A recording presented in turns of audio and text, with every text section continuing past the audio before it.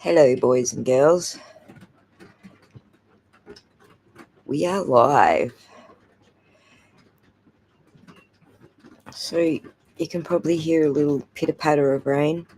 Hopefully it doesn't get too bad because heavy rain will actually cut us off completely. Fingers crossed that doesn't happen, eh? A bit of light rain's fine. But if it does actually get heavy and we get cut off, hopefully we'll have Hailey on by then, and then Hailey can take it over for us and just go through all the files that Hailey has. So we have a lot to go through, so I thought I'll kick off a little early, probably about 40 minutes away before Hailey gets here.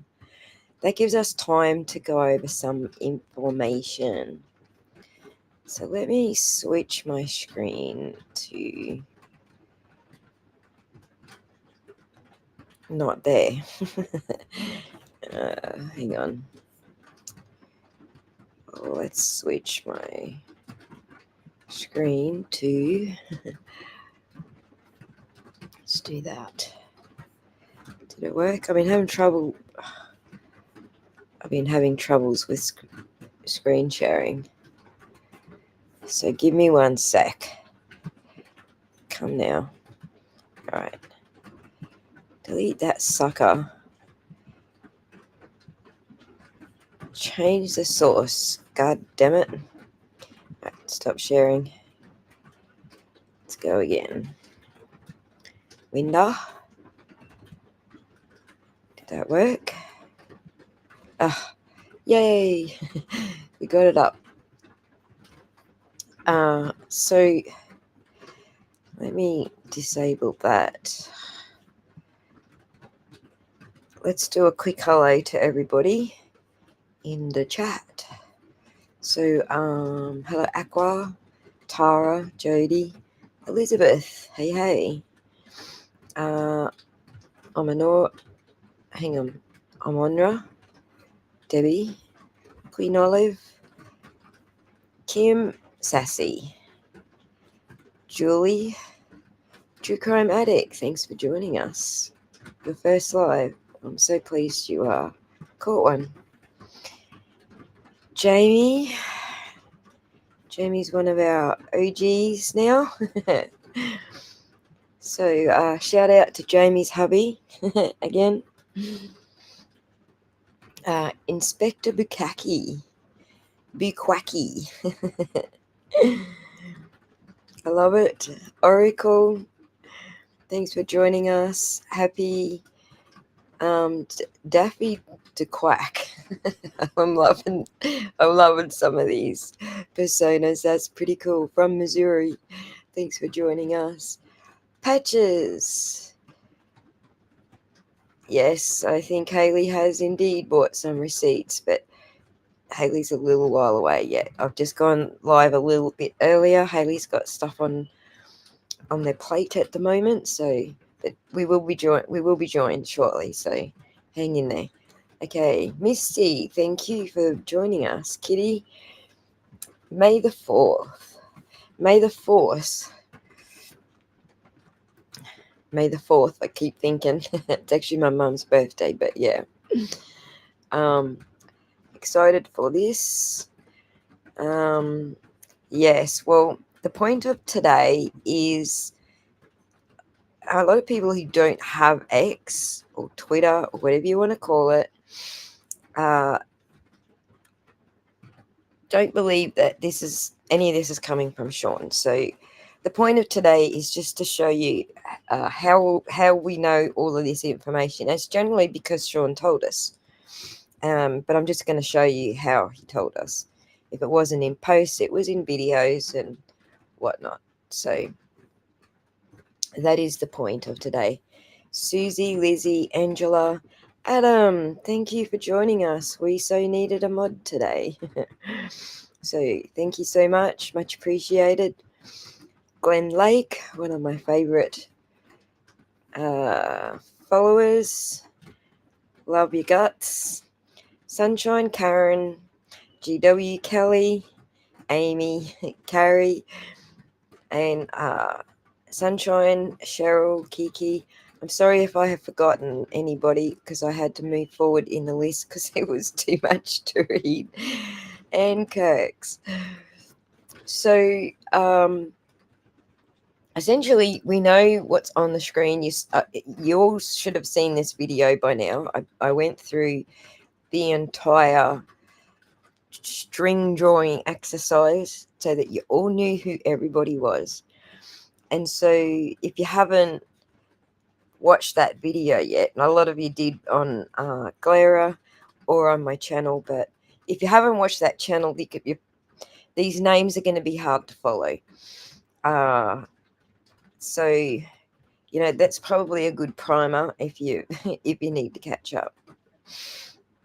So essentially, Sean told us that his source was Nat, and we know that because Sean actually did release a video called the Nat Files. So Nat being short for Natalie. So if you saw his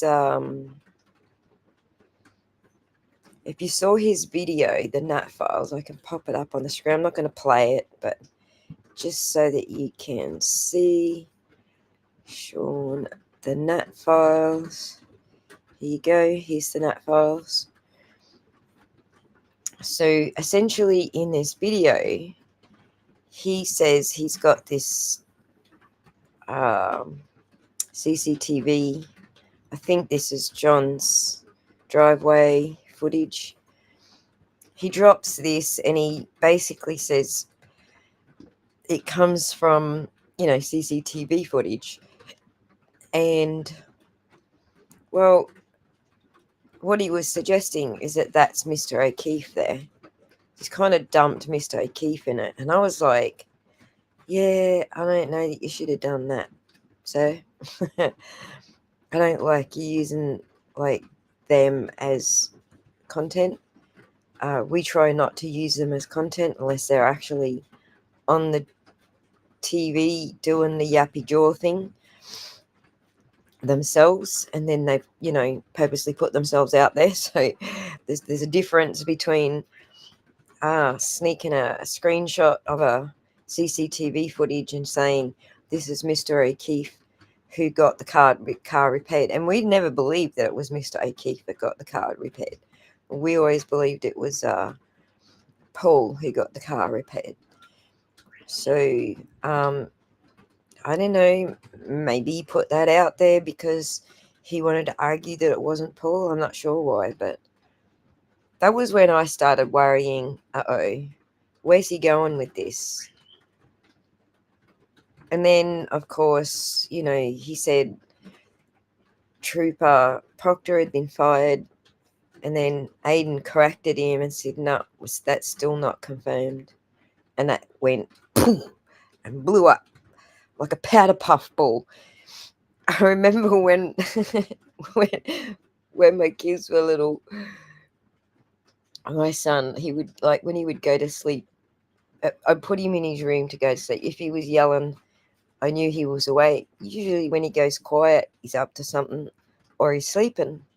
So this one time I'm thinking, hey, he's real quiet. Something's up. Or he's asleep. So I go in to check on him. And he's standing there. He's climbed out of his cot. He's standing there on the floor with with a container of baby powder. And he's been standing there for 10 minutes, squishing the baby powder. And the whole room is this big cloud of puffy dust. I could barely even see him in the room through the puffy dust. And then he looked at me and he blinked a couple of times and little puffs of powder come off his eyelashes. Oh my God, it was so funny. You had to see it. But anyway, that's kind of what happened. Big poof of puppy dust between the two. Anyway, so essentially, I saw it blow up between them like a big cloud of puppy dust. And I just thought, this is between them. Let's just stay out of that and move on with our shows. Moving right along. I did ask him a couple of times, take it private. Can you just for us, like, please, do we really have to choose between which daddy? Can we just like not choose? But he had his reasons, so I kind of ignored it. But let me just switch this screen now to that showdown so that you guys can see it. Window, hang on, let me just check before I put this window up.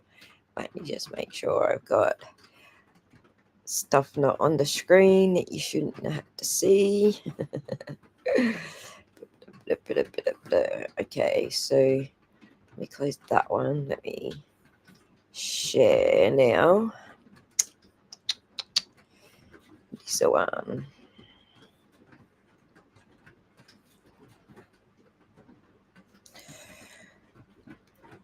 oh, right, Jamie, he has indeed. It's nothing has actually been new that he's been put. Well, there is some stuff that he put out which was new to us. There is some stuff. But the thing is, he's got no receipts. He says stuff, and we're all like, wow, hanging on to his every word. But then he's got no receipts. And then it's like, I can't reveal my sources. When he says that Aiden was demanding his sources, that's not what Aiden was doing. And we all just want to know receipts. Receipts are different to sources. You can show us receipts without giving up your sources. So, I think Aiden ever demanded his receipts, or other than to call him out about all his team of people, because they're all actually him, which I'll show you that as well. They're all 5 of them are his like different personalities apparently. So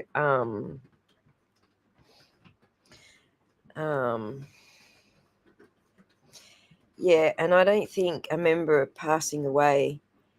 your family passing away is an excuse to be going on a rampage after everybody else sending hate mail and hate messages and carrying on like an idiot. All right, that I lost my grandfather a little bit before that. Okay, you didn't see me carrying on and doing all this stupid shit. So someone has said, oh, maybe it's a stroke. Well, my grandma's had 2 strokes since my grandfather died.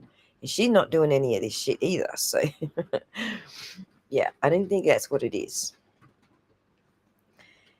So, yeah. So here we are now at...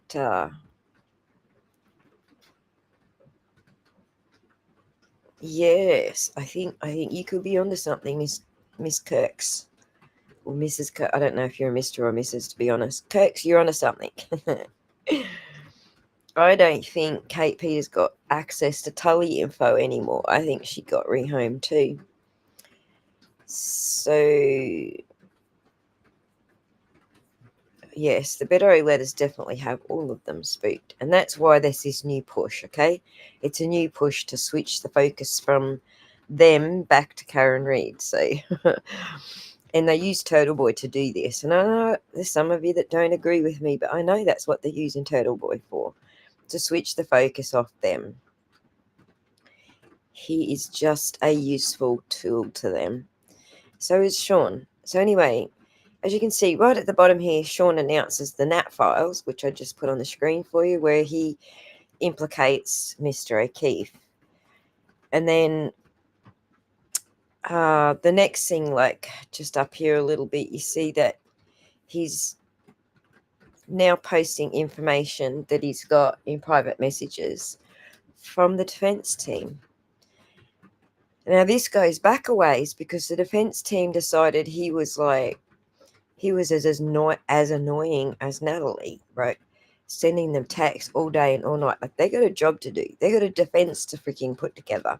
They've got shit to investigate. They got stuff to do. So Nat and Sean sending them text after text after text after text. Well, they just shut them all down, basically. And so essentially, yeah, that's fine. Sean rules. You're going to learn how good Sean rules. Sean rules so good. You're going to see it all here on his own X posts. So let me at least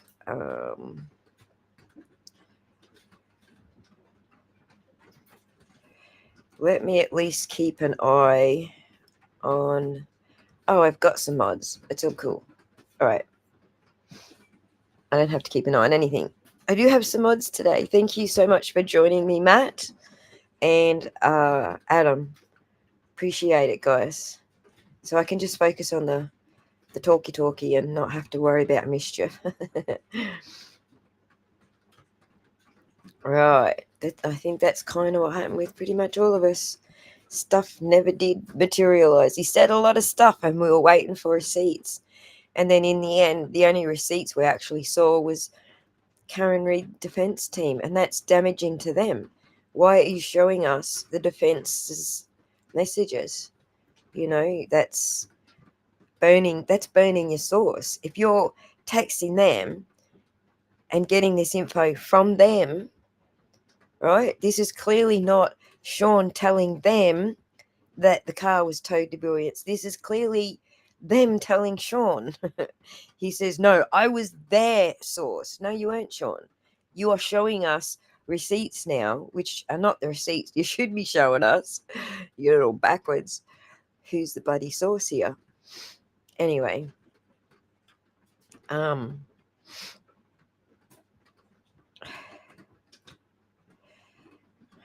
what, why have we got politics in here and freaking UFC? Who cares? Go away. This isn't about politics. This isn't about any of that stuff. Can you guys just keep us on track here, please? I don't want to have freaking arguments about who won what election or fight or whatever. This is totally off topic. So anyway, back to the subject. So then we actually see a summary of who that company is. Not that it helps anybody, but the company actually does exist.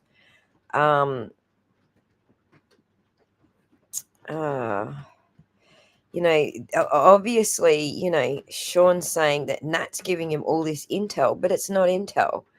It's just Natalie had a back channel to Karen.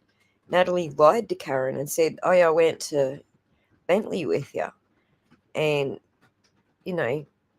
just basically got herself through the back door that way. And I don't see that as honest. That's a dishonest move in my book. I'm not, what? I'm on Facebook. I'm on X. But I'm certainly not sliding into people's DMs trying to make friends with them. I have never had a direct conversation with Karen Reid or the defense team.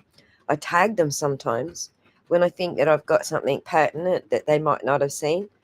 I'll tag them in my own threads, but I don't go private, and I don't have 55 different personalities that I use to go and trick people into thinking I'm someone that I'm not. I'm actually far more honest than I guess a lot of the creators out here. Some of them do it for specific reasons, and I can understand that, but I'm not that person. So I understand Hailey Walbrecht was just a fake account to make all the haters follow that around and taking their focus off everybody else. That's what that was for. It's because they were coming down hard on everybody. If they noticed you, or you would get hit all at once with all the hate posts. Like you would just get swamped, basically dogpiled by hate posts. And so Jason invented Hailey Walbrecht to sort of counteract that, come at me instead. And so a lot of people did that. They tried to, Hailey was doing such a good job. Like, I'll be here shortly, and then take a photo of a place somewhere. And then everyone would think, we'll go there and bust them. I don't know that a lot of them actually did try to follow Hailey around, but Hailey was deliberately trying to take their focus off everyone else. So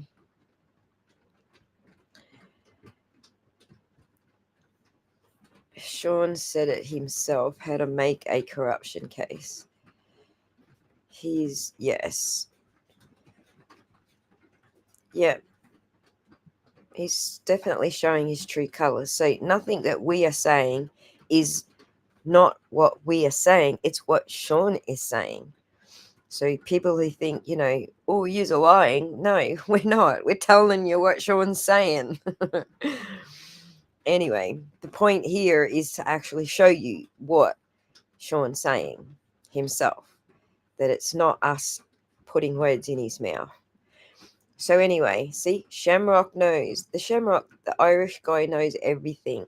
Because why? Because Nat told him stuff. And we know at least half of what Nat said was lies.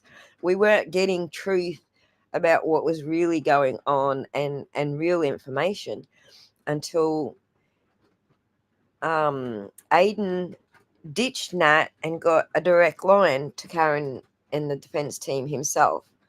So I think that pissed off Natalie, and that also pissed off Sean. So now we've got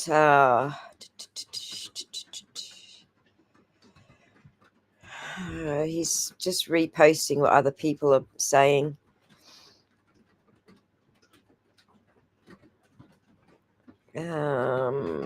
Commenting on other people's.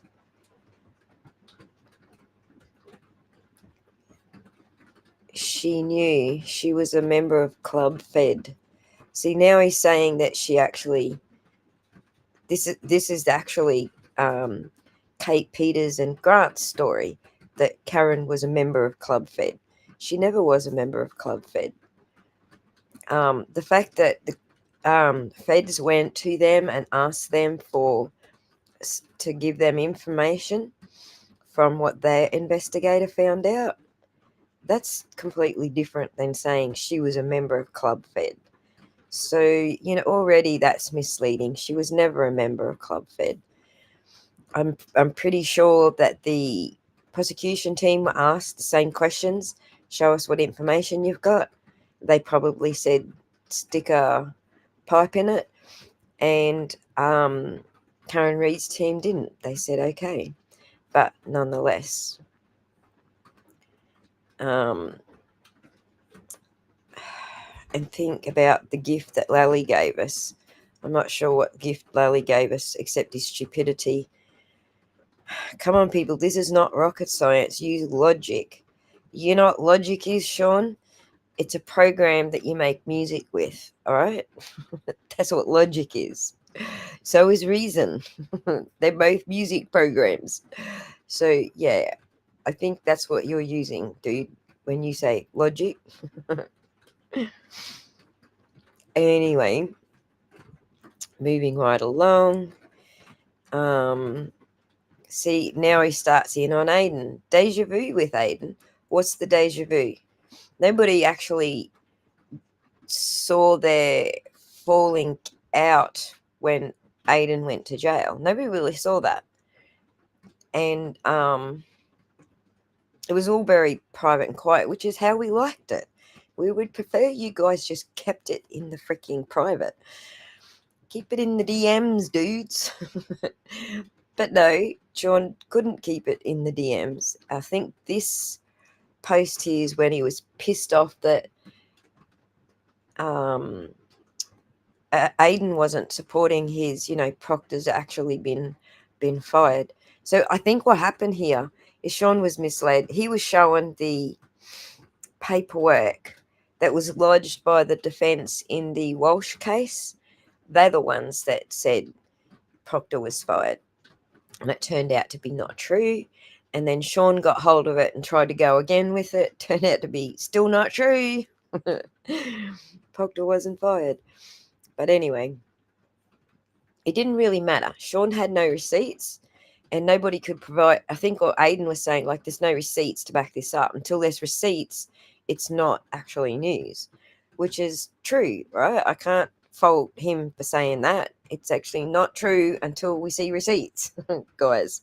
Even when I posted Sean saying that about Proctor, even I posted it with a question, right? My question was, who would sacrifice their job to protect the McAlberts? And so I wasn't actually saying this is true or false. I was just showing you that this is what Sean's saying, and this is my question, which has nothing to do with verifying what Sean was saying. Anyway, that's where I think it all blew up. Like, complete, puffy room full of baby powder blinking off of Aiden's eyelids. Because I don't think Aiden saw it coming either. He was all totally sidelined by this as well. So anyway, that goes on, and I'm basically saying, like, yeah, can we just take it private? Like, none of us care what your problem is with Aiden. um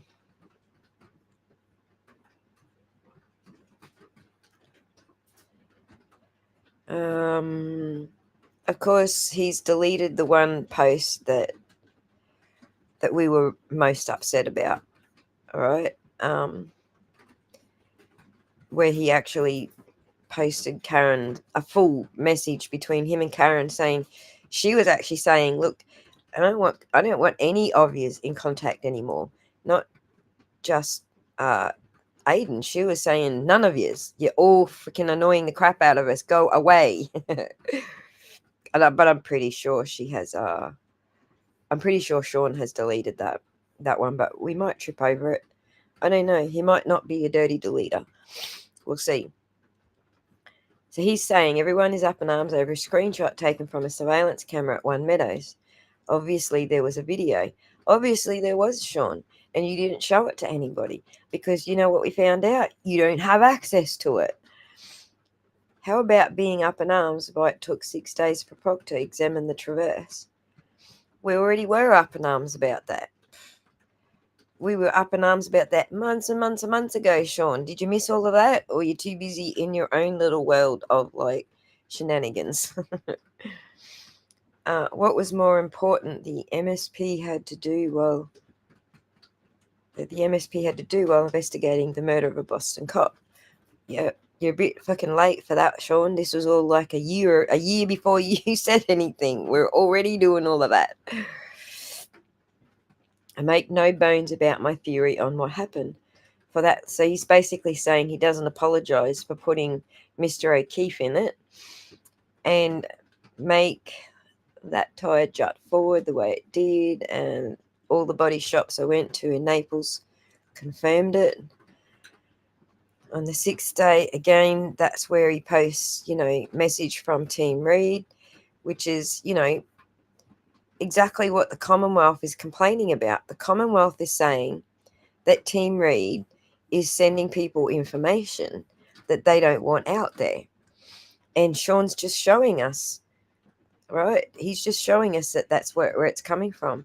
We never heard from Aiden that's where his came from. We never saw any screenshots from Aiden saying this is Karen's message to us, or this came from the defense. We never saw any of that. The only person doing that is Sean. The only person putting Team Reed in it is Sean. Well, I guess the other side has, but speaking from my position, because they're all fucking blocked, I don't see them post that stuff. Anyway, it wasn't until I think that it wasn't until the Commonwealth got hold of Aiden and Karen's phones by making a connection between them two that their private communication started getting leaked to Krusty and them. So it was actually Krusty and them who were putting it out there, that this communication's going on between Aiden and Karen Reed, Team Reed.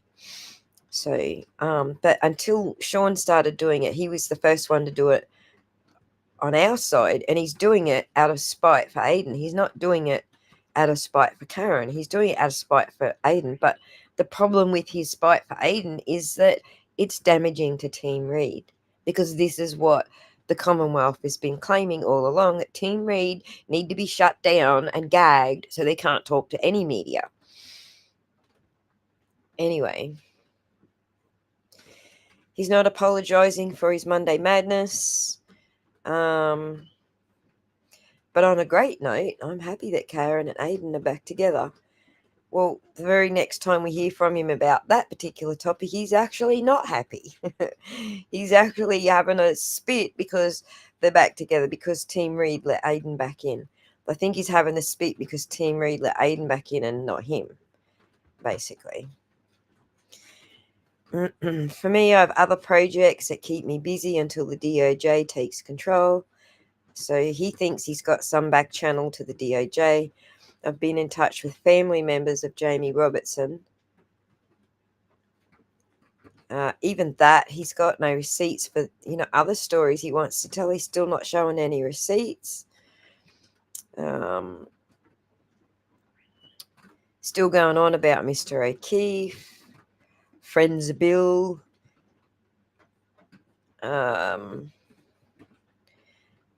Crazy Sean.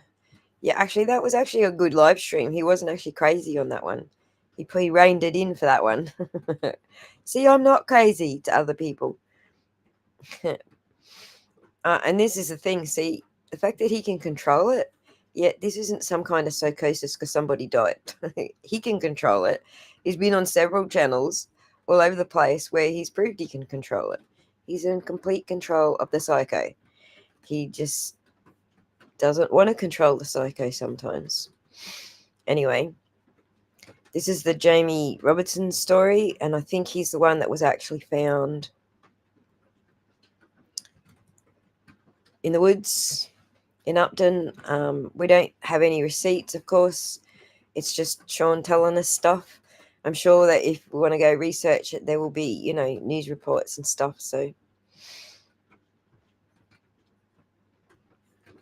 and it's still, Morrissey was in charge during the Robertson case, which is fair enough. It was good.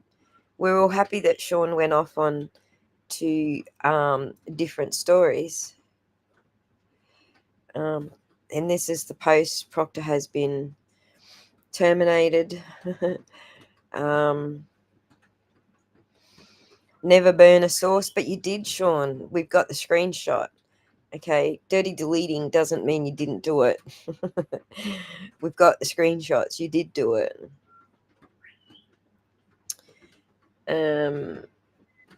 Let me just check in on chat. Move off that screen. Let me check in on chat. Okay, what have I missed? Let's go back a bit. He might be trying to hurt Karen Reed. He might not, but he is. That's exactly right, Jamie. That's why I've been trying to publish. That's the last 2 videos that I've put out. It may not be that he's trying to. It's that everyone's using him for that. He may not be doing it on purpose, but that's definitely what he's being used as, that tool, and he can't see it. Exactly.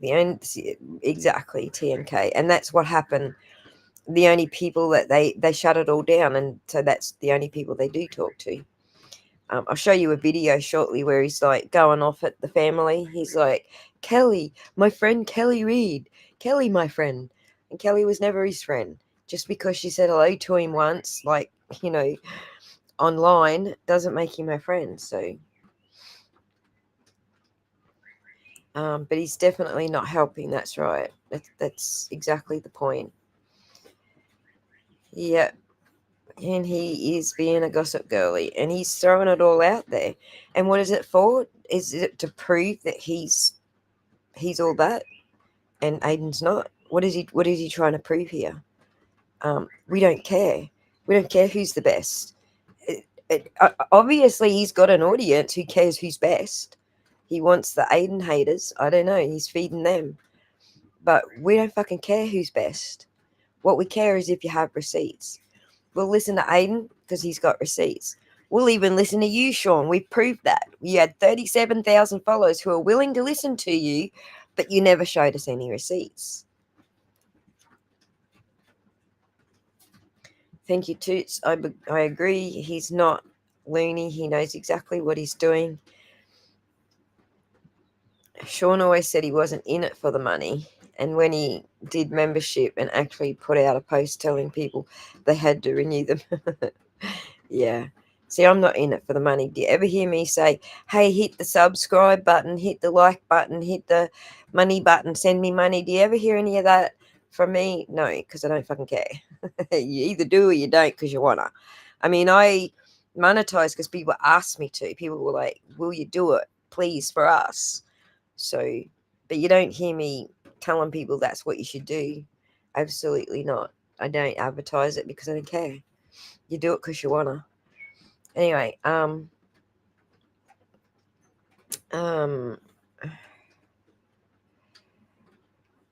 don't know that he's turned it into a game. I think he just needs to be more important. Like he needs to be more than the next person. That's the impression that I get. You know, you got to be happy to share it around. These are all team efforts. If we bring something to the attention of the public, and it's or even to Team Read, you know, acknowledge that it's a team effort. It's all of us, you know, working together to do this. At least acknowledge it's team effort. But Sean doesn't want to do that. There's only him in his team. He says there's 5 of them, but we're pretty sure there's only him. I'll show you more in a minute, just to show you all his other team, which is all him, essentially. And that's the argument, you know, that he's been calling Aiden out for. Aiden's saying, look, we know that they're all you. We know that the team, the I in team, is all Sean. And I think that's been pissing Sean off. So I'm not going to make any accusations about falling off wagons. I'm not there. You know, people have their issues with drugs or alcohol. Hell, I'm hooked on coffee. I'm not going to make judgments there. But, you know, even if he has fallen off some wagon or whatever, did somebody say donuts? Somebody said donuts. I'm not judging the guy if he's on or off the wagon, okay? But even people who have fallen off the wagon don't need to be throwing everybody else under a bus. You know, they don't need to be sending hate mail. They don't need to be doing all of this stuff. You know, I know people that fall off the wagon all the time. They just go to the pub and do all that. Just go hang at the pub and do it.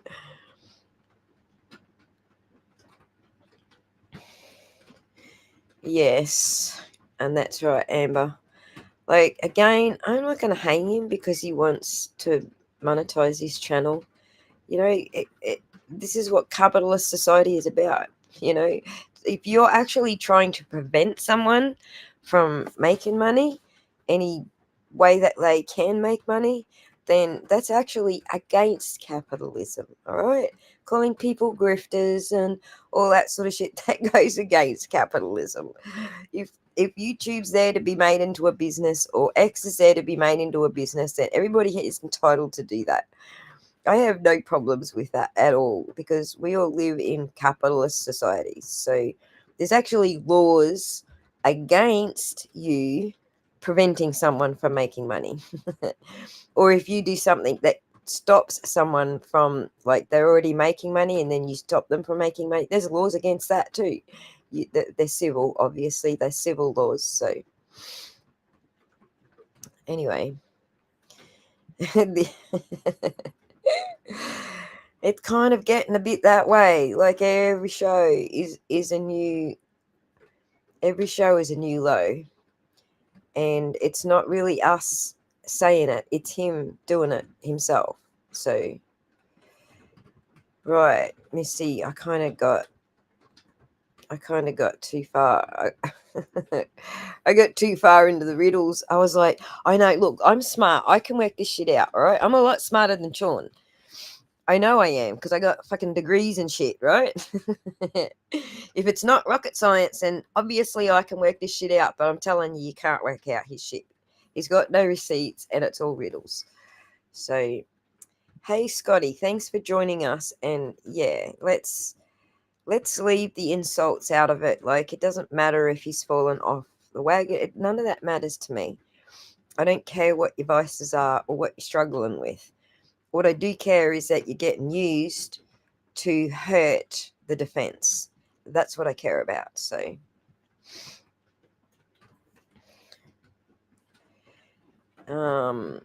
hey Michelle, thanks for chiming in.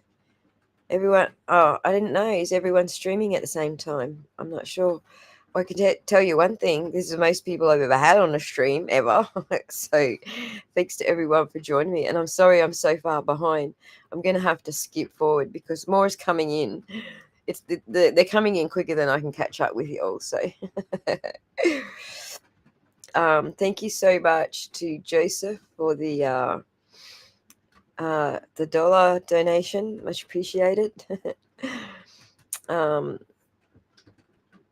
Whoops, that was a reply to someone. I went to go with that. I think he's actually lost a little bit more than that, but yes, he's lost a lot. I went and had a look at, his last show, going off about the entire defense team, and I didn't actually find anyone saying a good thing there. So, yeah, I scrolled through at least 200 comments on his stream, and there was not a single person saying, "Yeah, go Sean, you're hitting the nail on the head." There was not a single one. So, Aqua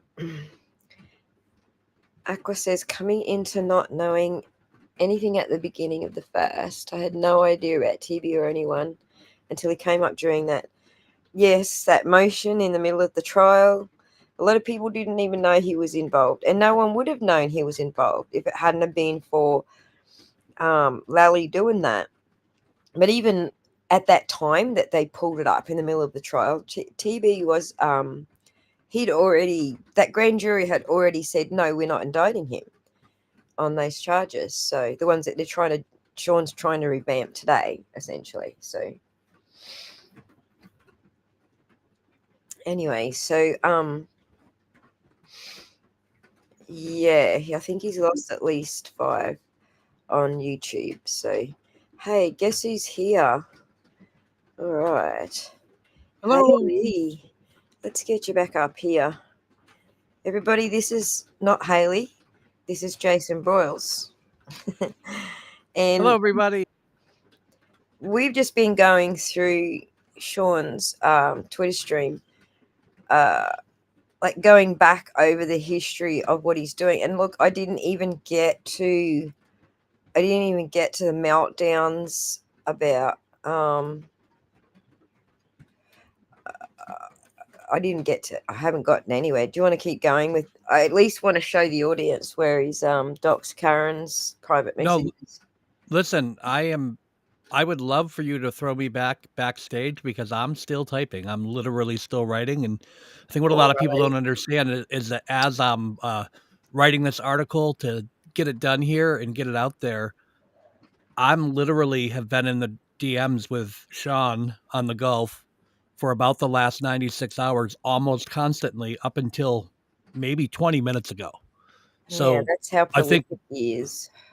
when we get into the kind of the concept of my other posts today, the things that I had posted earlier prior to the article that I'm finishing up right now, Yep.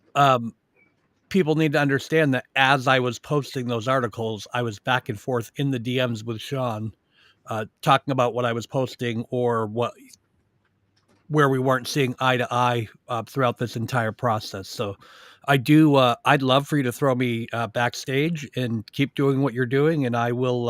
I'll keep doing what I'm doing, and you can pop me back in a bit. All righties. Thanks for popping in, and I'll pop you Yeah, backstage. Just need to wave at me or something when you're ready to come back. All right. sounds good. I'll be listening while I type. So, All right, coolies. all right.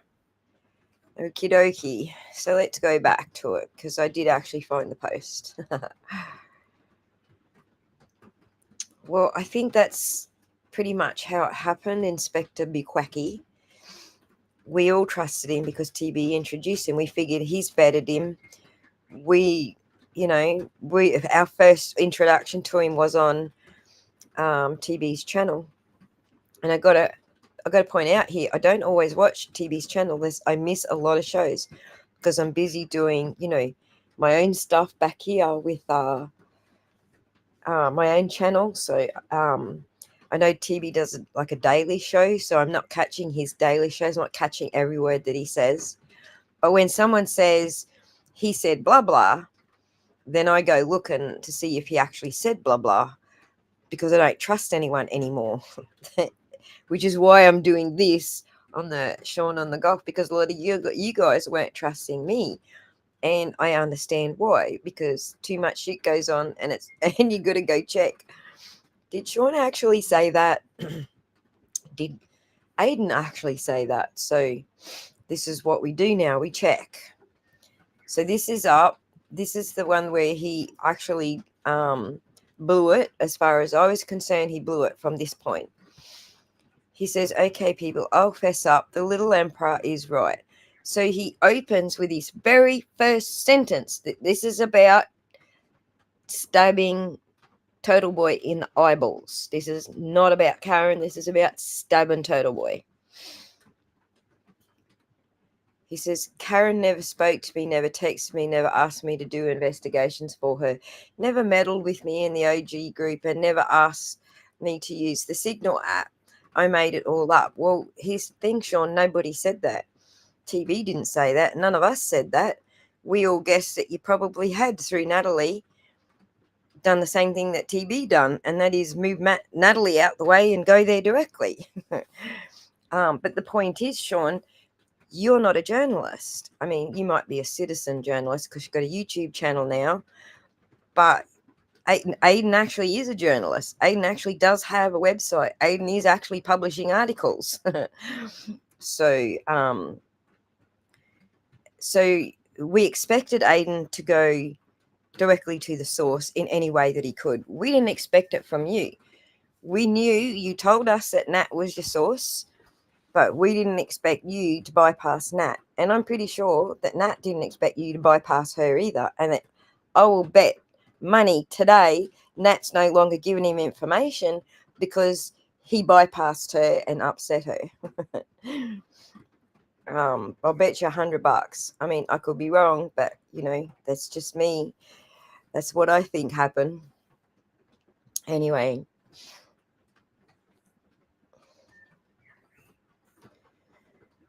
Anyway, carrying on, this is where he lost it for me. All right. You didn't need to show us screenshots. Nobody was saying you didn't have contact with the team. Nobody was saying that. You did this to stab. You threw Karen under a bus, one of your sources, to stab Aiden in the eye.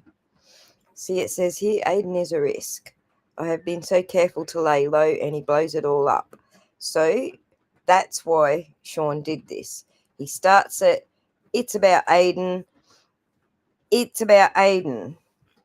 Right? So for me personally, this is the point where, this was the last stitch. This was the last stitch.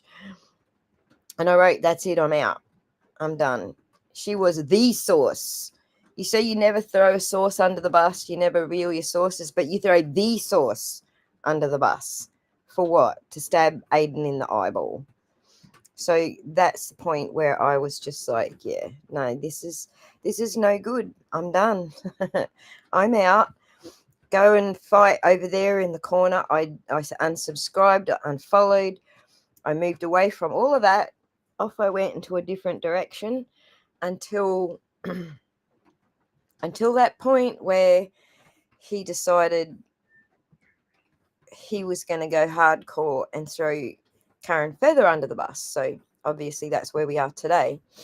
So yeah, all of this stuff, I ignored all of this stuff. So this just a guy person, pretty sure that's just him again. So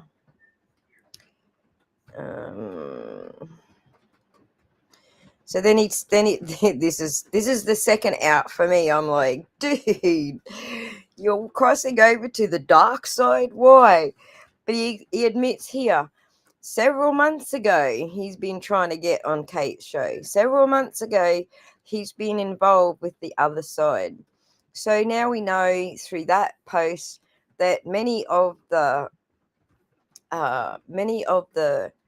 sources that he's now claiming he's got are actually Team McAlbert's and O'Keefe's. So obviously that's where that information is coming from. And so yeah, for a lot of us, that was the point. We know they're liars. We know McAlbert's are flat out liars. We watched them all on the stand with our own freaking eyeballs. We know they're freaking liars. Nothing they say is true. So the fact that Sean believes what the McAlbert's are telling him, yeah, that's pretty rich, man. We all saw them lie with our own eyeballs. And thank you so much for joining us, Microdots. I much appreciate your company tonight. Who else am I missing? A lot of people, and I'm sorry if I'm not keeping up, guys. I'm not multitasking so well today. For those who don't know, I only just got out of bed. It's like freaking midday. I was up so late last night. So I'm not multitasking very well today at all. I'm so glad that with the biggest audience we've ever had on a live stream, I've got a couple of mods here to help out because, yeah, multitasking is like evading me today. What else have I missed? Yeah, I'm thinking that, yeah, I don't know that there's any turning back from this point. I really don't. So, all right. So whoever's in the chat wants me to bring up, whatever topic, I'll try to find it for you. I'll try to drag it on the screen for you. So yeah, I'm watching chat right now. So now's a good time. If there's something that you think that he done was, past, that moved it beyond, the needle beyond, I can just like overlook the Havana falling out. What was that needle for you? And I'll try and find it here in his posts because, there was a lot of them. Yes, I slept in. I way slept in because I was up all night, like researching what I can do in the meantime while Hailey's working on his article. And just so you all know, I threw Hailey right in it. What happened was, I didn't know it was like an overnight thing. Okay, like I didn't know it was like a. Oh my god, this is hard to explain. So I contacted Hailey last night and said, tomorrow, can we go? You'll have your article out. We'll be good for tomorrow, right? He's like, yeah. So I go to bed. I wake up. It's tomorrow, but it's not your tomorrow yet. That whole time I'm sleeping is your like day progressing through. So that's how come we caught Hailey off guard, because time zones. Oh my god, I've been struggling with them. Okay, so where are we?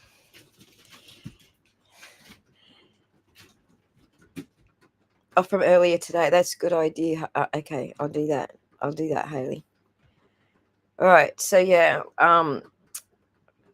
What would the chat like me to do? I would never share a private. No, it's so underhanded. I believe that's the case. Like, it's one thing if you're going to do it to have a receipt for some, piece of information, but it's a whole other thing to do it just to bloody stab someone else in the back, like to use your source as that weapon that you're going to stab someone else with. So yeah.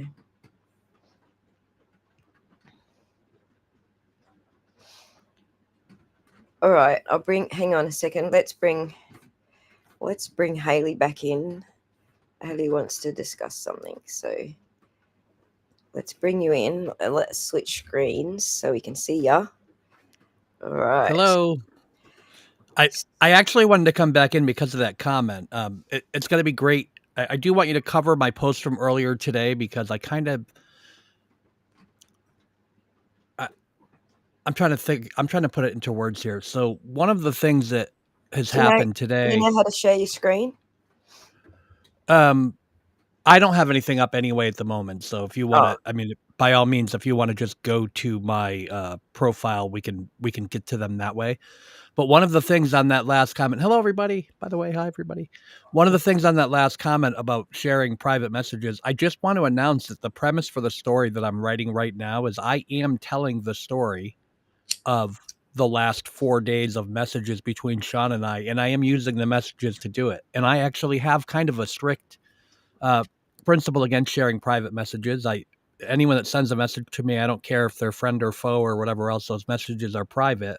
And the only time that that changes is if you do something to impugn my credibility or my motives, and I have to use those messages as a way to defend myself or as a way to illustrate that uh, the point that I'm trying to make. And I think in this case, one of the things that we're going to talk about is uh, when we started this on what is now 20 days ago or so, just about 3 weeks, Mofo Monday, or 2 weeks ago this Monday, yeah. we we had all of that was unbeknownst to me. I actually talked about that here on your show before. I'd like to go to the regular post before the thread, and then we can do the thread.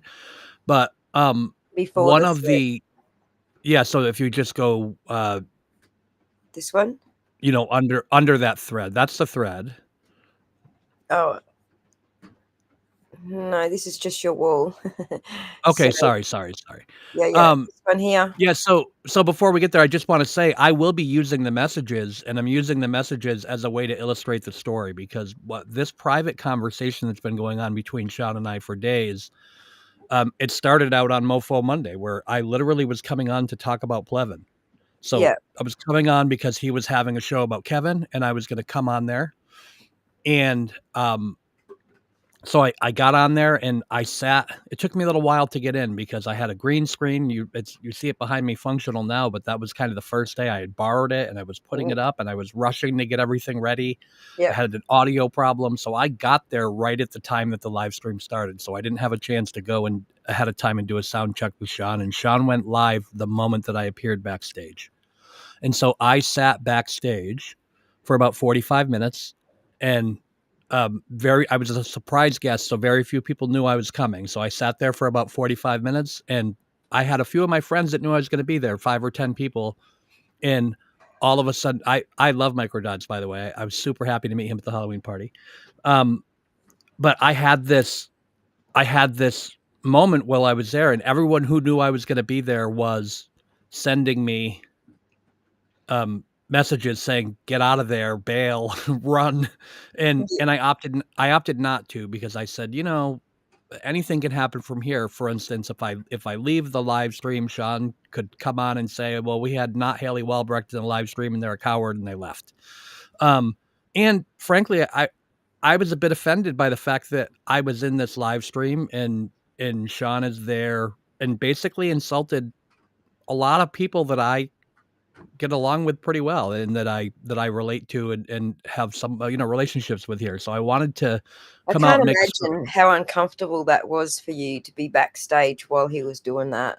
I'm actually glad that it was 45 minutes long because it gave me time to like if he had done it for 10 minutes or 15 minutes and then all of a sudden like I was on, I wasn't prepared. But by the time that it was 45 minutes, I knew exactly what I was going to do by the time I first of all, I didn't know if I was ever going to get up because I didn't know if he was ever going to stop. Um, but I was happy by the time he got me on, I knew exactly how I was going to handle it and what I was going to do. Um, and our friend Abby was one of the people texting me saying, "Get out of there." And I was texting Abby back, "No, I got this. I know what I'm going to do." So I was happy to come out because I wanted to prove kind of 2 points, which is I wanted to stand up for the people that I get along with and have relationships with. And in some cases, I thought he was being unfair in his criticisms of them. Yeah. And I also wanted to kind of prove the point that I'm okay if people have different opinions that I don't ever, my mantra is I don't tell anyone who to be friends with. So I don't have a problem talking to people who don't believe everything I believe. And I don't have a problem talking to people who don't get along with my friends. And I don't have a problem if my friends talk to people that I don't get along with, because I think that that's kind of how the world works. Right.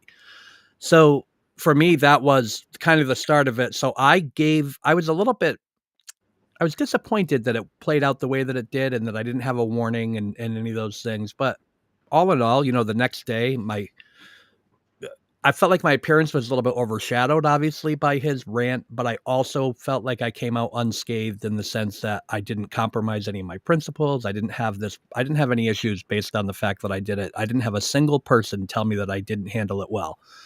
So that's how we started this process. So I gave Sean some grace. I literally reached out to him via DM the next day, as you'll see when my story comes out. And I just said, hey, how's it going? How are you handling the criticism?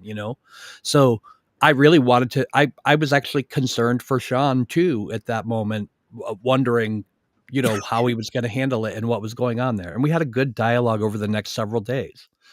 And then, we were doing well. We had some back and forth. We were still going in the DMs, and I was trying to get to the bottom of what Sean was doing. But in the DMs, as you'll see coming out in the story that I'm writing now, at one point, Sean told me, oh, I'm doing pretty good, but I got some news.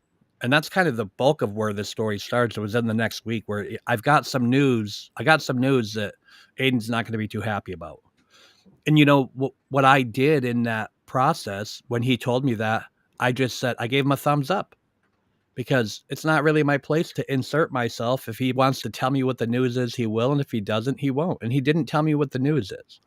Now we know that the news was this so-called Tully file that he talks about, that there's a third grand jury and they're looking at the admin chat logs from the Free Karen Read Facebook group and all of these things. I have some serious reservations about that. We'll get into that a little bit more because that's kind of the meat of the article that I'm writing right now. But the whole idea is he was kind of fishing by throwing this out to me, and I just gave him a thumbs up. And then the next day he said something to me, oh yeah, things are going well, but I'm going to have to deal with Aiden. Yeah. And I gave him a thumbs up because I said, I'm not going to get in the middle of what is going on between Aiden and Sean. I increasingly noticed that Sean was continuing to press the issue. He was continuing to try the little emperor talk, all of this stuff where he kept trying to pick the fight. And for the most part, Aiden was brushing him off. Yeah, he slapped. He wasn't fully engaging until obviously we had this epic show on Saturday night. Right. And I noticed that too. He was just saying, like, cool it down, Sean. Calm it down, man. And he was going off at him like he was attacking him. He wasn't. I was watching that. And he was doing it in Aiden's style, right? So of course he was snarky about it a little bit, and that's all right. I think when someone's attacking you every day, I kind of, it really is kind of how I operate in general. So if I'm going to, in general, if you come at me, I'm probably going to make a joke. I'm going to insult you. I'm going to do something or whatever else, and I'm going to move on. Like we're going to have fun, right? So it just so happens I've got on the screen someone being snarky at you, and you're like, listen, you fucking moron. I do, yeah. I think it's my trademark. I used to have another word as my trademark that's very popular there in Australia, but I had to switch to moron after I became not Hailey Walbrecht instead of Hailey Walbrecht. Mine's listen, Linda. I actually got that from watching too much bloody Chasing Truth. I have to while I'm talking, I have to hop out here real quick. I never shared this stream, so I'm going to very quickly go and do that right now. I do apologize. I've been a little bit busy. So anyway, we had these things happen, and all of a sudden, Sean's doing another live stream. This is not the one that he just did this past Sunday. He had another one in between, and he's on there and he's talking, and Sean, I'm buddies with. We're in the DMs and we're fine. And all of a sudden, I hear my name get brought up, and he starts saying, "Oh, obey like Jason Broyles, obey like Nick Rocco, obey like Aiden Cardi." And so it seems clear to me that he's talking to, that he's talking about Karen Read. He's talking about you are all a cult and you just obey the leaders, and the leader's Karen Read. And the leader's Karen Read, right? So I took issue with that because here I am. I'm being friendly to Sean. I'm checking on him. I have all of these things. And now he's out there, and he not only in that live stream, that was the live stream where he shared Karen Read's text message as a way to try and embarrass Aiden.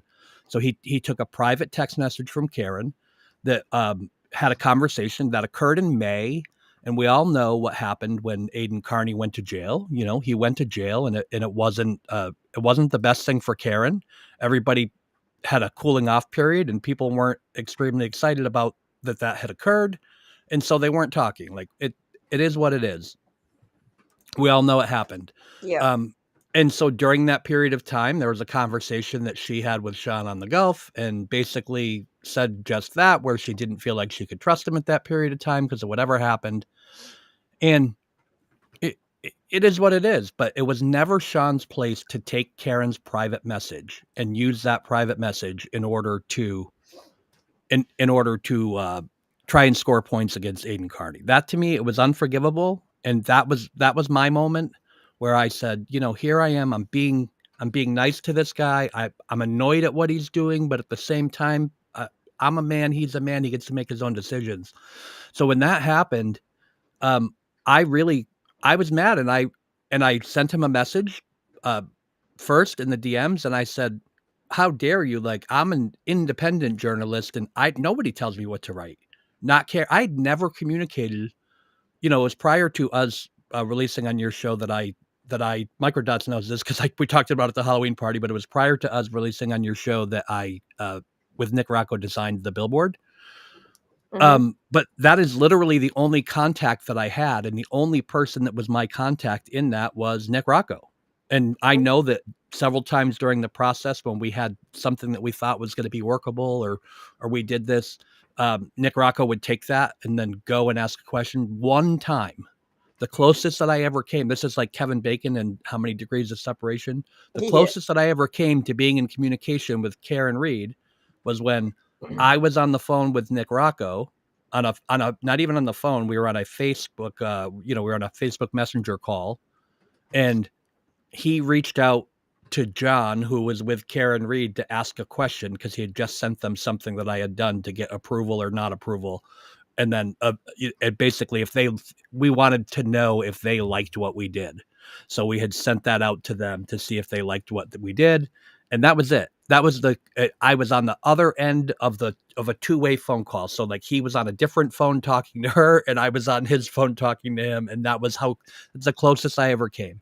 So Yeah. there was no conversation, no collusion. So when you're going to tell me that I'm obeying somebody, like nobody tells me what to write. Aiden Carney has never even asked me to write anything. How about that? So we No get one's this ever thing. asked me to do anything either, and I get upset with people. I'm very blunt and straightforward if you start telling me what to do. I'm going to move my camera down a little. Sorry. Yeah. Right. I don't. Right. I think that it's almost universal. I mean, I see it when I talk to Mike Crawford. We talk to these people. We really don't. As a creator, I love people giving me story ideas. More importantly, I love people telling me their stories. I hear this a lot. Right. We get people's stories. We find out about them, and that's almost why I do this. It's so interesting to me, and to meet the families of some of these victims that when you're out there and you're really it does give you a really great feeling that you're able to kind of make a difference and maybe go and speak up for somebody. And that's why I do this. So I do like talking to people, and I want people to give me story ideas, but don't tell me what to do. Tell me your story. And if I want to write about it, I'm gonna ask me to do something. Could you write about me, or could you write about this, or could you help me with this case? I get this all the time where it's, oh, there's a missing persons case and they want to talk to me about it. And sometimes I just give people advice. Same thing with domestic violence and sexual assault cases. A Yeah. lot of what I do is literally just talking to victims or victims' families, having conversations with them and helping them find the resources that they need. Sometimes I'm not involved at all, and I don't write about it, and I never talk about it to anybody else. I I do this every day in and day out. So when Sean said that about me, I was really, really mad. And I said to him in the DMs, I said, "How dare you do this? How dare you use Karen's DM? And how dare you talk about me like I obeyed somebody?" And what I got back was, "Oh, um, I have I get back this thing where it's like, I said, Sean, how dare you say that? Oh no, that obey thing, that was about something else. Like, you don't even understand. Like, that was old from a long time ago." And I'm like, well, you said it about me. You said my name and said that I should continue to obey. So if you're talking about something from a long time ago or something with somebody else, I don't know why you would say my name in that. And that is kind of the tenor, as you'll see when my story comes out a little bit later tonight is that the tenor of that is there's a lot of those conversations. You shared, I think you used the graphic for this video that I made, and in that video, Sean is dressed up as in my graphic, Sean is dressed up as the Riddler. And I have to say, a lot of my communication with Sean over these past 96 hours, especially, um, there's a lot of confusion going on there, where there's a lot of answers that don't necessarily line up with what we're talking about. And I really noticed it kind of right at that moment where he had done that and shared the thing with Karen Reed. We had this situation where he talked to me about something when I was on his show. I told a story about Springfield, Mass, about a police officer that was involved in a bar along with a mobster. And Sean, out of the blue, more than a week later, when we're having this conversation about now I have to oppose you publicly because you went and said this thing about me. And I did, by the way. I wrote the article and I I was shared the getting to article with. that.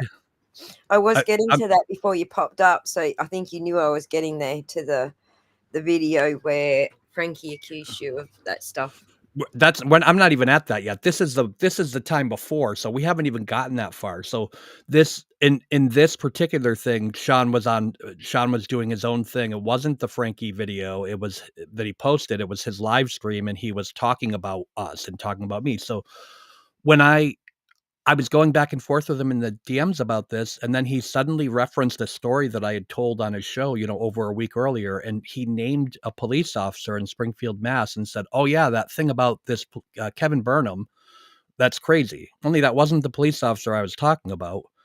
That police officer had nothing to do with the story I was talking about. It was a police officer in Springfield, Mass. There was a scandal. He committed suicide, and people say he committed suicide in order for his wife to be able to collect his pension. There was all kinds of things that were happening. He embezzled money. I knew the story he was talking about, and it didn't match the story that I told on his show. And that was my first sign that, oh, maybe there's something more happening here. Like, this is not necessarily just this. This isn't just this problem where we have a situation where Sean's being difficult or belligerent. That was my first indication, and I may be naive, but that was my first indication that we actually had kind of a problem in terms of his ability to comprehend everything that was happening in the Yeah. process. And you know what? Sean, he's not a young guy. And I'll give him credit for being his age. He's actually very he's tech savvy enough to be able to operate his StreamYard or whatever else that he does. And I don't know if he knew how to get his background on his last video, but he still is able to go in there. He was able to basically boot all of his mods. He did all kinds of things. So Hmm. but that's the first indication I knew we had a problem. The next and the next thing that came, of course, was, so we had more back and forth in the Can I just DM. interrupt you for 1 second? Please do. Ria, there's actually two videos. My last two videos on my channel will help you to put these pieces together. It's that all of this is being used to revoke Karen's bail. That's what the problem is. Yeah, So and I do want to address that, and I actually do. I know that you get some pushback for your position on that, Aussie, but I actually agree with you, and I don't get and it's any pushback, actually. There's only a couple of Sean friends that say, no, it's not. But other than right. that, I actually don't get any pushback at all. Everyone agrees. I think Everyone the can trick. see the connections once they see my my slideshow. They see all the connections happening. Yeah, and I think the trick is that a lot of people think that Sean is trying to have Karen Reed's bail revoked, and I think that what people need to understand is that my position on this, and I can tell you again, up till about 30 minutes ago, I've been in this DM conversation. Sean doesn't necessarily agree with me, but my position on this is that Sean's been played for a fool. So we have this situation where we Right, have because Sean. he's really just trying to get TB chucked in jail. But the point of that, like the end product of getting TB chucked in jail because you hate TB, is that now Karen, it's going to reflect on Karen. They're going to make those connections again and have a new grand jury. Obviously, that's what's happening in January. A new grand jury trying to connect Karen to TB. Well, so here's the news. So I guess I'll break a little bit of news from my article. So part of the I have information, and the information that I have It's got to come out in my article tonight anyway, so I might as well break a little bit of that here. The information that I have is that there was, the conversation keeps being about this file, the new Tully file, and we have all of these things. I have that file. I don't know. I have that file, and there are others that have that file. And that file that I have, I haven't gone through it completely yet. I got it at some time fairly recently. But what I can tell you is that file is not what it's being sold as. Because not only do I have that file, but I had information that that file was presented to the Massachusetts State Police. And the Massachusetts State Police looked at that file, and they weren't very excited at what they saw and thought that the things in that file didn't happen to be incriminating. And the person who was trying to push that file on behalf of Kate Peter to the Mass State Police was sent away. And it is my opinion, and this is pure speculation, that the next thing that they did with that file is they sent that person to Sean on the Gulf, and they sold him a bill of goods, because the most important thing for them was to get that file out in the court of public opinion. So now we have Sean, who's out here saying he's got this file and it's this big scandal and we have all of this stuff going on. It's a file that has already been rejected by the Mass State Police. There is no third grand jury. This is all an operation that's being run on Sean McDonough. And Sean is mad and full of piss and vinegar and vitriol, and he's saying all of these things. And I do believe that he believes a lot of what he's saying. Unfortunately, I think he believes it too. Like, we're gonna get into a lot of bullshit artists. They come to believe their own bullshit. So, we're gonna get into the darker side of that in my article. But what I want to do is, I do want to go. You had that comment up a few minutes ago where you directed her to your previous two videos to talk about all of this. You wanted that one up? No, it's okay. I just want to address the topic for a minute. I see people out there, and I see people who, some of them have been my followers for a long time, and I see them looking at this stuff and they're saying, oh no, like, this is horrible and both sides are fighting and we have all of this stuff. I just want to make it crystal clear that this is not what's happening.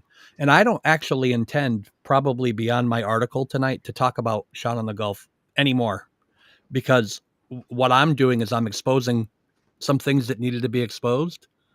Because I think what happens is we get in these spaces and people look at Aiden Carney and they look at Sean on the Gulf and they look at some of these other creators and they create these idealized versions of them where they're gods. I think we all know that Aiden Carney is a human, right? We see the whole Lindsay Gaetani situation. We see that there was a situation where Kate was able to get in and go after Lauren Murray because Aiden was entangled with Lauren Murray. Like, he's a human. He's a person and he has failings like everybody else, right? So I think that it gets really dangerous. He makes mistakes like all of us do. I think it gets really dangerous when we start taking people and we put them on such a pedestal. Now, I'm a fan of Aiden Carney, right? I'm a fan of him. I have conversations with him quite frequently. I love what he does in terms of his journalism. I like what he does. I don't like everything on his work. I'm a fan of his work. I don't like everything he does, but I also do know him a little bit differently than I did, let's say, back when he went to jail at the end of December, right? When he got out of jail in February, for the 5 years prior to that I had come across him multiple times, right? I became more of a fan of him as a person once I really started to get to know him. Because part of the problem with Aiden Carney is he has this negative publicity machine that follows him around. And so when you hear all of these stories about Aiden Carney, yes, sure, he comes off as being cocky. You ever meet him in person, I'll tell you right now, he comes off as being quiet. He's not, unless he's speaking. If you put him behind a microphone, and you can see that change, right? But Aiden Carney is actually, when you're face to face and you're talking to him and you have these conversations, he's actually a pretty nice guy. He is not the person that everybody thinks that they see. So when you have these conversations, you don't see that. So what I don't want people to do is, we have these Sean on the Gulf fans, so they're really mad at me today, right? They're very mad at me today because what they see is these quick articles here that we're going to discuss. They see me coming at Sean and these are all newspaper articles from Western Massachusetts when Sean was based in the DEA in Springfield that I wrote about earlier today. Mm-hmm. And they're pretty scandalous. If you go through those and you see Sean's first big case in the DEA is that case that you see up there right now where it says the thread that's up on top where it says case erased at DEA. That was Sean's pretty much his first case. And there's allegations that he tampered with evidence. He didn't allow a suspect to have an attorney and continued interrogating them after they asked for an attorney. It was about 30 hours before he and his boss, who was eventually arrested for cocaine distribution, allowed the guy to have an attorney. It's in a crazy story. And this article here, that thread, the boss, Sean was in charge of the evidence, which in this case was audio tapes of phone recordings, phone taps, and actual wires that are and Yep. and there's 86 seconds that are missing in one of the tapes that were recorded over. And there was allegations by the defense attorney that we have these. Yeah, yes, Turtle Boy Live, you have sinned. So there's allegations from these defense attorneys in there that are saying in this thing that, hey, they entrapped my client and the entrapment happened in that period of time. So they went back and they erased the tape. When the FBI, they had the FBI review the tape, and the FBI heard they couldn't determine exactly who did it and who was handling the recorder, but they heard Sean McDonough's voice right before the portion of time that the tape was erased. So they had a tape that was recorded, they put it back in a tape recorder, and they hit record to cover up a certain section of that tape. Yeah. And they had and Sean had come up with this fanciful affidavit that, oh, well, they were doing the tape in a car and they got too far. The follow car got too far away from the lead car, so it lost the signal from the wire. And that was the period of time that the tape was missing. And when they submitted the tape to the FBI for analysis, after the defense attorneys raised a big stink about it, they said that was ridiculously untrue. I mean, it was shot out of the water. And so this was Sean's first case in the DEA. So we went through this, and it's unbelievable. And it doesn't get better with the other posts that I had throughout the day. So we have, some of these similar allegations. There's as we scroll down into the past that thread, there's another one there where I'm sorry, I'm working off memory. Can we just scroll down my feed a little bit there? Scroll down a little. Yeah, in my feed to the next story. Yeah. This one. This is no. So that's in the thread, isn't it? Are we in the thread there? We're now in the thread. Yes. Yeah. Can you go back out to go to the left of up to the left of post there so we can. If you scroll down prior to that one today, I want to go back to that in a minute too. But prior to that one today, if you scroll down, this one's 6 hours ago. Keep going. It's going to be it's similar to what the thread looked like, where you'll see a graphic here. Keep going. That's the same case. That's the same case as we go down. See, that's still the thread, but that's all right. Keep going. I don't know why. That's why I said you should put it up on your screen, because it'll come up in order for you. Oh yeah, I'm sorry. I've never shared my screen, but if you want to try that, I can do it. I freaking hate X for this. Yeah, so down the bottom you'll see you can actually press H on your keyboard. That'll bring up share your screen. I got it here. Yep. Now let me pull. Oh boy, I hope I don't have anything open I shouldn't have open, but I'm going to be bad at this. Let me drop mine off and drop yours up. All right. Close your messages if you like.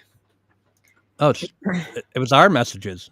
Yeah, I don't mind people seeing my messages, because I literally don't have anything to hide from anyone. But people in the chat like, oh, you got your messages open, Ozzy. It's like, yeah, but I don't really have shit to hide. So don't mind the language. This account here keeps coming back with different names today to post exactly the same thing regarding the because Aiden on that's been happening so much lately. Like, you get them into the ignore bin and they freaking come back with another account, and then in the ignore bin another account. I've been bloody stalked by that Steve Coate guy for like a week solid now, and he's a moron. He's such a moron, and he's been also tagging me in mentions on YouTube, and like he's just so freaking annoying, man. It's like, give it a rest. I don't fucking care what you say, dude. Go away. So here's a case where this case is actually crazier than this screenshot here, but here's a case where there was a confidential informant who's listed as Scott in this conversation that you see here, and he was talking to basically his aunt-in-law. It's his wife or girlfriend's aunt, and talking to her, and she was telling him that her husband was receiving pressure to become a government witness, and that Sean said if he didn't come in, he'd put information on the street to get him killed. This woman didn't know she was being recorded.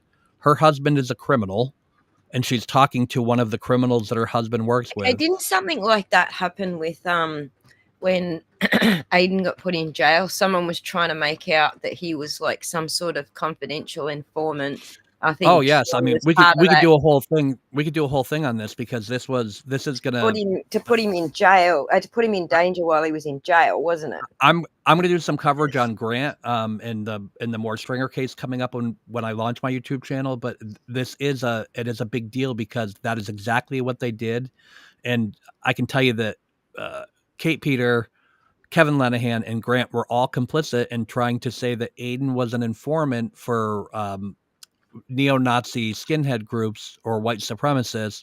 He was a federal informant against groups like that because they did it specifically because the prison that he was in has a problem with skinheads, basically, and they were trying to put him in danger.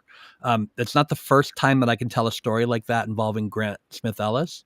Yeah. But that is something that it's actually one of the first things I told Aiden when he got out of prison was that, hey, you have to know this is what they were doing while you were there. So they did this thing. They intentionally tried to get him attacked while he was in prison. Now, I think he'll tell you that he ended up by being okay because they kept him segregated from the rest of the prisoners, which was probably smart based on how high profile of a prisoner he was.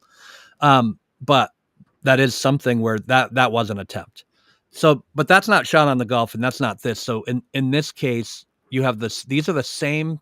This story here is actually they're the same family. It's the same Jeffrey Scott and his uncle Buzzy are basically the ones here. And while they were Sean's confidential informants, basically they came to Sean and said, "Hey, they're still trafficking in cocaine, even though they have an agreement and they're working for the feds." And Sean did not report it because he didn't feel the information was required because it was based on the uncorroborated claim of an informant. What they don't tell you is that informant was also Sean's informant, and the U.S. Attorney's Office was using him as a witness at the same time Sean was saying he didn't need to report, that he didn't need to follow up on the claim that he reported somebody was. So on one hand, they want to use him as a witness and rely on his credibility. And on the other hand, Sean said, I'm going to look the other way when he says that his uncle is still trafficking in cocaine because it's an uncorroborated word of an informant. So talk about questioning the reliability of your own informant. And here we go. The same informant was arrested a day after he signed an agreement. So he just had signed an agreement not to be involved with drugs as part of his job as an informant, a confidential informant for the DEA. And the Springfield police found 2 vials of crack on him. So what happened is he was with Sean McDonough. Sean McDonough dropped him off at a location. Sean said he searched him for drugs and he didn't have any drugs on him. Nobody was home at the location. As the guy walked back out onto the street, the police surrounded him. They searched him. He didn't have drugs. A second police officer searched him, and suddenly they found 2 vials of crack cocaine. So that, and not only that, but Sean did not report that arrest to the DEA either. Although it's likely that Sean had a hand in having those Springfield police officers plant those drugs on him to so that he could have the informant by the balls a little bit harder. So these are things. These are all jaw dropping. This is and I did give a disclaimer in one of these things. This is actually a little bit more this is actually a little bit more detailed, the same story.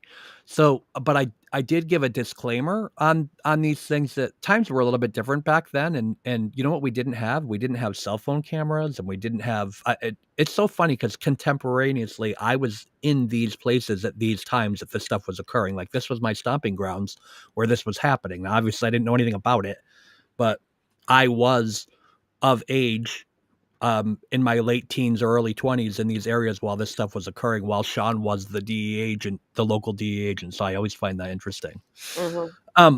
But so these are valid things, and here I can tell you that I have a soft spot for Sean on the Gulf. Everybody knows it, and people reading these today don't think that I do, but I think I told you, Aussie, right before we came on here.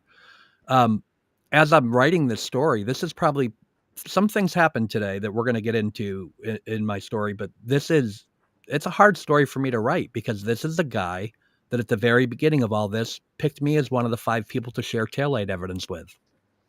This is the guy that was cordial with me throughout, that I had several conversations with. We went back and forth. I asked him to help me find verification of a federal arrest in a child sex trafficking case because we knew that they had taken someone in custody and it was involved in that other More Springer story that I'm writing about.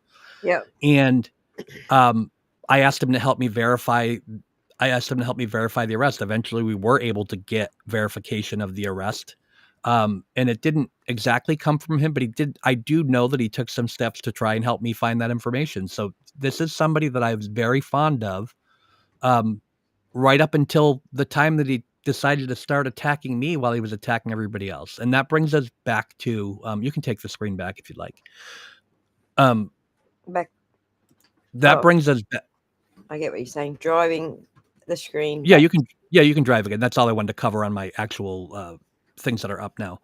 But that brings me, or you can leave it up this way, I don't care. But that brings me back to my the third thing, which happened this Sunday. So we've got Sunday rolls around and Sean does this epic stream. Now, did you know on Saturday Sean was supposed to do this stream? Kept saying he was going to do a Zoom and he's going to do the stream or whatever else, and some of his mods called him off because they were telling him that he had the wrong information, and that's why that stream didn't happen until Sunday. And so what ended up by happening is he goes on this stream, he flames everybody, and of course what he does is he posts this thing online where we have the video with Frankie Keegan. I'm sorry, that wasn't on Sunday. God, that was shocking. Can I just interrupt for 1 second? Yeah, please do. Oops, I hit the wrong button. Amber K, if you're in here causing fights, we actually have the friendliest chat on YouTube. So if you're in here and everyone's fighting with you and you're creating fights, then I'm going to keep putting you in timeout. Okay? It's not because you got a different opinion. It's because you're fighting with everyone. There's a difference between fighting with everyone and having your own opinion. Sorry, Jason. I'm immune to all that, right? Because I'm really not watching over there, so I apologize. That's okay. But I'll just interrupt you every so often to bring it back under control. It's fine. So I'm sorry. This was prior to Saturday's live stream. It could have happened Friday. It could have happened whatever else. Sean posted this video of Frankie Keegan, Lindsay Gaetani's ex, who we always hear is a horrible guy. And Aiden Carney did an amazing job of taking him down and taking down that entire ridiculous rant and post that Sean did regarding Frankie Keegan and all of the attempted setup. This is a guy who I interviewed all the way back in May for an article that I wrote in June on Lindsay Gaetani. And I have all the screenshots. I have all of our text messages and all of our communications. I literally have a text message where I sent Frankie Keegan the article so he could read it. And he came back and told me that I was doing a great job reporting on the injustices in the criminal justice system, and he supported my work fully. And now we get to this video where Frankie Keegan says, this reporter who I didn't even know was a guy. I talked to Frankie Keegan on the telephone. I don't sound like a girl. Like I had a phone conversation with him, and I have the message that I sent to Frankie Keegan that said, "Oh, just so you know, don't be alarmed. I don't sound like a Hailey, quote unquote." where I had a whole conversation with him about Hailey Walbrecht being my pen name. And so the guy comes out in a video and tries to make it look like I tricked him because he's going to say whatever Lindsay tells him to say without knowing that this moron is out there saying things that I have direct evidence that he's telling a lie. Yeah. So we get through that whole thing, and at the end, he hits me. He goes back at, he tries to hit Aiden Carney, more lies, talks about a bribe. I love this one where he says, I helped you with your case and you didn't help me with my case. And then he simultaneously says, I reached out to your lawyer and your lawyer didn't call me. Well, how did you help them with the case, Frankie? They never used anything from you in their case, and nor would they, because you're a drug dealer who literally provided the drugs that your own daughter overdosed on and died. Like, that's Frankie Keegan. That's Lindsay's ex, right? So, and you know what? From time to time, if I'm interviewing people, I talk to some bad people. Like Sean said, he talks to some bad people. He actually said he liked Frankie. And I found Frankie to be okay and personable. And one of the things that I liked about Frankie when I talked to him is he never tried to, say he wasn't who he was. He never tried to appear to be better than he was. He never tried to get around anything that he said. So we have this entire thing. And we have this entire situation where I did at least respect the fact that he told me the truth about the things that he had done wrong. So it gave him a little bit of credibility in my book, which is obviously now gone since he's made this video for Lindsay. So we're in this situation where we have this hostage video where he's there and he's forced to say these things. And I love that I sent it to Abby and that she was able to isolate the fact that Yeah. Lindsay was coaching him during that one portion of the video. And he was able to add in the piece that he said at the end there. But you have all of these things. It's kind of ridiculous. They're just not good at this. Like, the things were easily provable that they were false. So we had this whole Yeah. thing where it wasn't even close. And now, so you make yourself look dumb again. You put the stuff out there. All they're trying to do is get their points in to say, oh, this is bribery, because these people, they don't have their connection anymore, right? When this thing went down with Tully and Tully releasing Lindsay's phone extraction, even if Tully was still willing to work with them, Oh, these the better temper I letters completely flipped the script on them like Yeah, but hardcore. this is even before that. Once those extractions were released, Lindsay Mm. Gaetani and Kate freaked out. Lindsay screamed at Tully, just like you hear her screaming in that video when she has Frankie, when she gets in his car and she won't get out and she's yelling at him about child support. Tully was dead to them, and as much as they may want to try and get him back or whatever else, that bridge is burned for them. So you have this situation now where we're hearing, oh, these are the Tully files and this and that. No, they're not. That's all over. Yeah. Yeah. So in any case, what happens there is you end up in this situation where now they're just making things up. They're running on their own, just like we saw them do for all of those months after that phone extraction, even before and during the Bedrow letters. They keep Mhm. telling everybody, you're witness intimidating. Even Kate Peter now is, I'm a witness and you're intimidating me. And Lindsay says, because they got so used to having this power of the state over people. No, they're And such victim. They're like perpetual freaking victims. I mean, Oh, she's doing it again. Lindsay has used the power of the state to control men for years and years. We have these Mhm. situations where, oh, I'm going to get a restraining order. I'm going to allow you to come back, but I'm going to be in control because I have this restraining order. You have all of these things, and that's Hence what they the started. Frankie hostage video. Yes, and that's what they now. That's kind of their new MO. So they're gonna, Mhm. oh, we're gonna release this, and we're gonna mention that it's bribery. Bribery. Well, who received a benefit in the Someone bribe? mentioned before about the Darvo thing, and just to reply to that, it was ages ago, and I didn't want to interrupt you, but with the Darvo thing, it's not that they're using the Darvo thing; it's that that's the typical behavior of an abuser. The ones who are claiming that they're victims, they're the ones using Darvo. And they're not doing it because they know what Darbo is. They're doing it because they are typical abusers. So just to clear that up. But go on, sorry. No, it's okay. So we have this whole scenario where they are where they're doing this crazy stuff here, and they're basically saying, the state, we're going to come get you. The state, we're going to come get you. And you're going to do all this. And at the end of the day, they don't have the juice anymore. They've been exposed, and it's getting worse and worse. So while we still have this component, right, we know the state police are still not fans of Aiden Carney. I'm fairly sure they're not fans of mine. When I went and spoke at the district attorney's office last Wednesday for the standout there, I actually stopped and introduced myself to the state police officers who were in the parking lot before I went over there. And part of why I did it was I was thinking, if they're going to arrest me, I just wish they would get it over with now.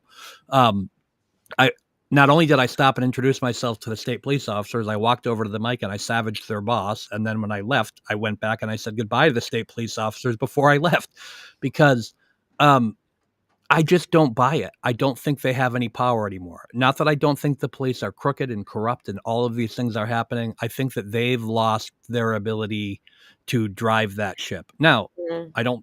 I don't know that the same is true with, I think Jen McCabe may still have some hooks into the DA's office and some things along those lines, but we're far enough into They this. still have their bat phone line to the DA. We're far enough into this now that everybody on that side knows. They operate with impunity, don't get me wrong, but I do think that they know the world is watching now, so they are definitely trying to be a little bit more careful. They're trying to do things in their, you know, in the secrecy of their courtrooms and what they can, if they can abuse the legal process, they're doing it there. They're not as brazen on the street at the moment, from what I can tell. But that's just my opinion, and I'm sure that there are people that may have a different opinion on that. Oh, no, I certainly think that the subpoenas for, the Rule 17 motions for Morrissey's communications might have pulled a few mats out from a couple of them. The way that I think about that, though, is that you have these people who are willing to go to such great lengths to I mean, what they've done is insane. I mean, just what they've done in the Carney case. Forget the Karen Reed case. We already know that that's insane, right? We have this thing in this one squad of state police, but the sitting DA came out and gave a prejudicial statement on TV, and literally put himself in a position that was horrific for a sitting DA to be in. And you have all of these little things that followed along. The same, Aiden Carney started talking about the state police, specifically that state police squad, in April of 2023. And he's out there having this conversation about the state police and saying that they're corrupt. The same squad of state police investigated him for witness intimidation far before any of these things happened, where he was going to soccer games and he was going to whatever rolling rallies and standing outside the courthouse and the Canton 9. He was credibly accusing them of corruption in the Karen Reed trial. And the very same police officers he was accusing of corruption investigated him and arrested him. Like, there is nowhere on earth that would be okay in terms of not being a conflict of interest. But Yep. these same police officers did that. And, I have a theory on it, and I think I talked about it maybe last time a little, which is we still have the remnants of Whitey Bulger. We talking about Whitey Bulger going back to with Sean McDonough. One of those Yep. guys was linked in. There's a whole article which I didn't publish, which is great because they're basically saying that, Sean and the DEA kind of squandered their opportunity because they had a person that was connected to Whitey Bulger, and they sold that up big when they were trying to make him a confidential informant. And in the end, they bungled things and they got absolutely nothing at all out of this relationship. And in some of these cases, they paid like $250,000 to this informant. Like, it's absolutely crazy. And at the end of the day, it was like the informant ran them instead of with all of these kind of delusions of grandeur that they're going to get Whitey Bulger. And then when they weren't going to get Whitey Bulger, they tried to shift into the Italian mob in Springfield, and they were going to take down the Italian mob. And they ended up by getting nobody. And spending a shit ton of money on this informant. So you Except have Whitey, and then he got stabbed in jail or something, didn't he? Didn't he get he, shanked? he did, and there was but that had nothing to do with, but that wasn't as a result of the work of the DEA and their No, that was his informant own that they doing. had. A Right. lot of the Right. people That wasn't he wasn't part of that investigation. That wasn't anything else. So this was a whole separate scenario. Um, and the at the time that this was occurring, the sitting district attorney in Hampden County in Springfield, Mass, was playing racquetball with the local capo of the mob every single day. They'd play racquetball at the gym every day, and it was a well-known thing. So you go back and there's plenty of newspaper articles about it. So uh, they weren't making much headway in what they were trying to do, especially on the federal level, because the hard to get past powerful DAs, kind of like DA Morrissey out there. So the feds are out there, they're doing what they can do, they're coming in, they're giving information, but you see the local power that's entrenched. And part of what I was trying to get to, my point here, is a lot of that stems back from the Whitey Bulger days and the Winter Hill Gang, and the state police were literally just wholesale giving out informant lists in to the mob for money. And everybody was owned. They owned the feds, they owned the Mass State Police, and this culture of corruption is something that goes. I just see that KK about MK Ultra and Whitey Bulger. That's absolutely true. But you have this culture of corruption that is pervasive, and it lasts forever because those people hand the job down to the next guy. The government, in a sense, is operating kind of as organized crime. When you have an entrenched district attorney, like the district attorney in Norfolk County, Michael Morrissey, um, he has this inherently large amount of power, and what we see in this case is a result of that power being abused, but it is part of the systemic issue that we have that's lasted ever since the organized crime days in Massachusetts. The Massachusetts State Police is probably the most corrupt law enforcement organization that I've seen in the entire country. Yep. Absolutely. I don't want to get too far afield because I know the topic of our conversation is Sean on the Gulf and the Sean McDonut files. So if you want, I guess I'll roll into a little bit about that Take conspiracy and the players involved in it. So we have a lot of people. Some people who are on Facebook may remember Amy DeAngelis was a Facebook moderator and admin for the Free Karen Reed Turtle Boy official Facebook page. At one point, if Aiden was still in here, he'd probably be popping up comments as fast as possible to say that he didn't trust her. And I do know that there was some back and forth, and ultimately she was allowed to stay in the Facebook page. There wasn't, I think there wasn't a lot of proof, but there was a pretty good feeling that she was on the down low, not doing the right things. What a lot of people don't know is when I got exposed, when I became not Hailey Walbrecht instead of Hailey was sold out. That was as a result of a misunderstanding that I had with somebody who is still a very good friend of mine, who ended up by sending a screenshot to somebody who ended up by sending a screenshot to Amy DeAngelis, and Amy DeAngelis is the one who exposed me. And I have, now that all of this is coming out, that Amy DeAngelis is shopping around the Facebook admin chat logs. I have a message, which I'm not going to share in this article about Sean, but I have a message where I said I confronted Amy DeAngelis and I said, you can't say that you're Free Karen Reed if you're working directly with Kate Peter. I don't care. I don't care what you say. You exposed me over something that was actually not true. It was a misunderstanding, and you took a screenshot out of context that wasn't even meant for you to ever see. Mm-hmm. You don't know the context in which it was. And you took this information and you went to Kate Peter, and you did that because you perceive it's this turtle boy derangement syndrome that we see happening with Sean now, because the same people, this Amy DeAngelis and Kate Peter, these same people are the ones who are putting ideas in his head now, right? These same people are the people that took me out because they perceived that I was a benefit to Aiden Carney, right? So if they got me to shut up and go away, I wasn't going to write any more articles about Lindsay Gaetani.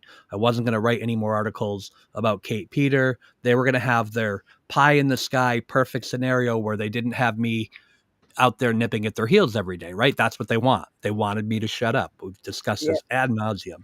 Yeah. They didn't get it. But the whole plan was Amy DeAngelis went and took the information that she had and passed it over to the other side. I love hearing the story about how hard Lindsay worked to uncover my identity. Lindsay was handed my identity. She didn't do any work. There was nothing done to uncover it other than the fact that here's this person's identity. And maybe they went to my Facebook page and pulled a few photos. You know what I mean? So there was no intensive work that was done. There was none of this. Um, this was simply someone who thought that they were going to get rid of Turtle Boy because in their head, Turtle Boy is the devil. And they did this. And we see this over and over and over and over and over again, Mm-hmm. you know. But back to what I was saying about Aiden earlier is we have this situation where you have to look and you have to really look. You look at all the things that they accuse him of. He did this and he did that and he did this. Less than half of them he actually did, because you have this active group. They literally call themselves a troll mafia. When you call them out on it, they're like, "Oh, it's just a name." But what actually happens is they literally operate as a mafia. And so you have this situation where these people lie, they make things up. This isn't these attempts, getting him arrested for witness intimidation in December was not their first attempt to get him arrested. They've tried over and over and over again. They try to frame him for crimes he didn't commit. They literally try to honey trap him and set him up with women. Like they would try to have women go and most of the time they failed, because a lot of the times the women that they sent actually would then turn out to like him, so that they weren't able to accomplish that. So you have this whole scenario where there's insane level of interference in this person's life. And I almost am to the point now where when Aiden says something that I don't like, or he does something that I don't like, I actually have to look at things through the lens of how I look at some of the domestic violence victims that I help or sexual assault victims that I help, if they're acting out in any certain way. And I have to say, how much of that is because this guy has to spend his entire life questioning everybody's motives around him? I Mm-hmm. think that again, I don't know if he's here or pop. I know that I do the same thing. I pop in and out of places, but I think if you asked him, I always say that Aiden Carney has never asked me for anything. I've also never asked him for anything. And that's very intentional on my part. I don't ask him to retweet me. I don't ask him to have me on his show.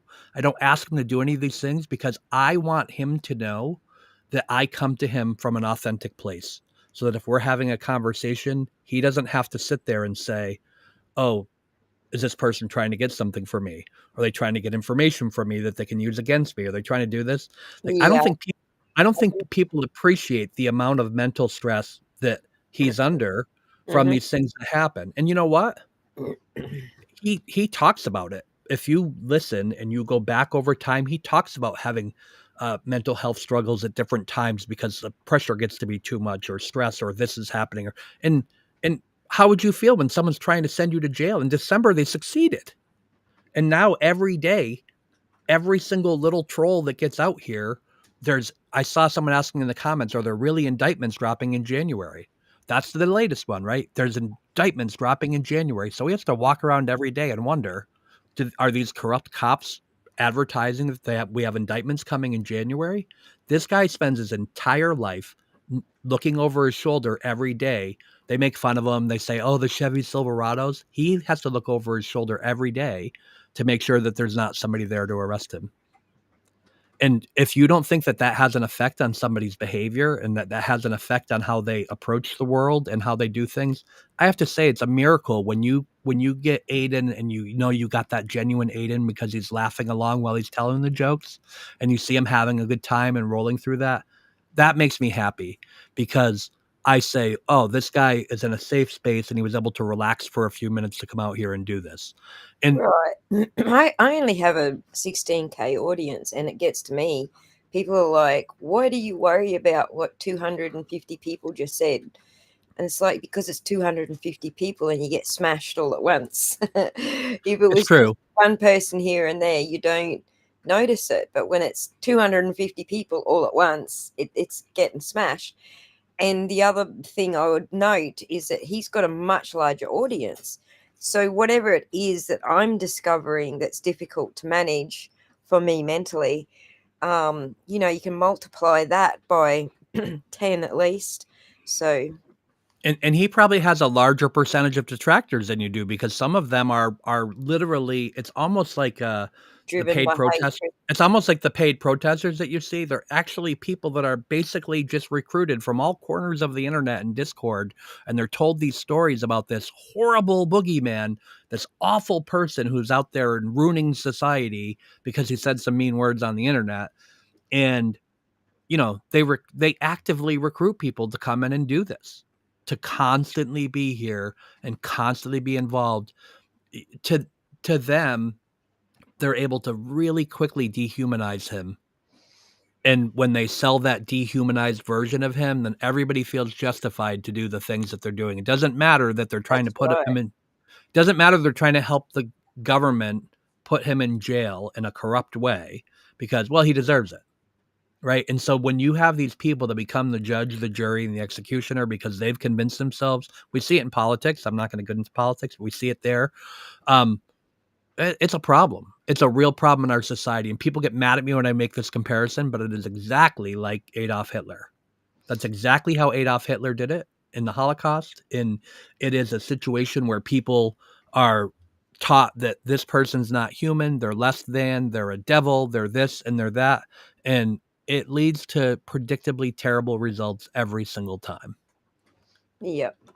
Well, there's things I don't agree with about tabloid style journalists, which is kind of the category I guess my audience is familiar with me putting Aiden in, but the tabloid journalists are generally legal. They, as you say, they have to dehumanize him and detach him from any kind of journalism, and make out that he's like this snapping turtle that they hung on his mother's front porch the week that she died.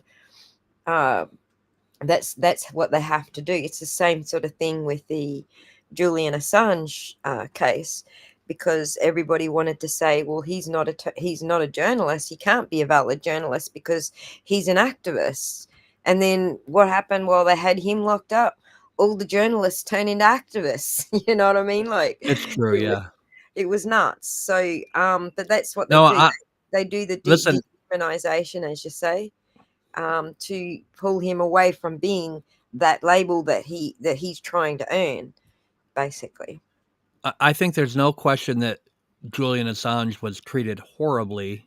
His rights were violated repeatedly, and I wasn't necessarily a fan of Julian Assange, right? But I'm able to look at a situation like that and say I don't like everything he did. Like, as a person, he wasn't that great. But in on the flip side of that, same thing. It's a great way you can look at him the same way you look at Turtle Boy, in the sense that you don't have to like him. You don't That's have to right. agree with all of his decisions.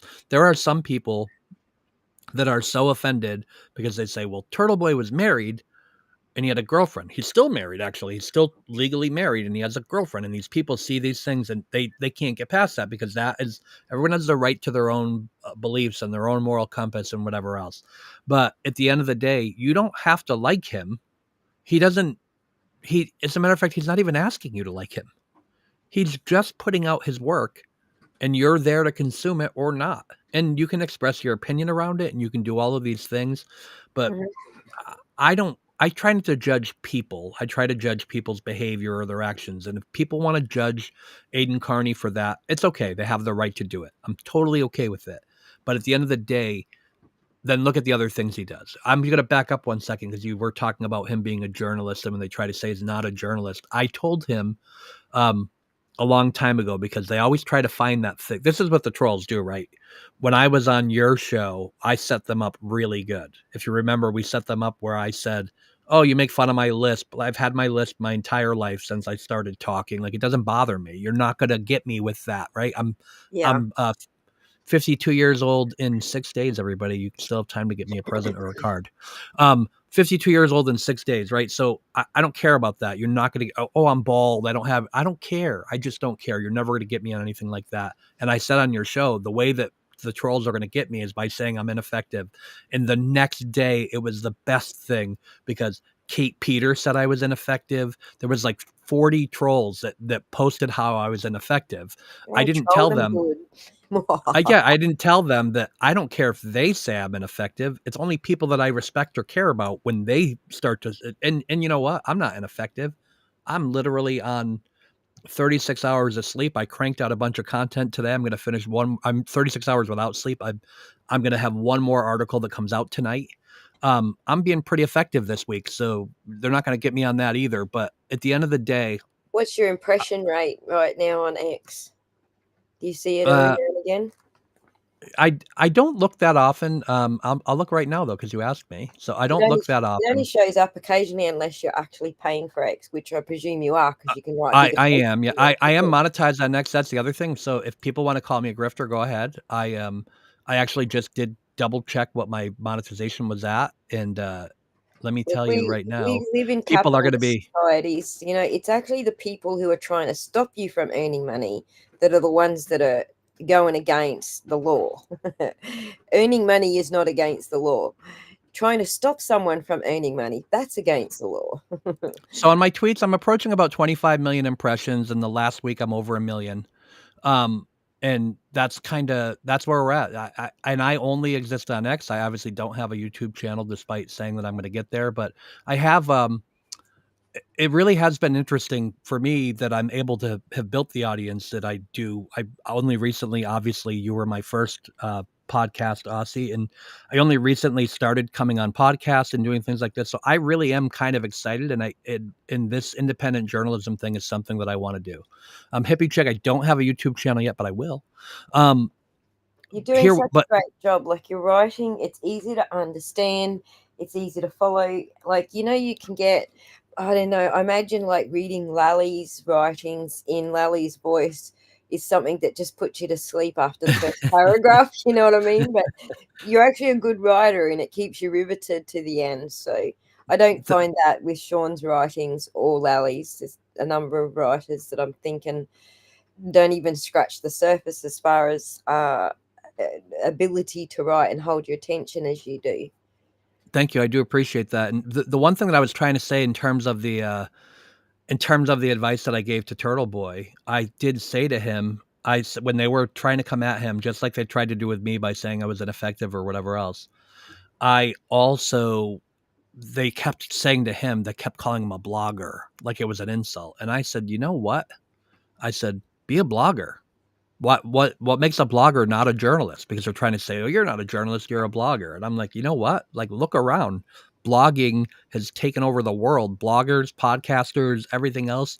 You know, I- I'd rather do what I do, although my pocketbook doesn't reflect it, but I'd rather do what I do than write for any one of these mainstream media organizations that currently puts out garbage every single day and is dying on the vine, where I get better engagement than some of these papers do in terms of just my tweets. So I'm not. They may get paid more than me, but I didn't get into this for the money. I may try and make a go of it and see what I can do there. But for me, the ability to express myself, the ability to talk about topics that I like, the ability to do this activism like this, that's one thing that I'll always appreciate Turtle Boy for, is he kind of, and let's face it, he found it more with this case than with anything else, but he kind of found this uh, activism journalism combination. And when I started doing this, the day that I changed my thing to independent journalist in my bio, I went to the Society of Professional Journalists and I was reading through their code of ethics and I was doing things like this.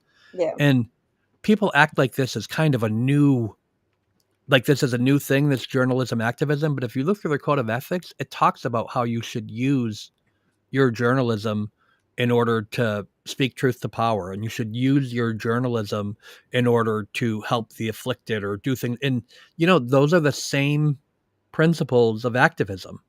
and they're incorporated Correct. right into these journalistic codes of ethics. So I don't think there's I don't think there's any daylight between the two. I don't think there's a conflict between being an activist and being a journalist, because the bottom line is I choose what I write about. I'm not a news presenter.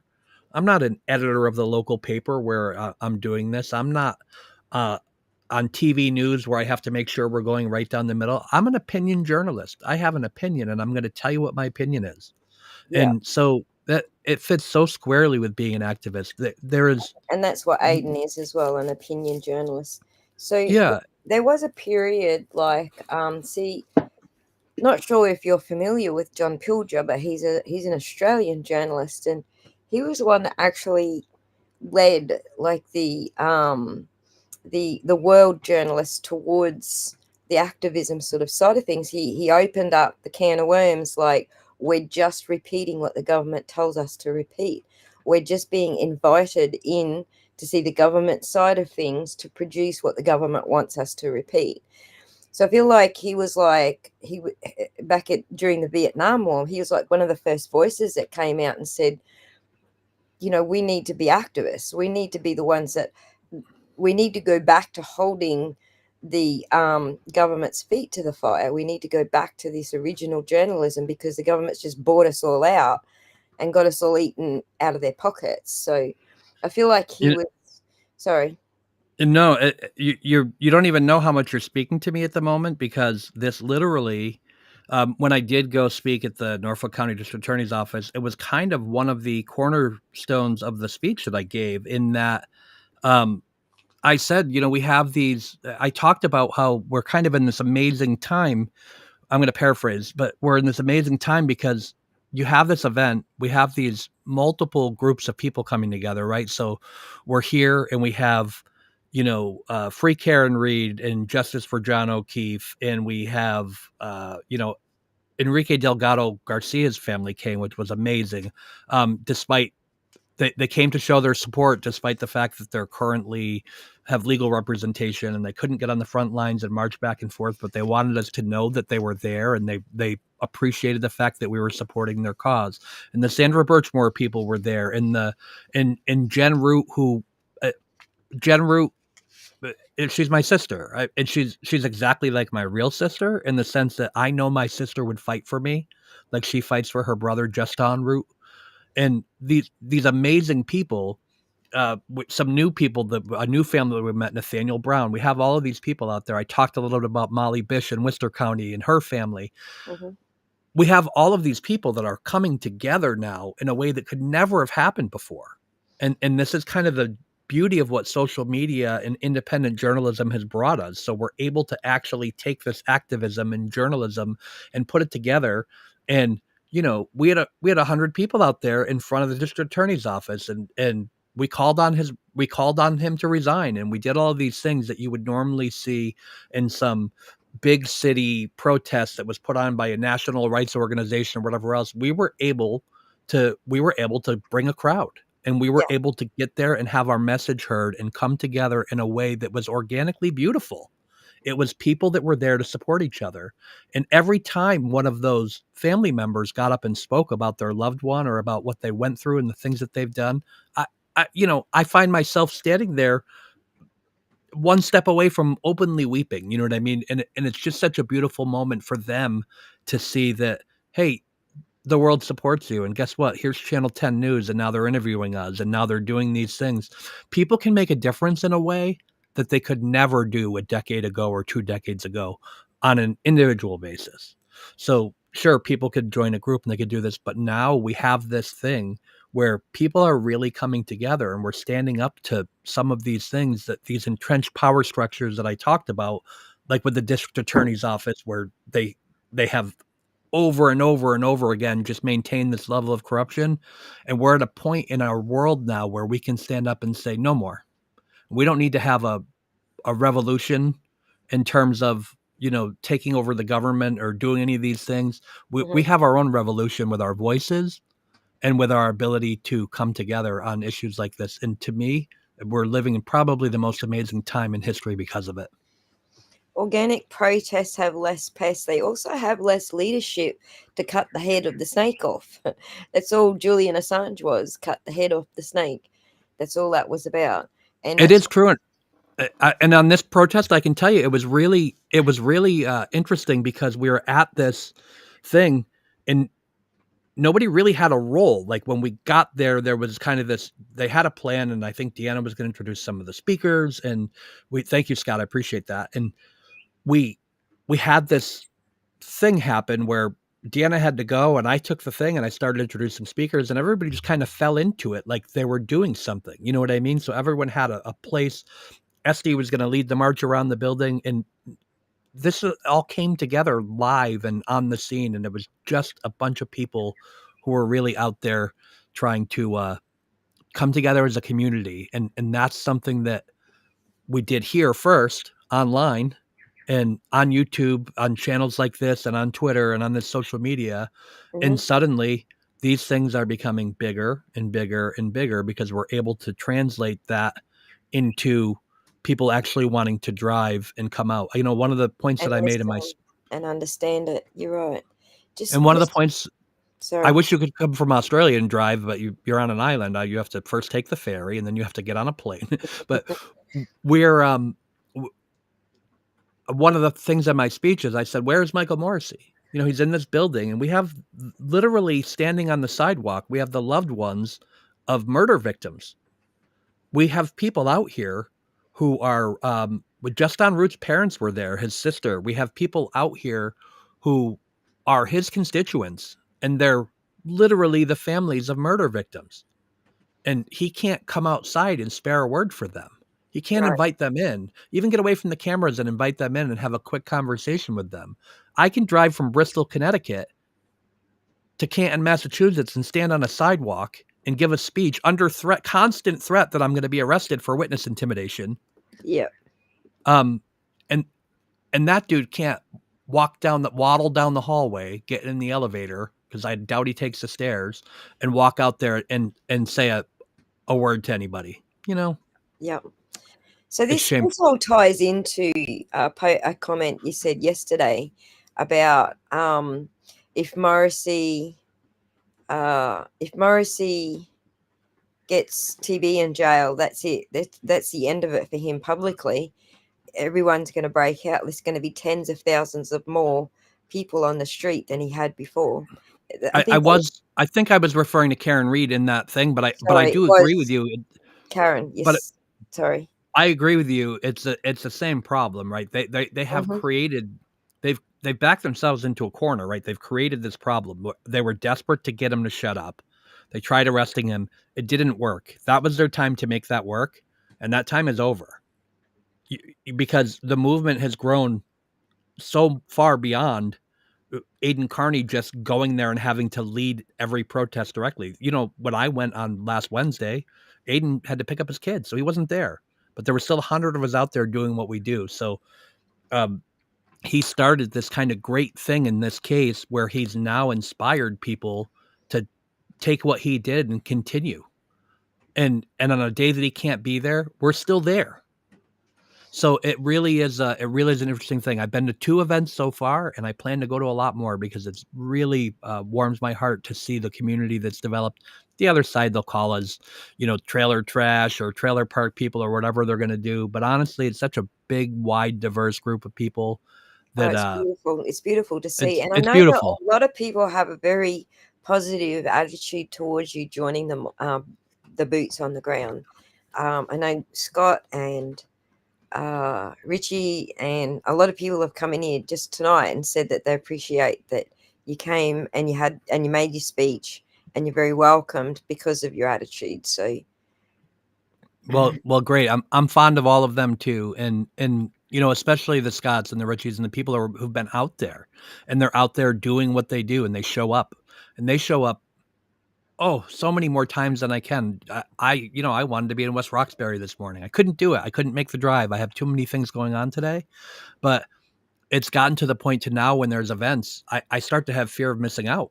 Like I want to go to I want to go to this event and I can't make it there. And I really like I start to look at my schedule and say, can I move things around? How can I do this? Because I want to get out there, because every time it really is just such an amazing community, and it's an honor to be a part of it. It really is.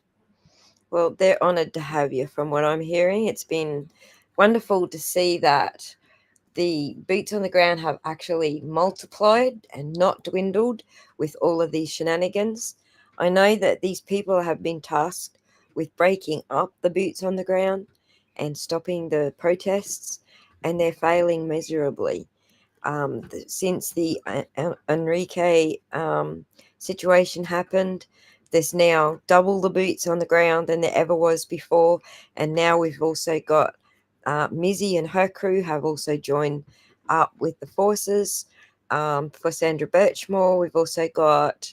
I'm gonna forget some, so help me out here. We've got Just en route. Just just en on route. just on Root's family.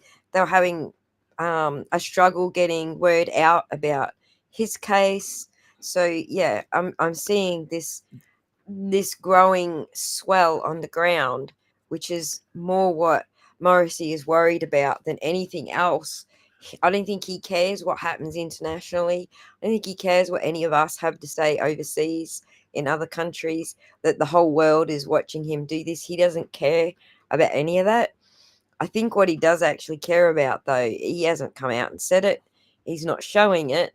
He's being quite belligerent against it. But I think he is worried about the swelling um, of the boots on the ground, the people who are genuinely interested in justice. So, One of the things that I really like the most about this, and I highlighted it in my speech. It kind of, I finished my speech when I got there. Like, it literally, I was dictating it into my phone in the car. Like, I had just enough time. I had a work emergency, and I had just enough time to drive there. And I was trying to talk into my notes app on the phone and figure out what I wanted to say. And I really finished it on the ground in my car there. And one of the things that really struck me, I talk about the diversity of the community at these events, but specifically at this event, the diversity between the different types of cases, because we have these cases. There's a It couldn't be more different. Enrique's family was there. They didn't even speak English. They speak Spanish as their, and thank God we have our wonderful friend Beatriz, who was there, who was able to act translate. as a translator and communicate with those people on our behalf. I wanted to make sure that they were getting the message from us, that we were so sorry for their loss and that we were there to support them. And we had people of every gender and every sexuality and every race, and we had all this and every socioeconomic background. So we had this big diverse crowd there, and it didn't just apply to our demographics, because the cases are so diverse. We have just en route, who was shot by the police. Some people say that his initial shooting outside, I think, Boston Medical Center, one of the hospitals, I don't quote me. Um, some people think that shooting was justified because he had a clear paintball marker, and there's a question as to whether I think that with proper training, that shooting could have been avoided. Um, For in sure. terms of the mental health training that these officers either should have had or should have relied on, but even more importantly, he ran from that scene, got in a car, he had a slow speed chase, drove away. The the same officer who shot him tried to do a pit maneuver.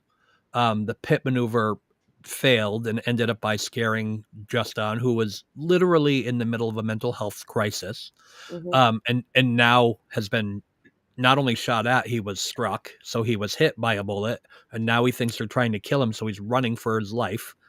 And the slow speed chase after the pit maneuver turned into a high speed chase. The car, when they got to this location where I don't know if you remember if they used stop sticks or there was a second pit attempt, but whatever, the car stopped, he got out of the car. He was on the ground. There was a retired or former EMT there that was kneeling down and helping him. And the police got out of the car and they asked him, they made the EMT move, and they opened fire and shot him 31 times. Yeah. And when I talked to Jen Root, I asked her a lot of questions because I have some information on that case that I'm working my way through in terms of the body cam videos and things like that. Some of it's public and some of it's not, and I'm working my way through that. And I did ask her a question. I said, we know that the paintball marker, he didn't have that anymore. So did he have a firearm? Because that's what I have some friends who are police officers who always tell me, no, that was a good shoot. It was a good shoot. And so I asked, and she said, well, there was this BB gun, and the BB gun had a thing coming out of it, and the BB gun was found in the bushes. It was shot in both hands at the initial shooting at the hospital.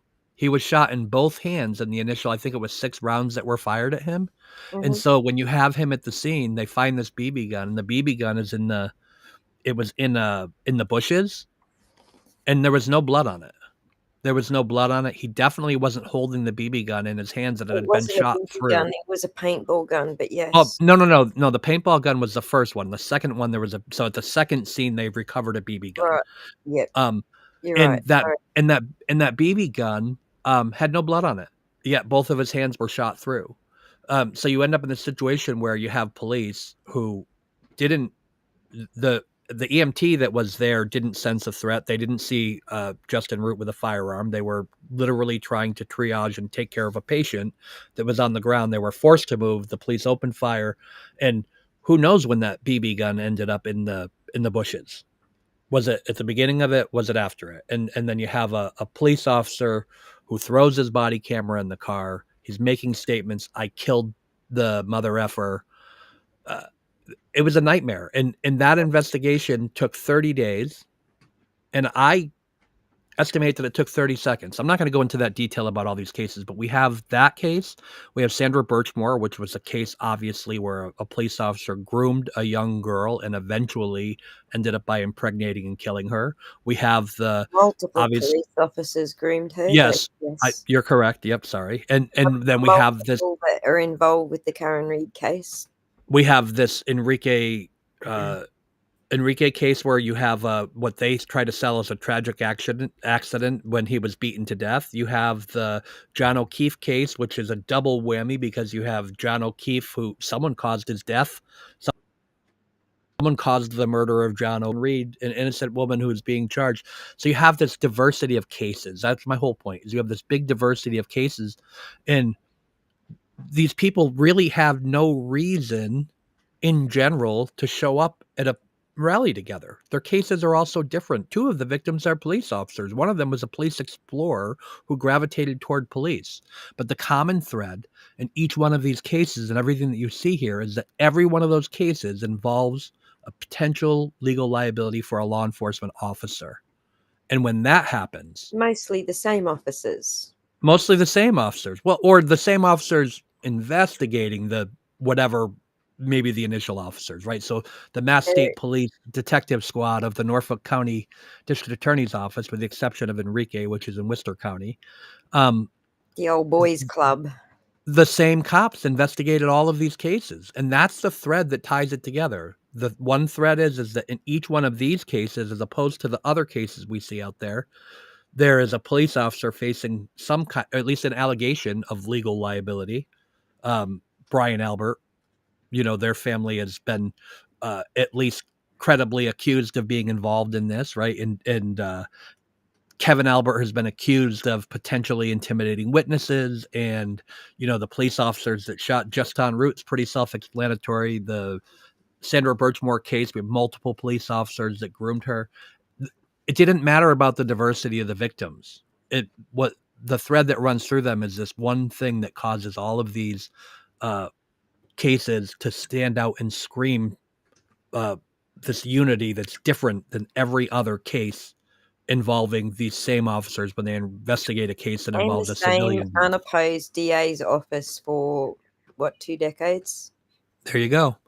And that right there that's what's beautiful about these standouts, and that's what's beautiful about these people coming together, because without this kind of the planets aligning in terms of this Karen Reed case and getting the publicity that it did, and having this groundswell of support from this grassroots people like Scott, people who are out there, people like the Sweeneys, people who got out there and started this stuff from the beginning, and one by one more and more people came, and these other groups saw this and they started to say, hey, we want to join you.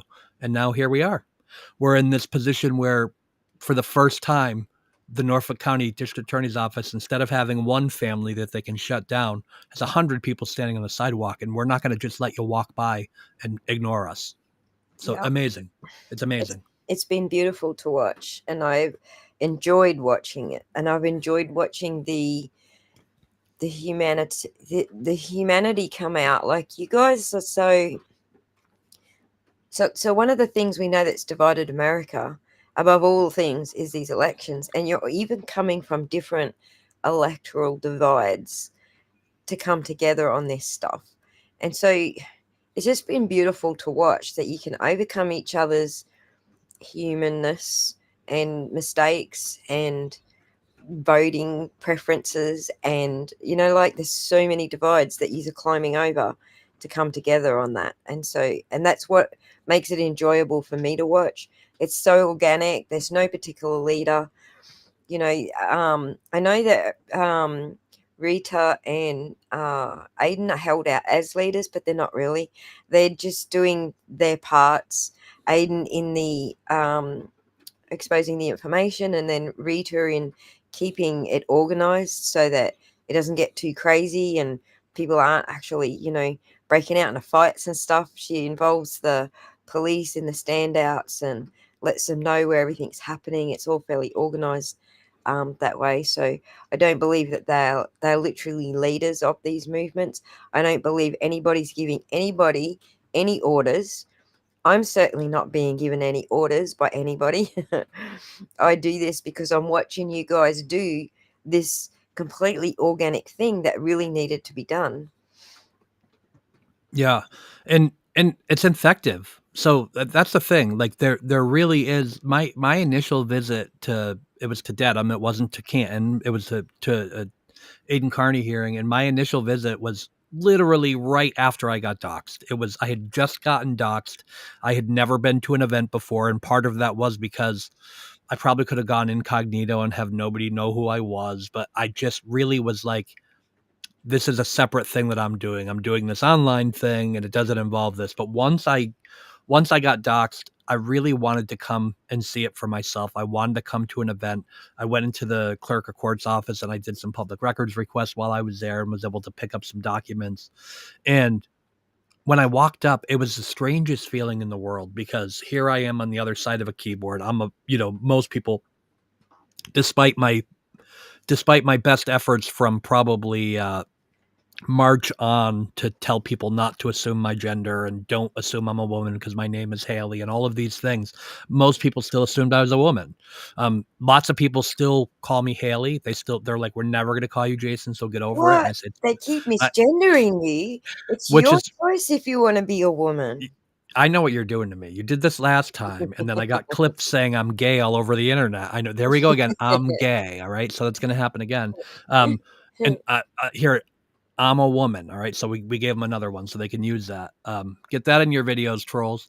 But the whole point is that we have this scenario where I just went there because I wanted to see it one time. And actually, Microdots was there and leaving, and I walked by him, and I just, you see somebody out of context and you're in person instead of seeing him on a thing. And I walked by him and I'm like, oh, I think that's Microdots. And when I turned around and went back, he was actually leaving. So he got in his car and left. So I was actually disappointed because he's one of the people that I wanted to meet because I was such a fan of his work. But as I walked up and I started to walk down the row by the courthouse, and I walked through, now who I know are all these usual people. I didn't know anybody there. And I walk by and then I start seeing people like kind of looking, and like some people are smiling. My picture had just been blasted all over the internet for a couple of weeks. And then all of a sudden I show up there, and I tried to get into the hearing and it was full. I couldn't get in. So I went into the clerk's office, did my records request, and I walked out, and there was just people there openly smiling at me. And then one of them's like, "It's you, right?"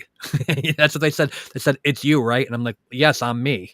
You know what I mean? It's really And you. then next thing I knew, it was like, "See, I told you it was him. I told you it was him." And all of a sudden, people are walking up and hugging me, like people that I didn't know. It was slightly uncomfortable at first because there was people just kind of lined up and came over, and I love your work, and they're hugging me. And I was definitely not used to that kind of attention. I'm still not entirely comfortable with that kind of attention, with the exception of, I do like it now because I've learned how to handle it a little better when people come over and they try to do that. I also say, all right, but if you're going to hug me, like introduce yourself to me and tell me who you are, because I walked away that day with so many people that had hugged me that knew me, because like, oh, you're Jason, you're Hailey Walbrecht, and they went through this, and I realized that it was kind of a whirlwind, and I didn't know any of their names. There was a couple people that introduced themselves to me, and I talked to them, some of whom I still talk to today.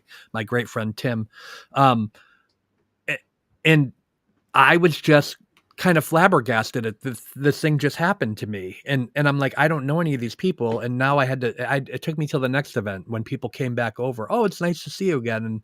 And I had to kind of like corral Tim in and say, who's this? Who's this? Who's this? My friend Matt, my friend Tim. It's great. It's great meeting these people. And they're people I talk to almost every day now. So it really is kind of a neat thing. And once I got to know everybody, it's just such a great group of people. Yeah, they are a wonderful group of people, and now you're part of it. So, and speaking, go ahead. sorry, no, you go. Speaking of boots on the ground, Tommy is the only person who has been at every single court hearing with a camera. So I just wanted to shout out Tommy for that. He also got the best copy of my speech ever. So he got the best copy I found so far. Awesome. So I will say that I can't wait. I can't wait to go back. I want to do that. But we did start this stream. This was kind of be our the Sean McDonut files. So I do, if people have any questions, this thing about, there's two things I want to address. People are asking, how can we see you if we're not on Twitter? How can we see if you're not on Twitter? I will have, hopefully this week, I will be cross-publishing on an actual website as well. It's not going to be, I'm not doing Turtle Boy Sports, and I'm not doing like a subscription website or any of these. I'm just doing a kind of a content aggregator website where people can go and they'll be able to go and see my content. They'll be able to find it in another place that's not Twitter. So I am doing that. I think I'm going to do a WordPress site this week just so that I have somewhere to put up content and people can get out there. It's also one of the requirements to be able to get your press pass in the court system in Massachusetts is have another place that you publish content other than just on a straight social media platform. So I will be rolling that out in the next week or so. I have as soon as we have a link, I'll put it in our community description so people can follow it. But also, in the meantime, while Jason's getting these things organized, you can always come back here and see his next interview or his next appearance. I love that. Yeah, I'm one of the. I like to be one of the house guests here on Aussie Insider. I love that. You absolutely are. We love having you. So I do want to know, like, if people have questions, if they have questions on, about the Sean situation. I maybe can't answer. I'm not going to give away my entire article tonight, but if you do have questions, I'm happy to try and take them, and if I can answer them, I will. So if anyone has questions out there, and knowing that a lot of this is my opinion, I can tell you that during the, I don't know if Sean's in our audience or whatever else, but during the live stream tonight, I do know that he was direct messaging me at some point, kind of trying to correct something that I was saying or whatever else. So. All right. So if you got questions for Hailey, now's a good time. But one of the questions was, can you please read through the entire post? Because you really skimmed through it very quickly. But do you want to read it, Holden? Which the post from about the one that you posted, my thread earlier today. Yep, Sure. Yep. So do you want to do that for him? Because I can do it if you're done and you need to go. I'm quite happy. No, I will. I'll read through the post. I'll answer a few more questions, then I'm going to get back to work. All right, I will. But let me go back here and. What year did Sean retire? I don't know the answer to that question actually, so I'm not gonna. I won't even guess. I do know that as a result of those articles that I posted there, though, I do think and again, this is just my opinion. I do think that Sean's South American work was literally we had kind of these right in a row. We had these incidents at the very beginning of his career where there were allegations of civil rights violations and improper procedure and some of these other things. Like I said, I think it was fairly common then, especially in the DEA. But I do think at some point, um, when the heat gets to a certain level, they start to say, "No, we're gonna send you out." And I do believe that that's part of the reason that he ended up in South America. So where the it got a little bit too hot for him to stay here and continually be in these situations at home. Yep. So So moving on to my before you go on, profile. is Sean redeemable? Um, you know, I'm not gonna lie. I think I'm not gonna share. I did send it to you though. I think a message that I had back and forth. Despite everything that I read tonight in terms of the articles that I had there and the article that I have coming out, I have a hard time sitting here and saying that Sean McDonough is a horrible person. Like I can't bring myself to say it because I think he's a his useful idiot. His I, ignorance and hatred for Aiden makes him a useful tool, and he's not realizing that he's being used as a tool.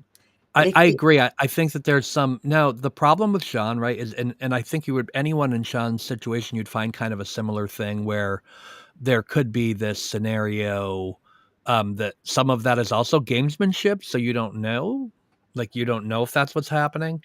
But uh I do believe that he hasn't seen this entire thing clearly from the front and that there's a concerted effort to trick him into, I go back to that he did that live stream on Kate's channel, and I go back to that live stream that he did with Kate where he was treated pretty disrespectfully. They talked over him, they constantly corrected him. He was treated in a manner he doesn't agree with this, by the way. In my conversations with him, he thinks he did great. And I don't. obviously, I don't think he did great at all. I think it was a situation where they were disrespectful to him, and uh,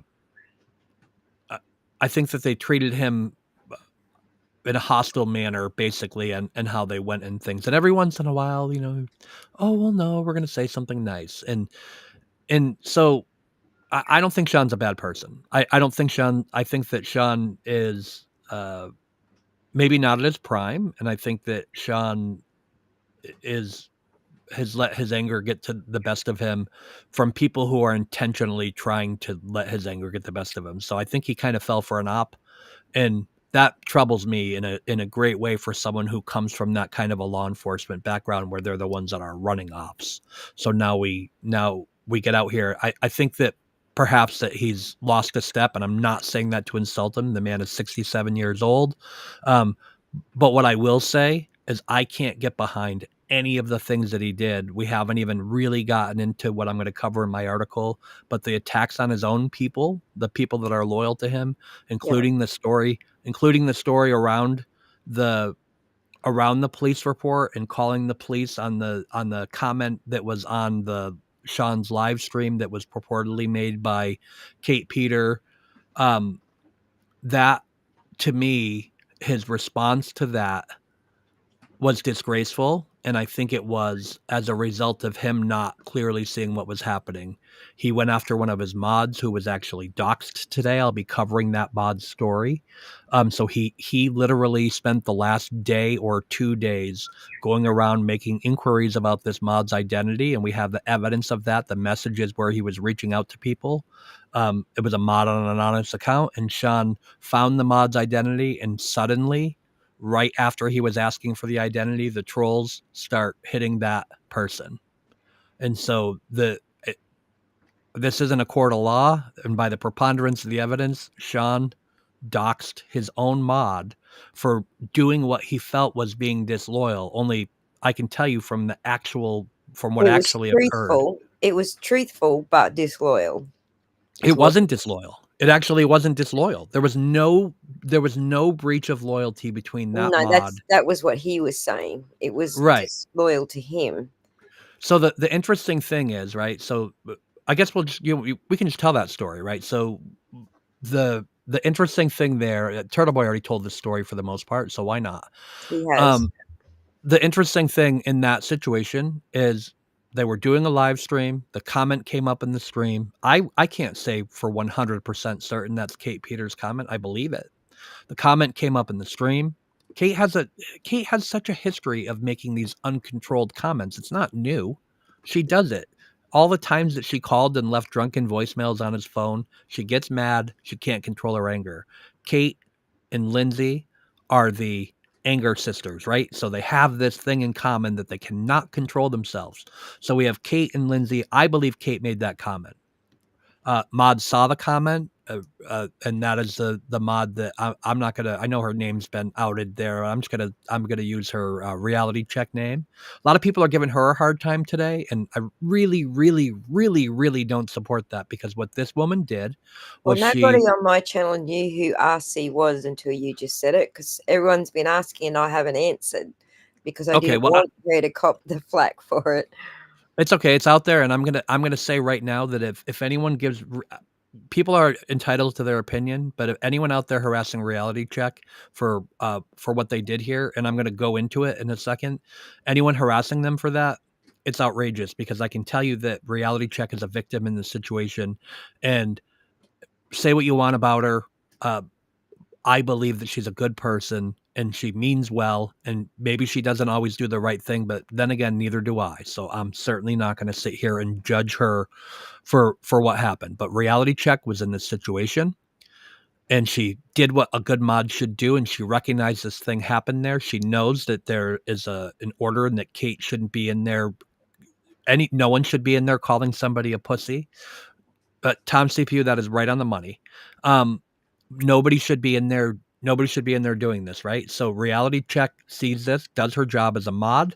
She grabs the comment, she deletes it, and she either times out or removes uh, the Masshole Mafia account that made that thing. Now, some of the other mods see that and they say, "Whoa, whoa, whoa! Hang on a minute, we got something here because like Can I this is just pull you actually." up for 1 second? For those who don't know, Kate Peters got restraining orders. Turtle Boy has taken restraining orders out on her. That's why she's not meant to be doing this stuff. That's why It's it's true. an issue. Every time she goes on a channel, says his name, brings attention to him, does all this stuff, she's actually breaking her restraining order. Sorry, carry on. It's okay. And in Massachusetts, they're called uh, her, there are two forms. There's a restraining order, which is a 209A, and that's involved for situations where there's like a significant dating relationship or a familial relationship. So if you were there, in a fight with a member of your family or your boyfriend or girlfriend or spouse, that's a 209A restraining order, and that has kind of a different connotation. But Massachusetts itself has a second order that's very similar, and it's called the harassment prevention order. I don't remember the chapter. Some of these geniuses on Twitter are able to come up with it in a second, but I don't currently live in Massachusetts, so you'll have to bear with me. But they have this harassment prevention order, and it kind of serves the same purpose, but it's designed for people who are experiencing 3 or more incidents of harassment. And Aiden was able to convince the court that, um, and I say probably experienced, 3,000 or more incidents of harassment from Kate Peter, but he was able to convince them that he was entitled to get the order. The judge agreed. So he has an order on Kate Peter. So Kate Peter is allowed to talk about Aiden because that's the First Amendment, right? Yes, 209. What was the other one, Tom, though? What's the harassment prevention order number? That's what I was asking. Hate, yeah, So you're right. so Kate Peter is allowed to talk about Aiden because the First Amendment to the United States Constitution says that you can talk about somebody and you can't be restrained from, although you can be restrained from defaming somebody. Thank you, 258E. You can be restrained from defaming somebody, but you can't be restrained from is talking about somebody as long as you're giving truthful. It doesn't fit into one of the other exceptions from free speech, like truth threats or any of these other things. So, um, So Reality Check did what she was supposed to do. The other mods said, whoa, hang on a minute. Like, we might want to pull this back because we should probably notify somebody about this because we have this situation here. So there was a screenshot that was taken of the thing. The comment was pulled back in, so they were able to get it back into the stream so that they could try and do something about it there. And then there's a message. Turtle Boy posted it earlier today. There's a message that suddenly appeared in the chat where Sean was trying to question in their admin group chat. This was a random chat. Who pulled this back in? And so there was some commentary there, and we started this weird series of investigation. Now, I'm happy to reveal that Reality Check contacted me that day on the phone. We've had some I consider her to be a friend. So I've had plenty of conversations with her, and she contacted me that day on the phone to ask me for advice about what to do and whether she should contact Aiden Carney and how to do that. And she also contacted some other people. So she talked to our friend Christy Citrone, and she took a copy of that screenshot. That she didn't take the screenshot, but it was in the admin group chat from the people that did. She gave that screenshot to Christy Citrone and asked her to give that screenshot to Aiden. Totally above board, nothing disloyal to Sean by doing that. This is not a scenario where Sean actually should have had much involvement at all, other than the fact that his mod chose to do this. A second mod also sent the screenshot directly to Aiden. So we have this. I also agree with that. The burden of who signed on is up to the police to figure out. But what we have now is we have a report, right? So somebody's reported to Aiden Carney this happened. Aiden Carney is a victim. He literally has a harassment prevention order restraining Kate Peter from contacting him, and she named him directly. The next thing that happened was we have a Reality Check who reached out, sent the thing to Aiden. Aiden reached back out and had a conversation. We had, I'm comfortable naming Taillight Whisperer, reached out. It's already been released. Taillight Whisperer reached out to Aiden, said, hey, here's the screenshot that's happened in the chat. This might be something you want to look at. Now, what happened from there? As we now all know, Aiden published a police report today. We've seen it. And Aiden basically went to the police station, explained that he had an order, explained that he was contacted by one of the moderators on the page. He never said the moderator did this or did that. He said this person contacted me to alert me of this. And I also was contacted by another moderator on that page. And I think this is a violation of the thing. He showed them the picture that he had received. So we have this scenario where we've got everything is above board, right? The police have gotten a report. Nothing has happened here. So now, for some reason, hi, the advocate, how are you? What's it like in Ohio today? Some of you, Sean somehow now gets involved. He gets a copy of the police report. There's only one way Sean can get a copy of that police report. And if you look at your screen, we see Masshole Mafia and her tweet that she made today that's sitting right up there in the middle of the screen that says, it's crazy to me that all the free Karen Reed people go on and on about cover-ups, frame jobs, and conspiracy. But when Sean on the Gulf discovers an actual plot to frame me for a crime I do not commit, they all make him persona non grata. Now, can anybody tell me in the story that I've told you so far where there's a plot to frame Kate Peter for a crime? Because I can't find one. She opened a big fat mouth and said something, and someone screenshotted it. That's really all that happened. That's all. Right. And I can't, right. It's up to the police to prove that that was actually Kate Peter on her account. Maybe it wasn't. She's alleging, I'm guessing by what she's saying here, she's alleging it wasn't. I would probably say that I'd probably allege the same thing if I were her. Right. But everybody believes lying liar from Liarsville, don't we, guys? Right. But here's the thing. But no matter what, how is that an attempt? First of all, how is it Sean discovering an attempt to frame her for a crime at all? Because here's what's undisputed. Somebody went into the chat. They left a message. They directed it toward Aiden. Something like, Aiden, why are you being such a pussy, right? So they did this. They had this conversation. It was screenshot. how is that a conspiracy to frame her for a crime? Aiden was given that screenshot. He went to the police just like he's supposed to do. Well, if And anything, someone on her end used her account. I mean, if anything, if she's going to deny it, then obviously someone on her end's doing it, right? I mean, right. And now we all think it's Kate, right? But who cares? It's almost irrelevant, right? Because that's the job, that's for the police to do. So the police have gotten a report. We know that Aiden didn't report to himself that the screenshot popped up in the chat. We know who did it. The people are openly admitting it. They don't have a problem admitting that they did it. So now what happens is Kate gets his police report. The police report is innocuous. We see it now. Like, there's no reason that anyone would look at that police report and say something's wrong here. Kate sends the police report to Sean on the Gulf. And Sean on the Gulf gets the police report and he reads it. And section 4 of the police report says that it could be, I agree with that. Says that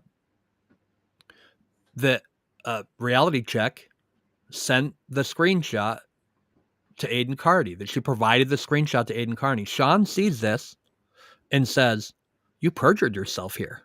He goes to Reality Check and he convinces her that she committed perjury. Now, first of all, to commit perjury, you have to be under oath. You literally have to be sworn in under oath to commit perjury. She was having a conversation with a police officer who took her information down, but it's not perjury. This didn't happen in a court of law. This is a conversation. If you wanted to say somebody filed a false police report, which they tried to say Aiden did, if you want to say somebody filed a false police report, that's one thing, but she didn't. She was the source of the screenshot that went to Aiden Carney. And instead of sending it directly to him, because she didn't have a mechanism to do that, she sent it to Christy and asked Christy to send it to him. So she provided the screenshot to Aiden Carney. The police report never needed to be corrected. There was nothing wrong with it. It's a distinction without a difference. And there is no police officer in the world that's going to tell you that they did anything wrong. So now we have a former federal law enforcement officer, right, who is out there, who, wrote a million reports, right? He knows all of these things. This could have just simply been the police officer shortening the paraphrasing in his report. We don't even know at this point. We find out now that we know what Reality Check told the police officer. She told me. But we have this situation where they've now created this thing, and Sean has now gone and scared Reality Check to the point that you face all this liability. You could get charged with perjury. So now we end up in this situation. That, my friends, is manipulation. Yeah, and why? Abusers do that. Abusers. And then you have to say, why, right? So is this happening because Sean believes it? And if that's the case, well, if he believes it, he's holding himself out here as this experienced law enforcement professional, and you're going to browbeat a woman over this ridiculously minor. It's not even an inconsistency. The report is accurate. It doesn't need updating. So now what you have is Sean on the Gulf saying to Reality Check, you need to call Aiden Carney and tell him he has to call the police department and update the report. Well, I'm sorry. If we look at the police report says Aiden Carney came into the police station and he told the police that he has a harassment prevention order and that somebody sent him a screenshot of what appears to be a violation of that harassment prevention order. What is there for him to correct? And mind you, Sean has the police report this entire time. Do you know who doesn't have it? Aiden Carney. He doesn't even know what the police report says. But somehow someone's calling him now at the behest of Sean saying, you have to go correct this police report. You filed the false police report. What kind of incompetence is this? Mm-hmm. There's no false police report. There's been no false. The one thing that's true in this entire scenario is there's been no false police report filed here. And there's not even been any type of inconsistency in a police report. The police report was 100% accurate. So now what you have is Sean saying, Aiden's hanging you out to dry, Reality Check. He's not going to call and change the police report. He's not going to do that, right? So he's screwing you over. He's abusing you right now. He's not going to call and change his police report, and you're going to face this legal liability. You better call the police and tell them that you didn't provide the screenshot to Aiden Carney. Right. It's the content, and it's also third-party contact if you're sending other people to do it. So I want to address Shorty's comment there for a minute. she's talking about the chatters. The chatters are all talking about her friend Reality Check, which is one of the reasons I never said when everyone was asking who RC was.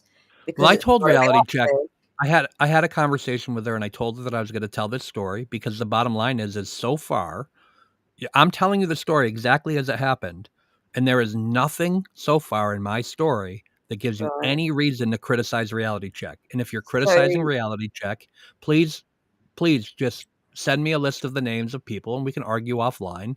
And I will embarrass the hell out of you for criticizing Reality Check for going after her for what? For doing her job as a mod, for trying to do her civic duty and reach out. Like, nope, sorry, Reality Check right, did and nothing wrong. she wanted it to be mentioned because everybody that Sean's spoken to, Sean's made her look like a dick. So she did want it to be mentioned to clear her name because she just did her job. And I had a and I had a conversation with her. Actually, I'm not going to lie. I was a little testy with her earlier today, and I'll explain why in a minute. But so here I want to be very careful and do this methodically. So we're here. We have this thing. Nothing is wrong. Sean has now intimidated her twice. Once he intimidated her to call Aiden Carney and tell him he had to do this. And Sean tells you that's a red herring. I was setting him up. I knew he wasn't going to do it. Right. So we have this weird Riddler logic, which is why the Riddler appears in my thing. But the bottom line is at the end of the day, Aiden Carney had nothing to correct. And Reality Check called in. She really had nothing to correct, but she called in and Sean browbeat her to say to the police officer, I didn't send that screenshot to Aiden Carney. Now, imagine being this police officer and you're like, I just took this normal 209A report. I have these witnesses come to me and they tell me what happened. We're going to investigate this to try and see if there's probable cause. They weren't arresting her. They were setting up a magistrate's hearing so they thought that they had enough information to go have a magistrate determine if there was probable cause to proceed with charges. That's the proper procedure that should have happened. And Sean inserted himself into this procedure, but even worse, he inserted Reality Check into the procedure in order to get to the point to where the police officer now said, well, what's going on here? Like, I don't know what's true. So now we have this person that runs this channel.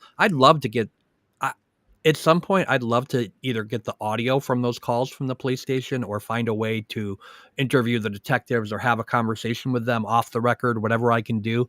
Because I really do. I want to hear the conversation because I want to know what Sean intimidated her into saying. Now, she's given me her story, but she's shaken up and she should be. She was put in this impossibly unfair position by a person who she greatly respected. So you have and frankly, I think she still greatly respects him. She's very torn about this, and that was the content of our conversation, and it's why some people are attacking her. And I'm going to tell you why you're morons for it. But this woman did nothing wrong. This woman was literally intimidated into thinking that she was in trouble and didn't know what to do. I had this conversation with her. She told me every single piece of this out of her own mouth. So now we have this situation where the police are saying like, well, we don't know what to believe. Is this a witness recanting, or she's saying she didn't send it to him? This has hair all over it. So what do the police do? They send an email saying like, oh, I don't know. We're going to withdraw these charges because now they're like, we don't know what's going on here. It's a he said, she said. They don't know what's happening. Yeah. So now what happens is I'm getting to the bottom of this because Reality Check has called me. She's telling me what's going on here. And I'm doing this simultaneously. Sean had asked the other members of his mod group, well, you need to contact the police and correct the record, or you need to do this. And you need to say that Aiden Carney made it up. You need to say that Aiden Carney made it up. Now, this is new, right? We don't know where this comes from because no one has investigated beyond their initial investigation to this little cursory thing, which Reality Check still says that she believes that's Kate Peters' account, right? Like other people still believe it's Kate Peters' account, but nobody has done anything to say that Aiden somehow did something wrong here yet, right? But now Sean is telling his mods, you need to go and correct the record here, and you need to say this. You need to clear things up, and we can put Aiden Carney in jail. That's the bombshell. That's what's coming out in my article tonight. So I'm happy to say it here. He literally said, I'm going to try and find the screenshot while I'm looking here. He said, I want you to lie so that Aiden goes to jail. Yeah, he literally said those words that he said correct the record. Now, there's no record that needs to be corrected here. There's no record that needs to be corrected. There was nothing wrong with the police report from the beginning. So why is this veteran federal law enforcement officer? We have one of two scenarios, right? There's only two choices. He's either completely incompetent and he has no idea what the hell is going on. And he saw that police report and he believed that Reality Check lied somehow based on saying she provided the screenshot because he thinks that a police officer is not capable of figuring out that she could provide the screenshot through an intermediary.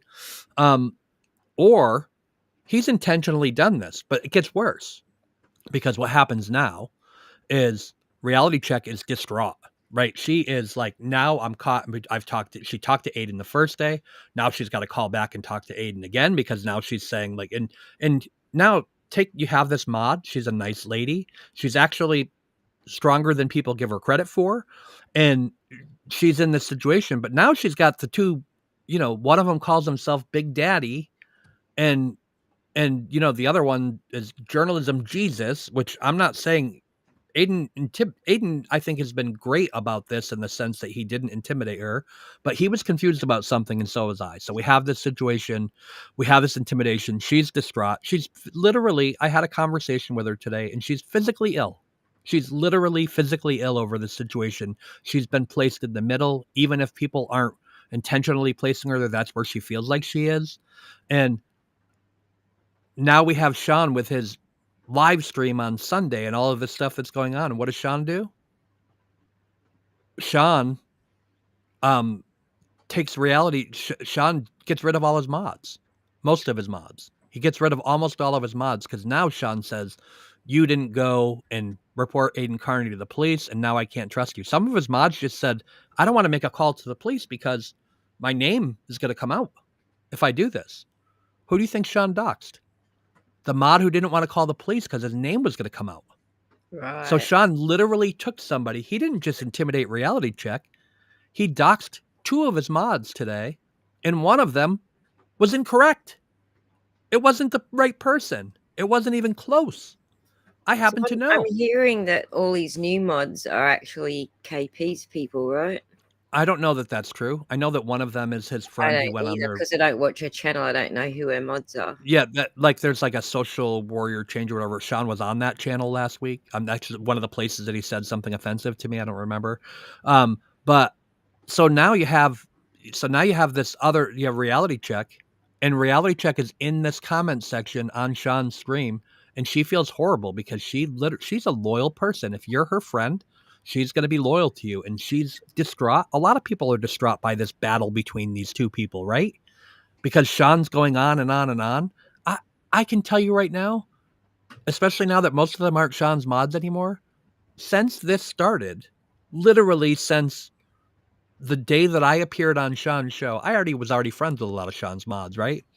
But since the day that I appeared on Sean's show, I've probably talked to every single one of his mods. And some of them, yes, and some of them I've talked to regularly. And what they were upset about was everyone's coming to them, including me, right? But I have a different approach, and I say, hey, what's going on with your boss? Like, what's happening here? This is crazy. And they're like, it's not our fault. And I'm like, no, I'm not attacking you. You're the one sitting next to him virtually. Like, I'm just trying to figure out if you know what's going on here because he seems to be out of control. And they're like, there's nothing we can do. We're trying to help him. Like, we feel bad for him. So you have these people who are well-meaning. They're volunteers. They don't get paid, right? These people that are out there, they're volunteering their time to do this. And they're getting hate all across the internet because their boss has flipped a gasket and is having all of these, he's attacking everybody. He's attacking Karen Reed. He's attacking me. He's attacking Aiden Carney. I have Kelly a whole. Reed, Nathan Reed, Oh Mr. no, and no, wait. Mrs. Reed. He went off I mean, yesterday. while we're at it, I have a list. Karen, Aiden, Mr. and Mrs. Reed, Nathan Reed, Kelly Reed, David Unetti, Alan Jackson, Brian LTL, Will the Glare, Nurse Kim, Peter Murphy, Brad G. I don't even know who that is. Lauren M, SC, and Olivia. Right. So here's all the people that he's out there attacking. He tries to carry. Aiden said Olivia is a random person. Everyone took that for Sean to mean Sean was saying that Olivia is a paid member of the defense team. Do you know what Sean was really complaining about? He was trying to offend Olivia because Aiden said she was random. When Aiden Right. only said that Olivia was a random person because he was saying Olivia's just a normal person like all of us who's Like out all there of who has us. all of these skills, right? So Exactly. Aiden wasn't insulting Olivia. Sean was just trying to sell it that Aiden was insulting Olivia, and he has to align with Olivia, right? Because let's face it, everybody on this side loves Olivia. I don't know many. I haven't found a single free Karen Reed person who doesn't like Olivia. How could you not like her? Exactly. She's Poor literally she's Olivia amazing. caught in the middle, like, what? What have I got to Right. do with any of this? Poor And girl. guess what? Who's a part of those same friend groups with all of these mods? Olivia's in that friend group. These people are all friends with each other. I'm Mm. friends with them all. So we have this situation now where all these mods and I'm reaching them all the I'm reaching out to them constantly and saying, "Hey, what's going on? How can I help? Like, is he having a problem? Like, you see everyone, all the comments online. He's drinking again, or he's lost he's gone crazy. He's done these things." I'm legitimately now, mind you, I'm still talking to Sean through all of this in this 96-hour marathon DM stream. I probably have one from him right now. So I'm still talking to Sean throughout all of this because I'm also trying to help him. I'm trying to figure out what's going on with Sean because I'm concerned that this person who I've been friendly with since basically the moment I got Hailey Walbrecht existed has all of this erratic behavior, and now he's attacking his own people. So I'm trying to support them. It's all right. He's already attacked me. I don't have to be next. I don't care. You I'm fine already with it. you already As been you can cooked, mate. as you can see, I don't really have a problem fighting back. So but here we are, right? So we have this thing that's happening, and I'm trying to help everybody through this. It's been a stressful week.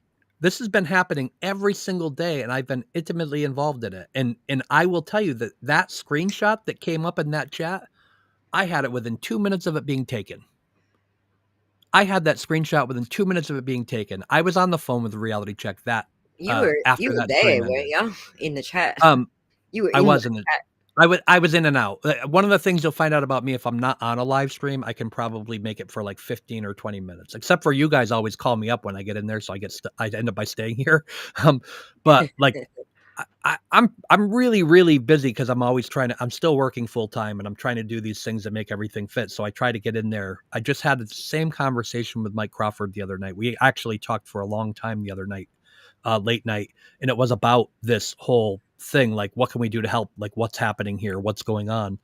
And he agreed with me, like if you see me pop in and like leave a comment or do things like that, I'll probably be gone in like 10 minutes because I want to support everybody and I want to get in there, but I don't have the time to sit through all of these streams. I try to go back and rewatch. But anyway, so now we have this thing where Sean's going after all these people. He's going after Turtle Boy constantly. Turtle Boy did this, and okay, Emperor this, and you're gonna. And now we have the two stories, right? I told the other story earlier. We have these files that are supposedly these, these files that are supposedly these. Oh, this is Tully's new file, and Sean said to me 100 times today. No, no, no. These files just came on October 30th. Like these are new files. I hate to tell Sean he actually had the files on October 28th, but aside from that, I actually had information on October 28th that these new files, the free Karen Reed admin chat logs, were looked at by the Mass State Police and they weren't interested. That there's nothing there. There's no new grand jury. There's none of this. Uh, I trust my source. So can I say that for 100% certainty? Of course not. And we know that, and I think that part of this getting Sean these files and pushing him into doing this and telling this story, I think part of that was designed to also put pressure back on the Commonwealth. Well, now he's out here telling this story and he's saying there's all these things and they're talking about witness intimidation. I think they were trying to force the hand, not just to get Karen Reed's bond revoked. I think they're trying to force the Commonwealth to press charges from what they think. Because remember, I started this conversation over an hour ago by saying that they don't have the power anymore. They've lost it. They don't have the direct call to Tully to say, we need you to do this. The bat phone's down. So now we went in just as a concerned citizen. I'm an admin in this chat group. No, you're not. You're disgraced and you're gone, right? But I'm an admin in this chat group, and here I have this admin chat log. And hey, Mazamedia. So I have this admin chat log, and I'm going to go in there and I'm going to say to these things like, I'm just a concerned citizen, and here I have this. This is for you. State police don't care. They look at it and they say, this is not, we're in the middle of getting ready to retry the Karen Reed trial. I don't think they're trying to violate Aiden Carney's bond right now because I think they know the public relations fiasco that they're going to be in. So they're not interested. They send her away. They literally have Amy go straight to Sean, provide the same information, yet it's accompanied now with a story of this is Tully's file, and there's a third grand jury. And Kim Fair's posting things are going to happen in January. And Kate's posting, Kim Fair, you're my best friend. And now you start to see from a 50,000-foot view how all of these pieces work together. So you have all of these things, and it's their big op. They're running an op. Hey, you know what? I run ops. I'm not Sean McDonough. I'm not here talking about this, but guess what I do? I run ops. I had the screenshot. Of the message about the files being rejected from the Mass State Police. So you're running ops, but just because you can pull the wool over 67-year-old Sean McDonough, who you stroked his ego a little bit to get him excited about this, and sure, he's getting, to the point in his life where he's concerned about his legacy.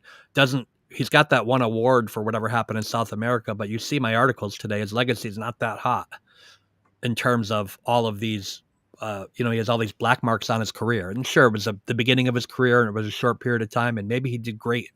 I'm not disparaging the work that he did in South America, but what I'm saying is like this guy now is here and he's desperate for a win. He's desperate for a big win. Now they start telling him, you got LG, you got Frankie. Frankie's saying to him, oh, here, these people did this to me. And LG saying, I was sexually assaulted. And Kate saying, this is this horrible person, Sean. You're supposed to take down horrible people. Why aren't you taking down this horrible person? We've now dehumanized Aiden Carney. You see how it's all coming together? Mm-hmm. It's all the stuff that we talked about through this entire night is exactly what happened. This is exactly what happened in this case right here in this one little instance with the screenshot and these fake files that are out there. I have the files. Other people who've looked through the files today, I have to do a little more due diligence. I'm not going to speak on them directly. Other people who've looked through them have been messaging me throughout this chat saying, nope, the Mass State Police were right. There's nothing there. Mm-hmm. So now, is there potentially something in those files that's embarrassing because somebody said something about somebody? Sure, it's a Facebook admin group chat. They're probably a hellhole. I would hate to be caught. And I'm an admin of some Facebook groups. Most of them just figured out this part of my life. They didn't know about this until recently, until I got exposed. But I wouldn't want our admin chat to get out because there are some things we talk some shit in those groups, right? But the bottom line is that's not also like the private chat in my live streams. We're telling each other, let's not talk about that topic. Yeah, we probably should leave that one alone. And we're giving each other our reasons and stuff. And it may not even be valid, but it's our private chat. So yes. So just to bring out. So I was pretty annoyed today. So I want to bring back to Corn Pope. Thank you so much for sending Reality Check a message. I want to bring it back to her for a minute because during that Sunday stream now. He goes back on Sunday and he's going to flip. I mean, it's kind of the same thing every time he goes on now, right? He's just going to go on and hit people and hit people and hit people. So he goes back on Sunday and he hits me and he hits Aiden. You know, we're kind of like the usual targets now, right? So we're going to go on, we're going to hear these things. He's going to talk about us. And Sean's talking about people being disloyal and all of this stuff. And you have this nice lady who has been contacting me because she's concerned about Sean. She's already been contacting me prior to this incident. Prior to this incident, Reality Check is sending me messages. I'm concerned about Sean. How can I help him? She's a nice lady. And she's worried about this guy who she's been loyal to. And he takes all the offense. He takes offense to people saying there's something wrong with him. He's of the mindset, there's nothing wrong with me. This isn't alcohol. There's nothing. I'm not gaining dementia. This is just me doing me. That's his attitude. That was a conversation I had with him, basically. So yeah, and well, you do you, buddy. yeah, and in fairness, he may just be an a-hole. I agree with you 100%, right? So I mean, the stuff I published today certainly points in that direction. But and the stuff I'm gonna publish later today really points, or I guess it's tomorrow already, but it really points in that direction. So here's the thing. So now we have Reality Check. He's doing this live stream. Reality Check goes, and he's hemming and hawing about loyal. It's about loyalty and who's loyal and who's not. We got the mafia loyalty oath stuff going on again, right? Tough guy mafia loyalty oath talk. And here, now we have poor Reality Check who's watching this, who's already torn apart on the inside. She doesn't like the position she's been put in. She feels bad for Sean. She's been trying to help him for weeks while this occurs. And she sends him a message saying, I'm still loyal to you, Sean. She sends him a message of support. And everybody goes freaking crazy, including me. Because I see that message and I'm like, well, because what Reality Check doesn't know, and what's going to come out in my story tonight, is that as all of this stuff is occurring, and a lot of it people don't know, right? This is behind the scenes. People don't know these things. As all of this stuff is occurring, I am literally in my DMs berating Sean McDonough. I'm in my DMs saying, you abandoned your people. You caused all of this. What the fuck is wrong with you? I'm going to publish these DMs and I'm going to tell you, they're not pretty. The DMs that I'm publishing tonight are not pretty. You're going to see the side of me that comes out when I'm trying to protect people.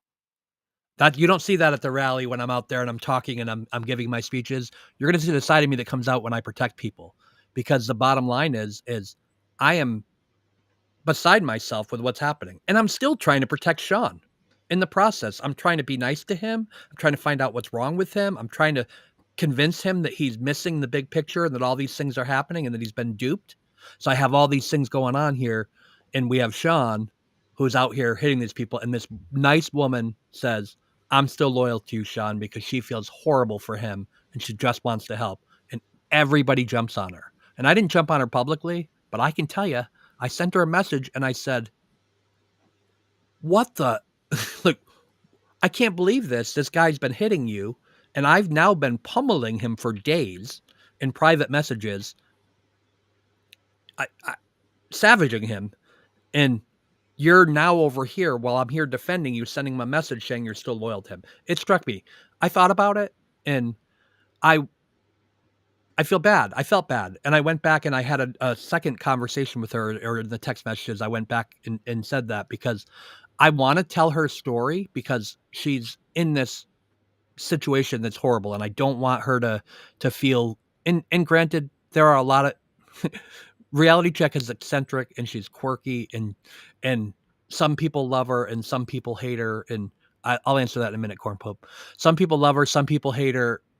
I just think she has the best heart, and yep, she can rub people the wrong way, and sometimes she's loud and all of these things, but she's a nice lady and she doesn't deserve any of this. Now, who's the woman Sean, in the photo? Just answer that question for Corn Pope. I don't know. That's the answer. I don't know what photo we're talking about. So just talk about my profile picture. So my profile picture, when I Hailey Walbrecht, it's AI. Hailey Walbrecht, the name existed. I bought an identity years ago, 2 years ago or so.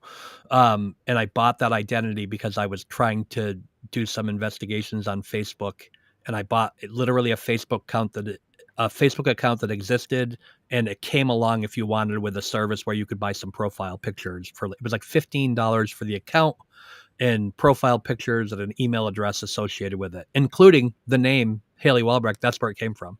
I didn't make it up. It literally came from that account that I purchased. And it took me a long time to figure out that um I always just thought it was like, oh, like someone's making money. Like these women are like, oh, I'm not going to post on social media and I'll sell my picture. This is before AI was as prevalent as it is today. So I don't blame me for being a moron, even though I'm in technology.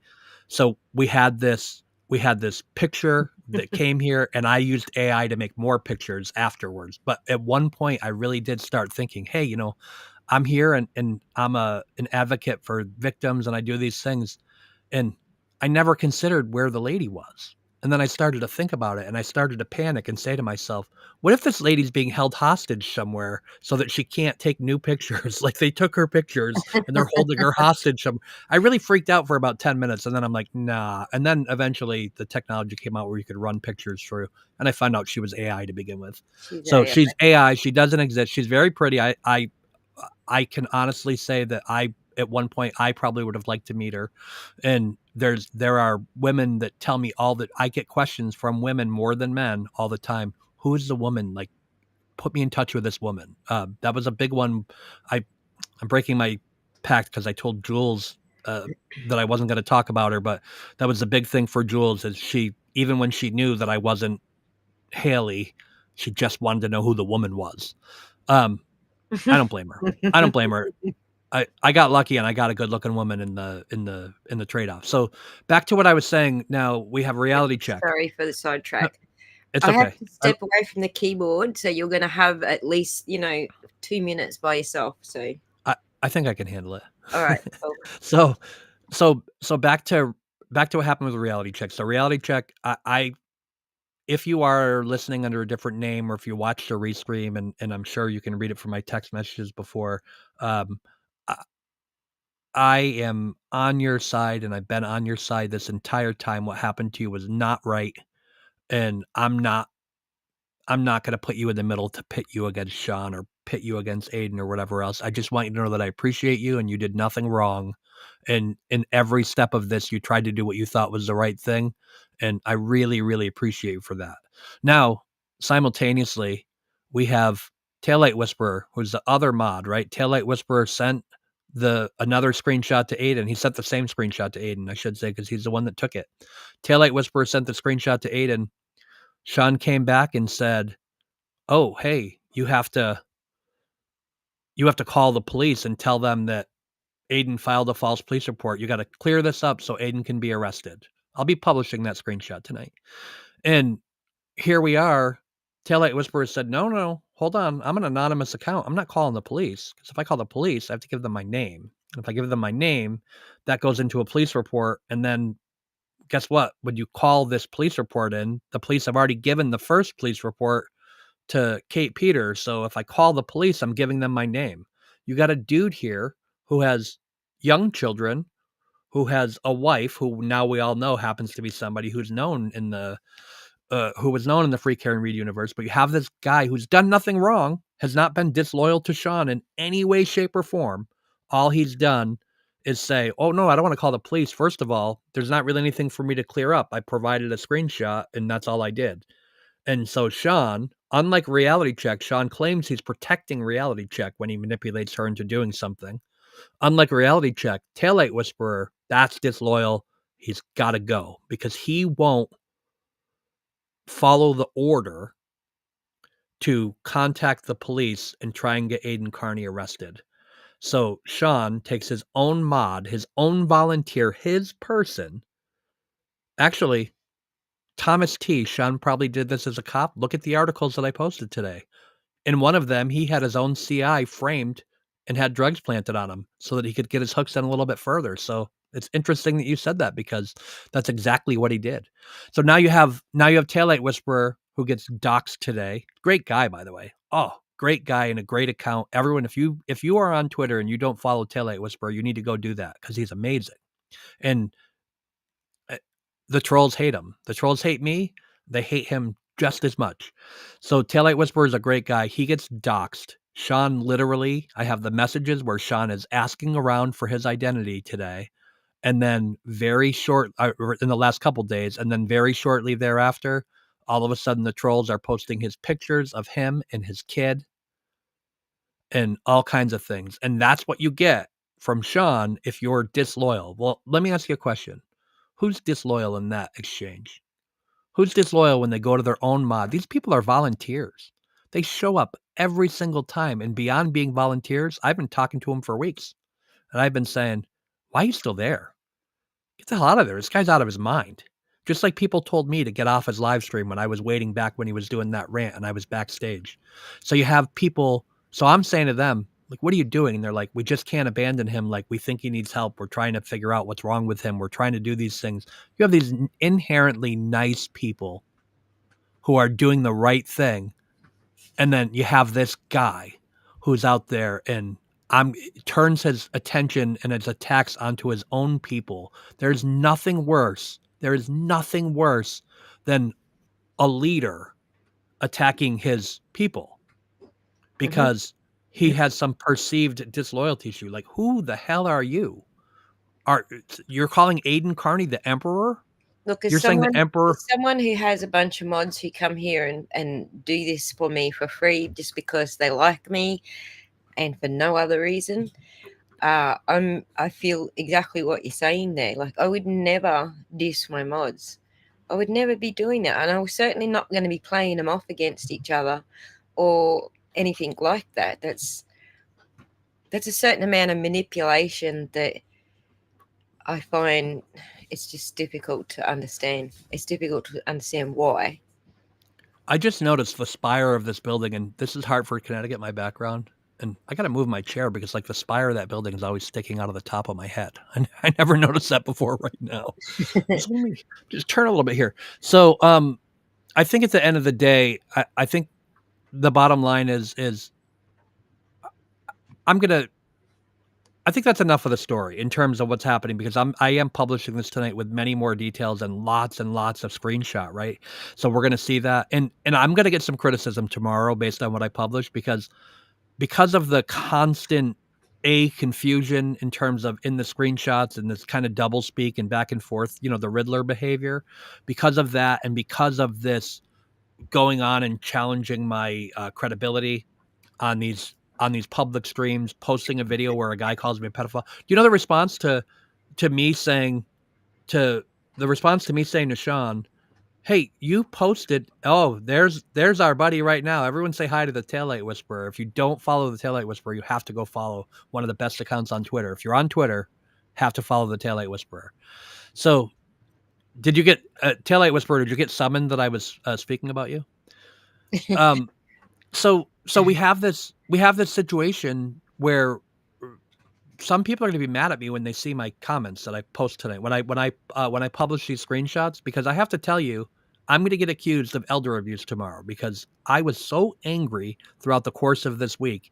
And it's almost when you want to grab somebody and shake them and say, what's wrong with you? Like, what are you doing? What's happening here? That's the tenor of my conversation. Can I tell you that the end of my conversation, right before I started jumping back in to finish typing my article that I'm finishing here, was Sean thanked me. He told me that I was helping him and that he wanted to move on to other things.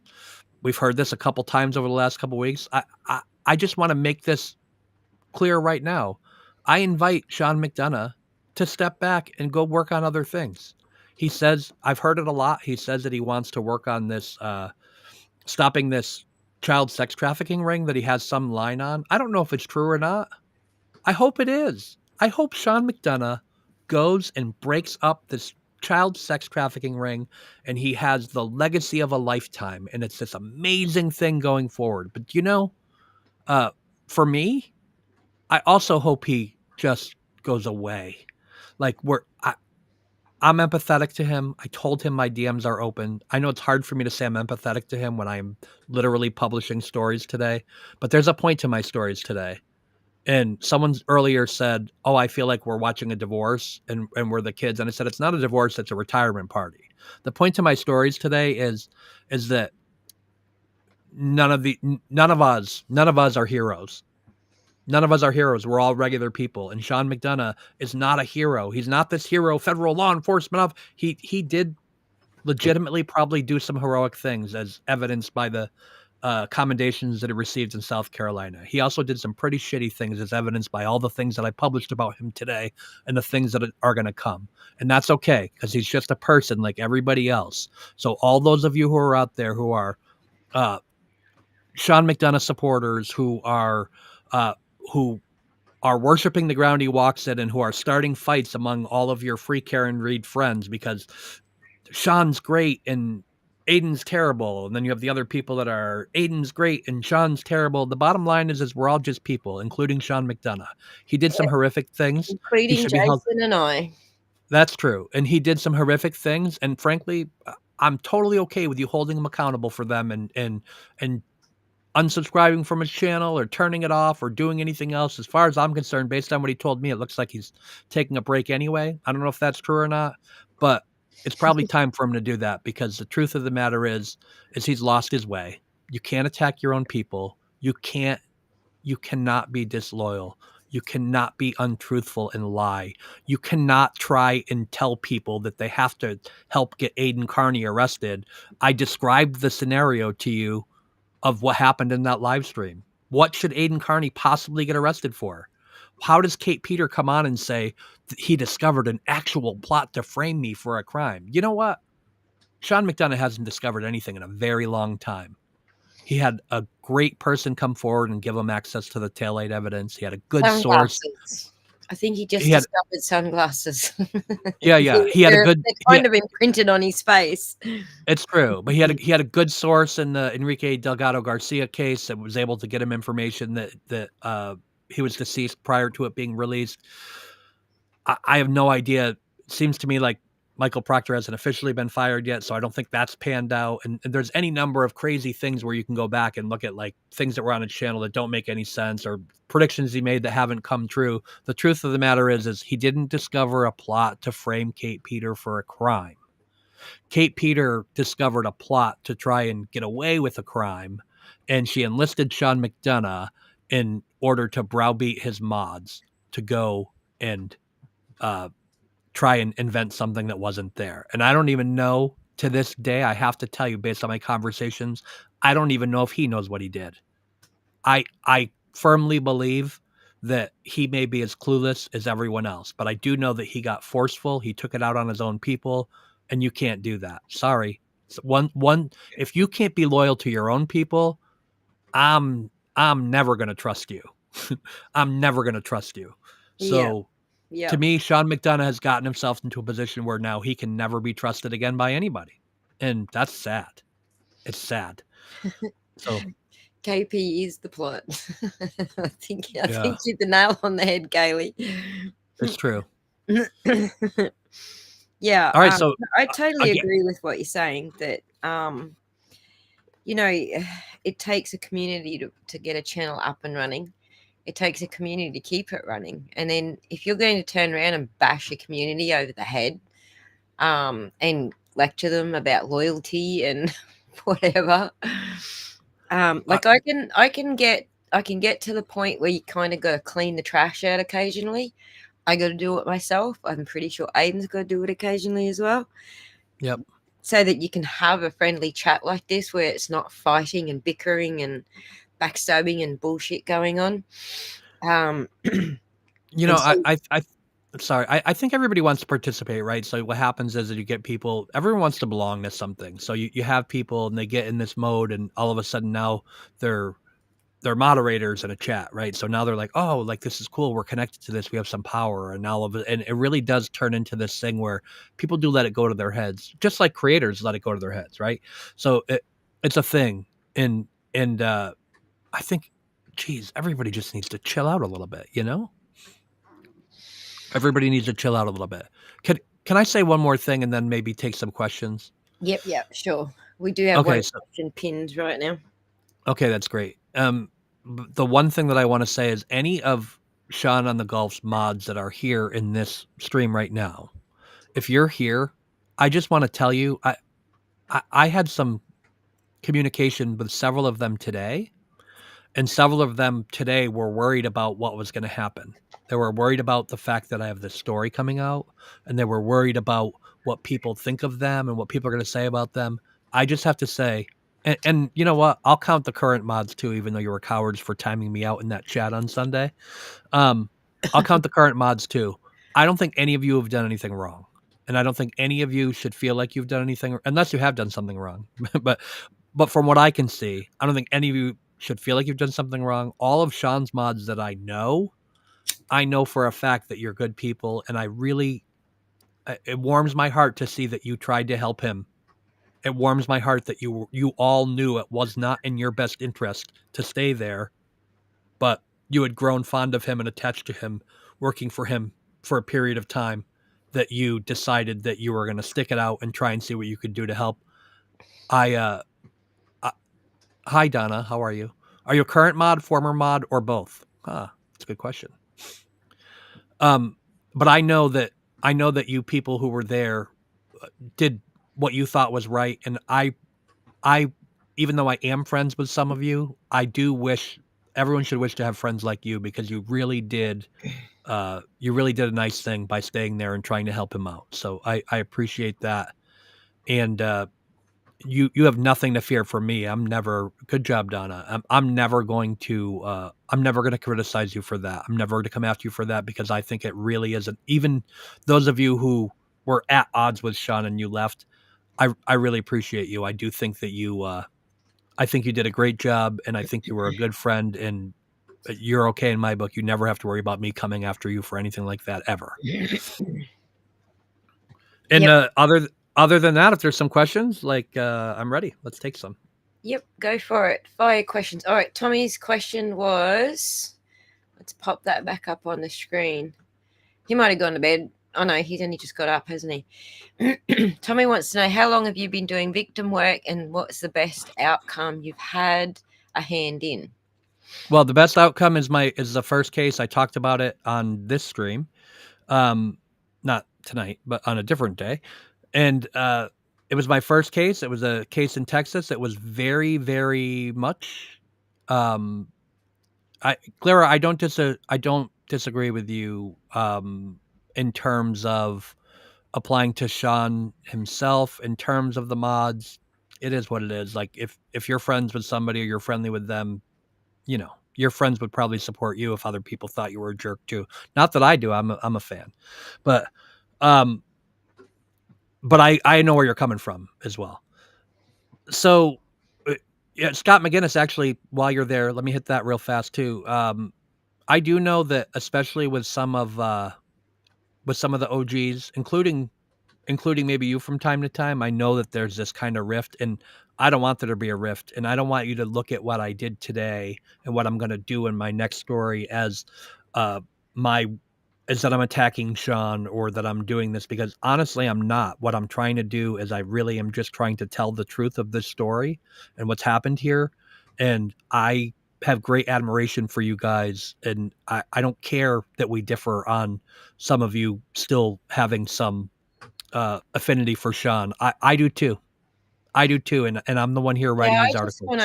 I just want to point out that, you know, we're playing Sean's own game by having this stream to begin with. But on the same token, that doesn't make him irredeemable. Nobody's telling you have to take a side. We're not saying that at all. We're just saying, you know, two can play this game. Here's the other side of it that he's not telling you. Make your own decisions. No one's saying you have to choose a side. So anyone who felt that this might be about having to choose a side, it's not. We're quite happy for you to have whatever opinions you want to have. You're free to go about it. This was really just evening the playing field, basically, wasn't it, Jason? Well, for me, it's what it's always about. It's always about telling the truth. It's just always about that's it. It's just about the truth. I don't really care about anything else. Um, I started asking a question and I stopped. I'm sorry. I lost my train of thought. That's all I right. was You were answering Tommy's question Oh about. yes, thanks, Tom. So, yeah, there was a case in Texas. It was a popular YouTuber, Amendment auditor who had over 100,000 subscribers, who got in a dispute with the Shell Oil Company. Had told the manager of the Shell refinery. His name's News Now Houston. He's in prison and currently trying to get a new trial. But that case was all the way back in 2019. It was how I actually first communicated with Kate Peter. And and in that case, when he had got into a dispute with the security director at a Shell refinery, he made a offhand comment saying something along the lines of, "I know where your daughter goes to school and where your wife works." So that security director named Tim Hill of the Shell refinery in Deer Park, Texas, contacted the Deer Park Police Department. The Deer Park Police Department started to look into this character.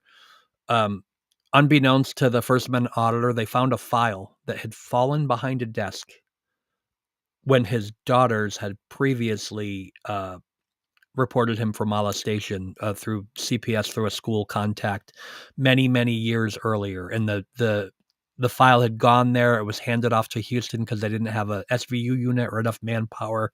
At some point, it came back, and the story is that I heard that as a detective retired, and it had shuffled off of his desk and fell down in between the desk and the wall, and there it stayed until it eventually got picked up and put in a pile. So now that computers were the records were there. When he came in, the police looked him up and they found this report. And also, that First Amendment auditor, his name's Earl David Warden, Warden. He was spelling his name Warden so that people would not connect his criminal history, because he also was a convicted rapist, where he raped a woman at gunpoint while pretending to be a police officer. So we have a really bad dude.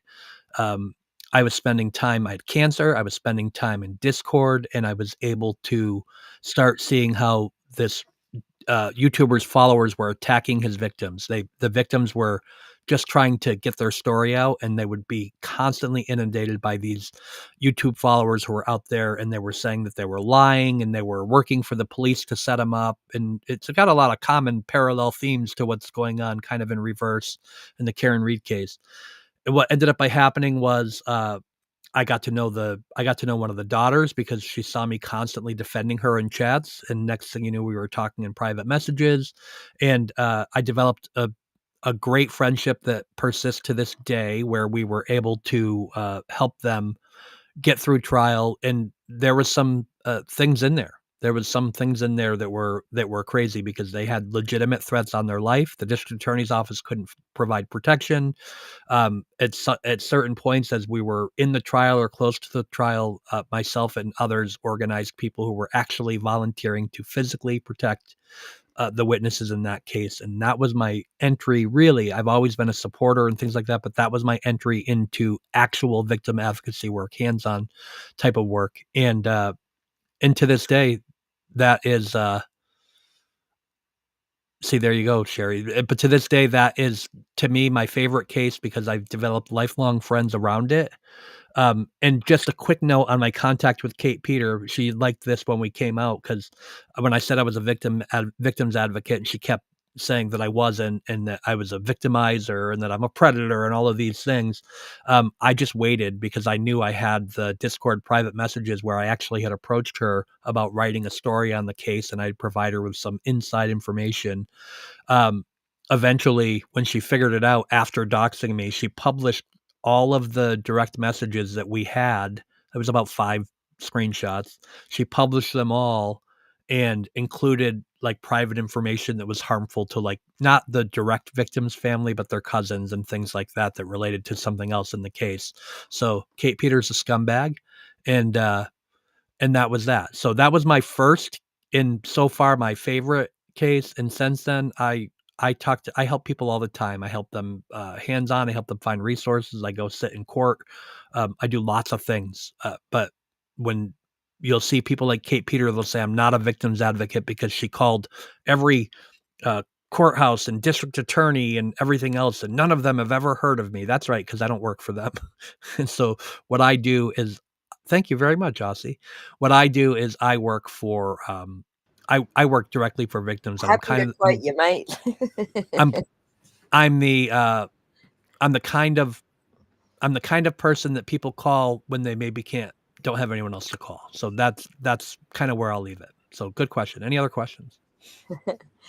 We still didn't get to read your article, but I think once you're off, I'll actually go on and read it because we've got still quite the audience. Obviously, people are interested in hearing the deets in the article. So I'm quite happy to read it though and let you go because you still got to write the next article. I still have to finish the next article. I'm more than halfway through. It won't be too much longer. Yeah. So maybe we need to get you back up for the next article. Well, because I friggin' screwed up all our time thingies. That was supposed to be what this stream was meant to be. Well, one of the things is I really do want to get this article out tonight because to me, I actually struggled with the. I like to when I write articles. I really do like to do the little graphic header on the article. I put a lot of thought into them, and I really struggled at the last minute because it says something along the lines of are we still on my screen? Yeah, we're still on your screen. All right, hang on. And I'm sorry that all came out backwards because it was meant to be you produce your article and your thumbnail, and then I do this, and that's not how it ended up being. And I apologize for that because I forgot it was your morning there. And by the time I woke up for my tomorrow, it was only your night. I forgot all about that. Am I not logged in as me here? Do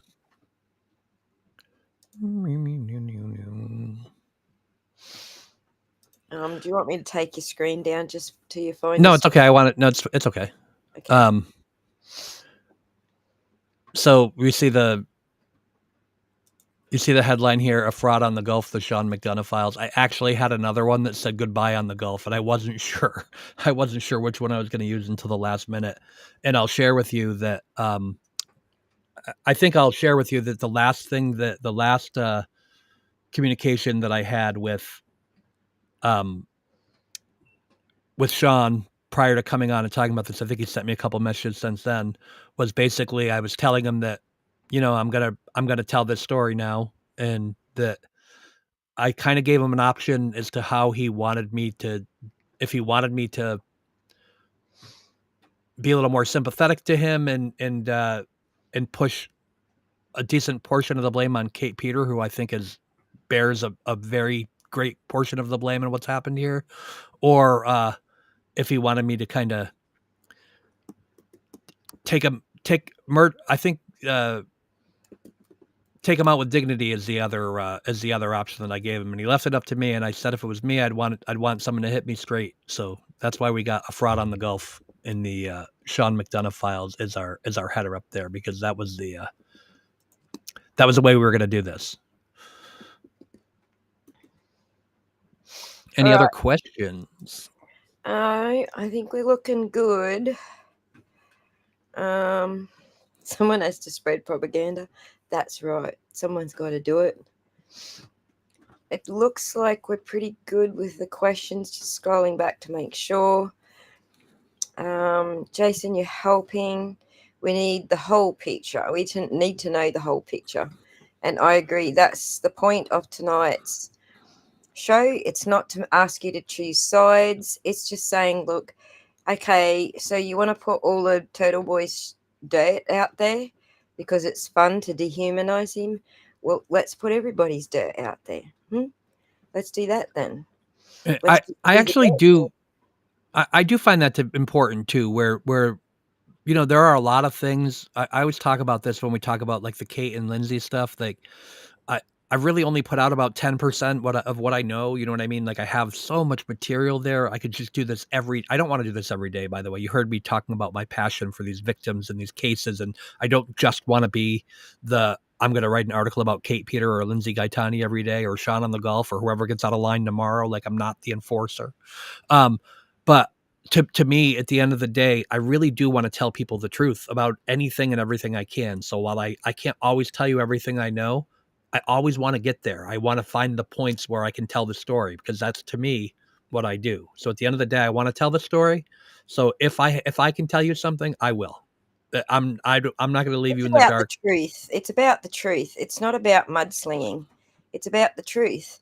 And as someone just pointed out, Sean's trying to put an innocent man in jail, trying to get people to lie about him to put him in jail. And if that's someone that you respect, that's fine. You can respect them, but it's not someone that we respect. So instead of it being a mudslinging match, it's like, all right, let's put the truth out there. The truth, at the end of the day, you guys know that the truth is really what my channel is about. I don't normally get involved in mudslinging, and I didn't want to get involved in this mudslinging. Me But either. that's right. But there is truth, and there's just mudslinging, and what we're doing is truth. So that's a little bit different. And also, we show our receipts. So, we're not just saying blah, blah, and you've got to take it on face value. We're showing our receipts. We've got the receipts, all right? We don't just say nothing out of thin air, and you're supposed to believe me because I'm some sort of YouTuber that you put on a pedestal. That's not where we're from. Neither of us. Yep.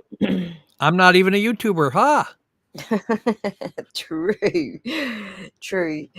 So have you got any more questions so we can let Hailey get back to work, and then we'll get on to reading the one article Hailey has put out. For those of you who don't have X and can't read these things on X, I will read this article tonight when Hailey goes, and then once Hailey's published the next article, we'll have another live stream. We'll read that article as well. So no more questions. Going. The Riddler suit was cool though. Oh, thank you. I don't always work as hard on those as I did this particular one. I was really, really happy with how that came out. So I think maybe when we're done with this, I'll make the heading a little nicer and I'll autograph it and send it down to Sean. Well, I loved it, and I'm sorry that I did the whole spoiler. I was totally okay with you using it. Okay, cool. You did ask me to review it too, and as you know, I didn't, because I would have caught that other. Okay, we do have a couple of questions. How did Sean feel about you writing this? I think I'm gonna consult my messages here for that for 1 second. Why would he want you to write it? I don't know that he wanted him to write it, actually. I don't know that he wanted me to write it.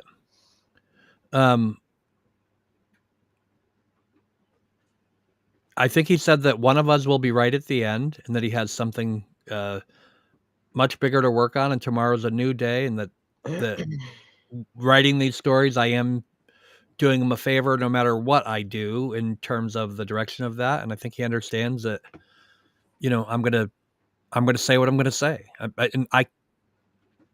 Again, I'll be the first to admit that even after all of this, I don't fully understand what's happening still. So, but I will say that I am kind of glad that the ending of our conversation today was cordial, and I'm not going to carry ill will about Sean going forward. So I don't know. It's a better question for him, but I do know that we ended things off cordially in our conversation, and our DMs are open. So we'll see. We'll put a pin in that one, and I'll let you know. And I'll let you know in a week. Okay. And what's the next story that you'll be covering? Oh, I have so many stories to cover. I want to do more on that just en route case that I talked about. I have a case that I need to accelerate the YouTube channel, and I am doing some work with Abby on that. I really want to tell the more Stringer story. I've talked about it. I've had posts about it on X, but I want to lay the whole story out there, and I have a way to throw it out there, and that's going to be unique and novel. It's going to be the first video on my YouTube channel when we launch it. So I'm going to try and do that in the next week or two, hopefully, with my fingers crossed. And that's the more Stringer story, in which morphs into a story about a related story about a child sex trafficking ring strangely enough, I guess Sean's not the only one that can talk about that. So that's something that I look forward to doing very soon. Yep.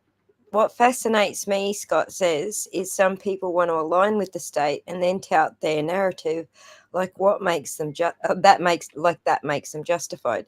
It actually points out their ignorance to me, but I think in very different terms. And for people who don't know, Scott isn't just anti-state; he's anti-corruption. He used to work for the state, so he's not only anti-corruption, but he lives and breathes anti-corruption. He's out there on the streets every day. Unlike Sean, he is on the streets. He has boots on the ground every single court hearing, involved with every single one of these people and these cops who are all named in all of these cases that we just listed. Scott's always out there. He's always anti-corruption. So I he's not I can tell you aligned. something else about Scott. He's how I always know I'm in the right place. So when I get to an event, I know I'm in the right place because Scott's always there early, and he's always standing there, and he's always got his stuff with him. So I know he's there with his flag or whatever.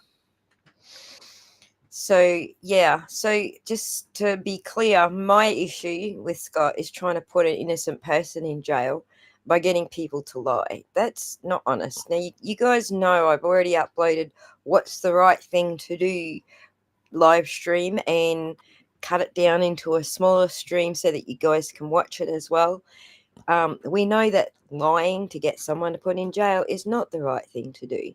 And that, as far as I'm concerned, that's outside the purview of this court case or anything. This is a personal statement about who you are. If you're prepared to lie to get someone locked up because you don't like them, then that's the type of person I personally don't want to be associated with. But I'm not saying that you can't. So, as Nunya keeps saying, we can still be friends. And to me, it really doesn't matter. I think just like you said, as a personal statement, I just can't do it. It could be my enemy, and I don't care who it is. Like, this is the thing. Everyone has this assumption that the other side just loves to say that I'm just here to support Aiden Carney. I'm just here to support Aiden Carney.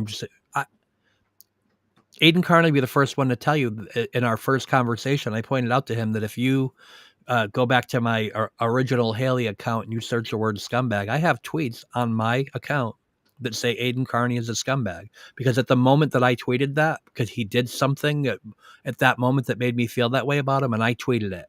I'm not just here to support Aiden Carney. I am here to support his work. I think he's doing a phenomenal job. I am here to support that he not be wrongfully convicted or accused of crimes that he didn't commit. Like that's my principle. It has nothing to do with Aiden Carney. It only has to do with me. I am not okay with it, and I never will be.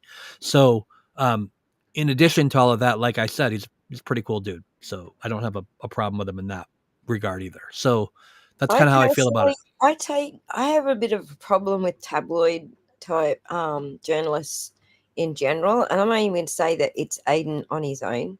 Like I have a real big issue with the TMZ guy. Like he really freaking great. So every time I see his face, I want to smash it on my screen. I just have an issue with tabloid journalists. So I've been very forthright about having that issue with tabloid journalists, but Aiden hasn't held that against me. So he's not doing the same thing, I think, that others are doing, like Sean, for example, um, because someone said something that this is something that you're doing, then you've got to take, great offense to that and turn the whole freaking world upside down over it. That's not how Aiden operates. He accepts that I don't specifically enjoy tabloid journalism, but I still watch his shows most of the time because I'm forced to, just because people say he said stuff, and then I got to go check if he actually said that stuff because usually it's out of context sound bites. So That's for it's sure. it's all the back and forth that goes on like this that causes me to have to go and watch what Sean has said or what Aiden has said so that I know what actually came out of their mouth and what isn't gossip. So Aussie, I want to throw in here real fast. Yep. I see that my friend Lacey Jane is in the comments here saying hello to us, and I understand that you are doing an interview with her next week, which is very interesting. So on uh, on Yes. Thursday, the last 2 Thursdays in a row, and we're going to keep it up this week too. This Thursday, I'm doing a live Spaces event with Lacey Jane, 7 p.m. on Twitter. So follow Lacey Jane on Twitter. That's where you'll find our space. We'll be doing our live Spaces event. And for a lot of you, there are, especially people in your audience, if you have not followed the Karen Reed trial, we're really going back to just a primer. We're not going through every day of testimony and doing this. We're just going back to do kind of a wiki and tell people who the characters are and what the main themes are in the case. And we're 2 weeks in, and I don't know how many weeks we have left to go. I guess we'll have to wait until to see how long it takes to tell the whole story. We'll definitely be there this Thursday, 7 p.m. If you want to check out Lacey Jane's Twitter account, we'll be doing a Twitter Spaces event. Yep. And so probably just after that, we will have Lacey Jane on here to go through the slideshow that we just went through, because she's a little bit mystified with the connections of all of these people and what they have to do with the Karen Reed case. So, but that's okay, because we have a lot of people who are still mystified as to what it's got to do with the Karen Reed case. So, we'll keep covering it until people understand that those connections all come back to trying to get Karen Reed banged up back in jail. So the O'Keeffes and the McAlberts don't want her out here talking to the public, speaking to the media, having stories published. They don't want any of that. They want her bail revoked, and they want her tossed in jail. And so all of these sideshows that happen are generally driven by the McAlberts. We know that Kate Peters got several McAlberts' hands shoved up her butt, flapping her jaws for her. So we know that one's, a given.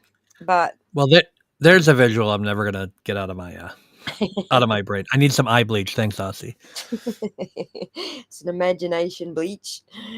There's also a bunch of other people that, Kate Peters is like a Venus flytrap. She just sits there on the side waiting for someone to have a falling out, and then snap, she's got them in her groups, and now she's got her hand up their asses, flapping their jaws for them. And so that's basically, all these sideshows are essentially feeding into what the McAlberts want. They want Karen Reed off the street so she can't talk to the public anymore. We know that because they have put motions forward in court to gag her, which were smacked down basically by Bev, believe it or not. Bev actually told them both to shut up. Actually, that was her compromise. They both have to shut up.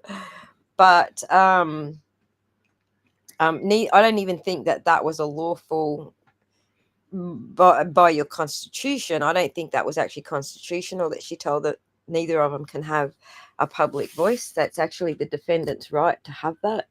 So Sure is. so I don't even think she made the right choices there. Starlink got us. This happens, by the way. If you're new to this stream, every once in a while, Starlink got us. Starlink got us. It did. It did. That's weird. Oh, because I got rain. Okay. I just found the best spot for the Starlink. That's why I haven't dropped out all day, all night for you guys. But we do have a storm around, and that's one thing I can't control, the cloud cover. So that shit happens all the time. But so yeah, we do. Sometimes this happens. Sometimes this happens when you live on an island. Sorry, go ahead. Well, I'm not actually living on the island yet. I'm still living in the forest. I haven't moved to the island yet. It's still all being held up. Oh, but I'm getting there. Wait, am I mixing up with Miss Shorty? No, Miss Shorty lives in Melbourne. No, I am moving to an island. I am. I thought you already lived there. I apologize. It's my bad. Not yet, but I'm currently living in a rainforest, which I posted on my wall yesterday. If people wanted to see the density of the rainforest that blocks my reception, it's pretty hectic. It's a proper rainforest, so it's not just. Should I wait to come visit until you move to the island, or should I come in the rainforest? That's what I want to know. probably when I get to the island, because I got no room for it in the rainforest. I actually only have a 1-bedroom cabin in the rainforest. So, but I I'll was going have, to sleep.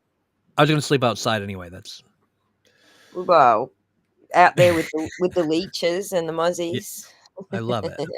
I'm Well, not afraid. we actually have regular visitors who come by with their little camper van, and they set it up next to us and run a lead out for the power and stay here with their camper van. So, I mean, it's up to you. How do you But get power out there? I'm connected to the landlord's house directly, Hmm. and I have my own power box to read my own power meter, sort of independent that way. But uh, I was looking Oh, into that's wait. I think I knew this that you had a tiny house. I thought we talked about it. I'm sorry. the tiny I house is what forgot. I'm building. So I currently Oh, live. you're going even smaller? Right, no, I'm going bigger actually. I Oh, currently live in a 1-bedroom itty bitty cabin, forest cabin that they used to like rent out to like romantic couples and stuff oh, in the hinterland in the rainforest. It used to be like a bed and breakfast at some stage. So it's a very, very tiny place. The place I'm moving to is actually much bigger. I have 2 bedrooms, 2 bathrooms, actually a full wow. kitchen, and a massive like seated area that's got a roof over it. So it'll actually be a lot better for visitors. We can we can actually sit somewhere and have a conversation. It's not like in the forest with the leeches. So, but yeah, it's happening. It's very slow. I imagine I'm probably, hopefully, let's say next Christmas, because last Christmas when I bought the property, I said we'll be in there by Christmas, and I still haven't got the paperwork through to even start the building. So let's say next Christmas. I'll just keep pushing it forward till next Christmas until What? it One actually, more year. One more year. Yeah. right. That's essentially it. So, it looks like we are done with questions now. So Great. if you want to go finish writing your next article, I I do. will do what I have promised and go read the article that you just wrote for everybody.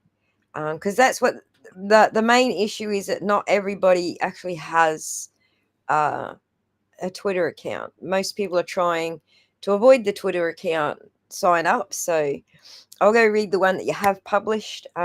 Everybody say good night to Hailey. Is there anything else that you would like to close out with, Hailey? No, just I really appreciate everyone for coming out and watching tonight. And we, you know, I love. I'm a friend of the channel. I like coming here and having these conversations, and I'll come back whenever you want. And thank you for. I know that I saw my Twitter being posted up there, and for those of you who need another outlet, I will have one for you very soon, where you'll be able to read my stuff somewhere other than Twitter as well. I'll be posting across multiple platforms so that people can read it on the platform of their choice. So Cool. Well, we will make sure to post that into our community section for people who don't have Twitter, so they can find your website when you've got it organized. We've got some offers too if you want some help with setting up your website, whatever it is. I know that you do that. That you do it by trade anyway, don't you? I'm in technology, but I don't.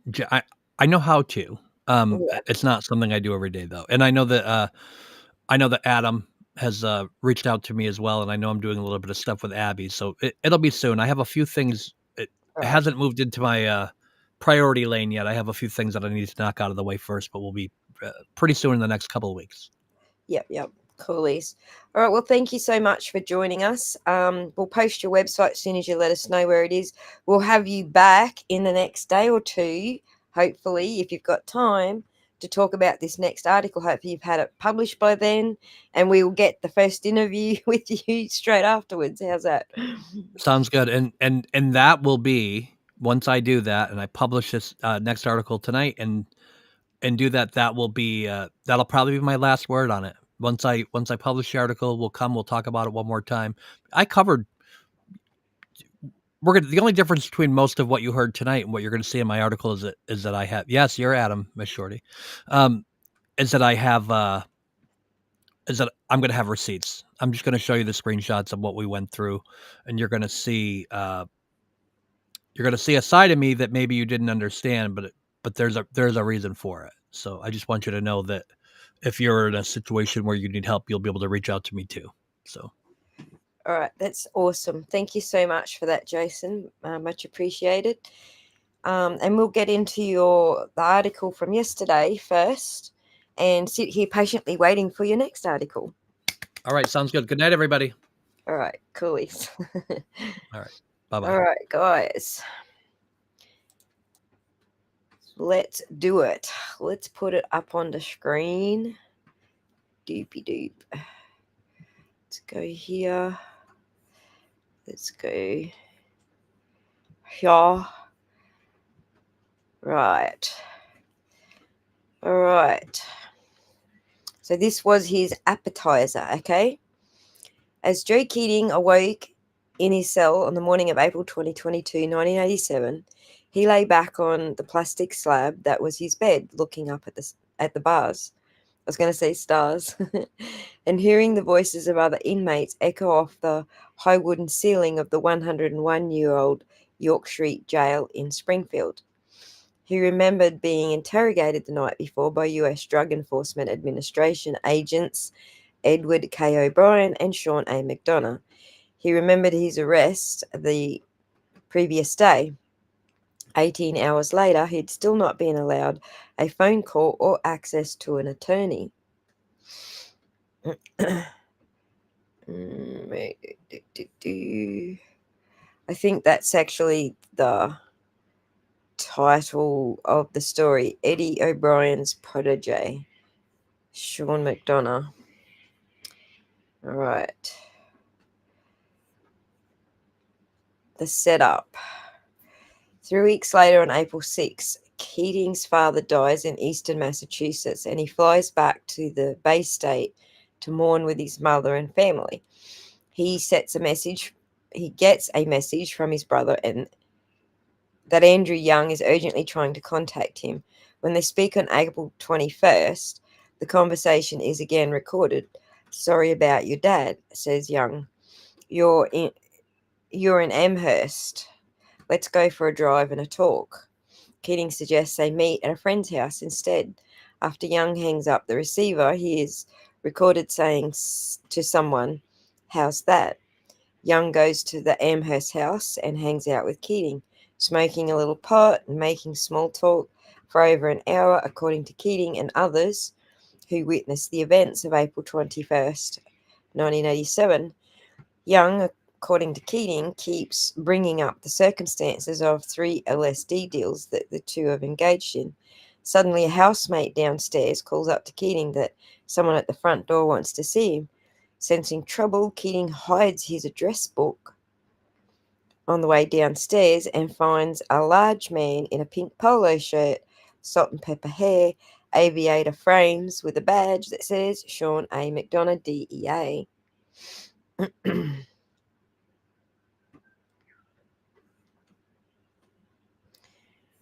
I need to find the next part of this. The following account is Keating's memory of what happened.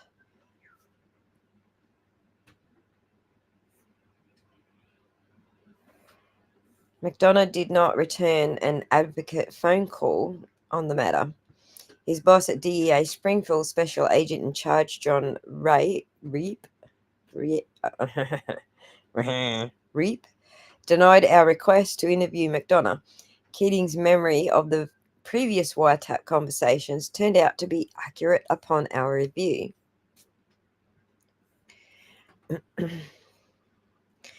Hailey says the article implies here that McDonagh used a healthy dose of police brutality while making the arrest.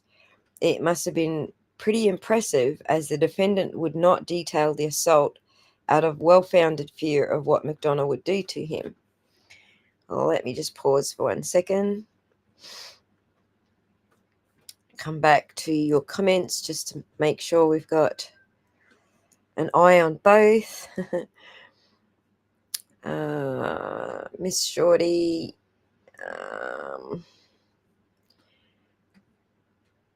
Good night, Tom CPU. Sorry if I missed you. Yes. They will survive. And I don't know that there's any fixing it right now. No. The pink polo. We've all seen him in the pink polo and the aviators.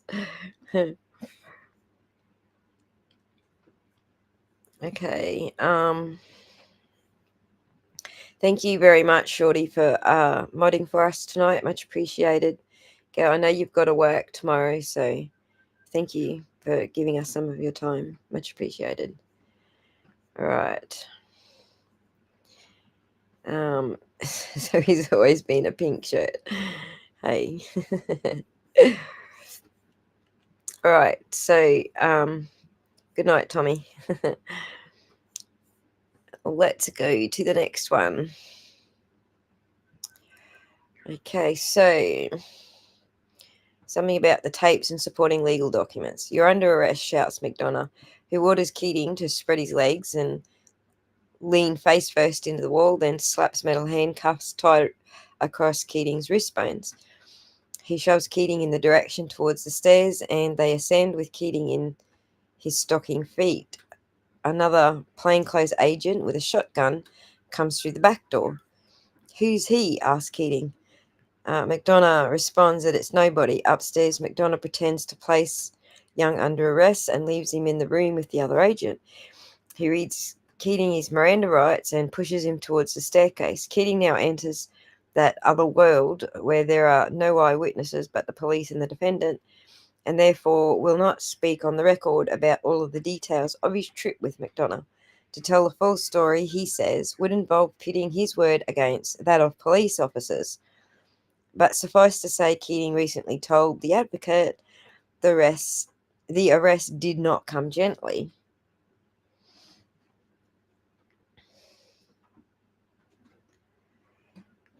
These, I feel like we're not reading these in order.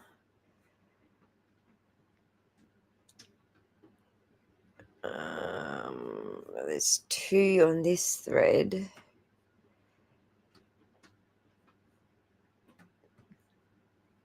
The following account is about our review of the documents. Keating is dumped in the passenger seat of McDonough's Chevy Caprice. His hands are throbbing and he guesses purple from the lack of circulation caused by the tight metal handcuffs. He will later remember McDonough yelling to him that he's in big trouble now and faces 20 years mandatory on a federal offence.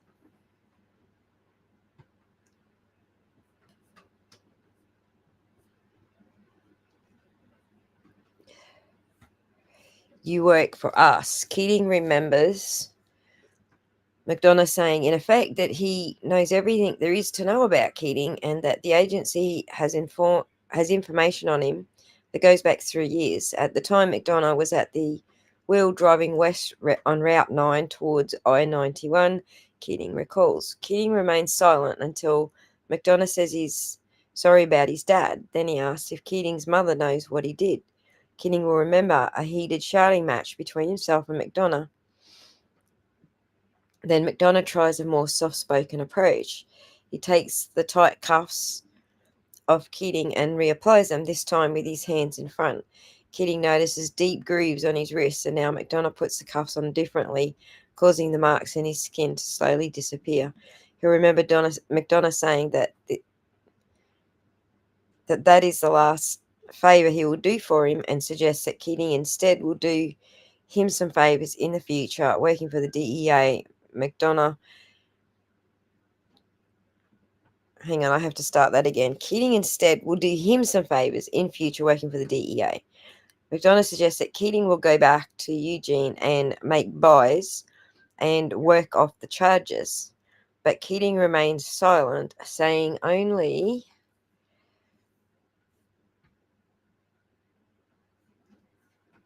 that he wants to see a lawyer.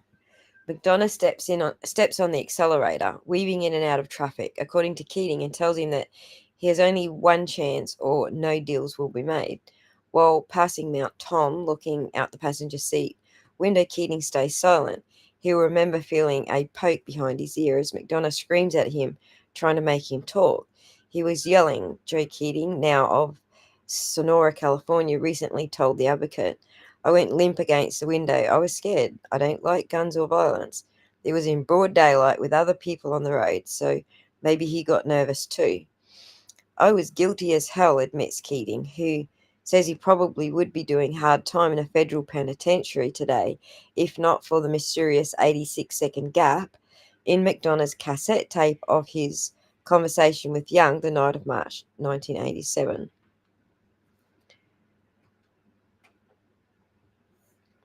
I've got to find the next thread, sorry. Meeting Eddie.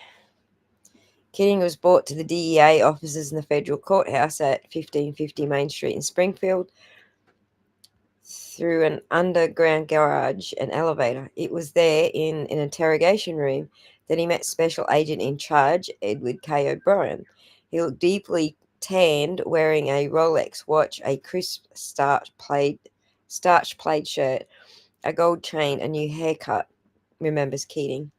He struck me as a coke dealer type. O'Brien, who was arrested last August 14th on charges of trafficking 117 pounds of cocaine on at least 2 occasions this past year, is unavailable for comment, according to his attorneys Owen S. Walker of Boston.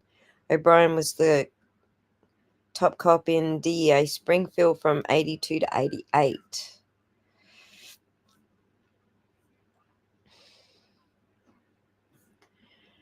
According to Keating, O'Brien asked McDonough, "What do we have here?" McDonough's answer was, as Keating remembers it, "A stupid expletive who wants to talk to a lawyer." "We didn't know where Joe was for more than 24 hours, a friend of Keating's told The Advocate last week. The local cops, the state police said they didn't have him. The feds said nothing. Witnesses said he was taken by a couple of men. We didn't know who."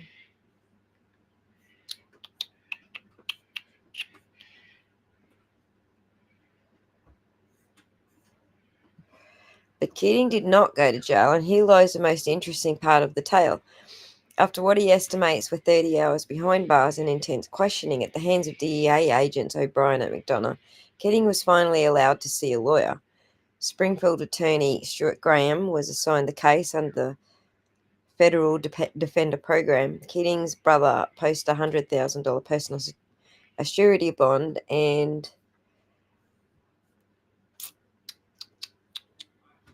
Keating, hang on.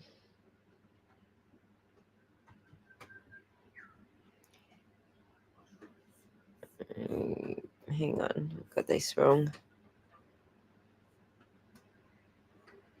I'm not sure where the rest of that went.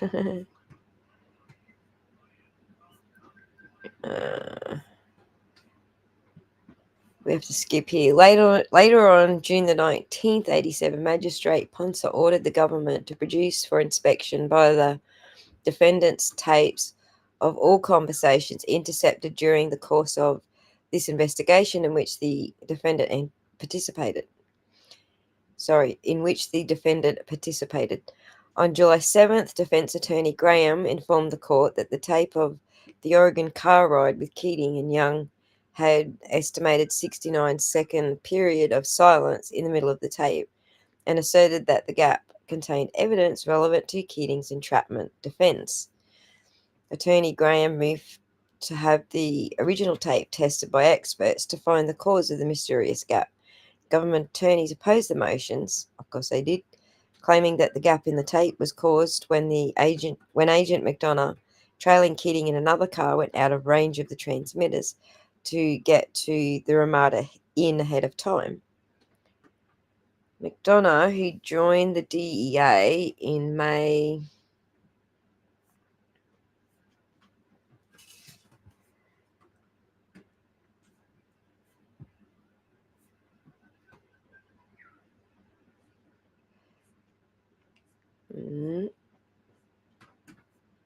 I think we just got I don't think this is an ongoing story. I think we've just got like snippets of the story, so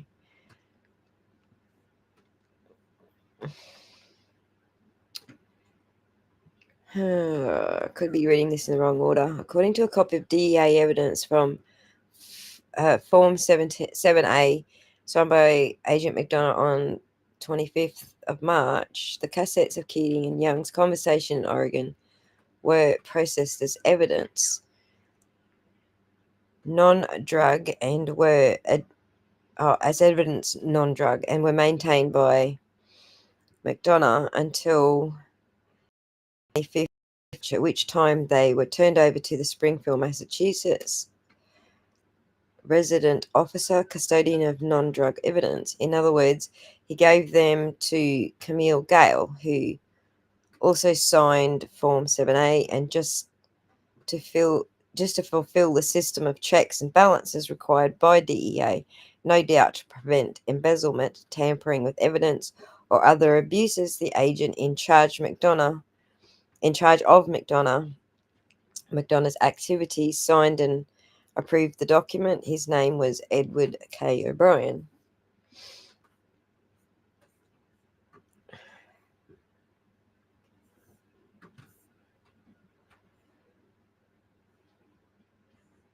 I think we are here. We're just reading March, weren't we?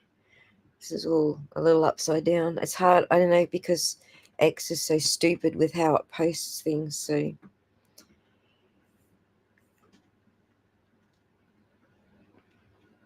Yeah, that might be it, that he can't beat on the bad guy anymore.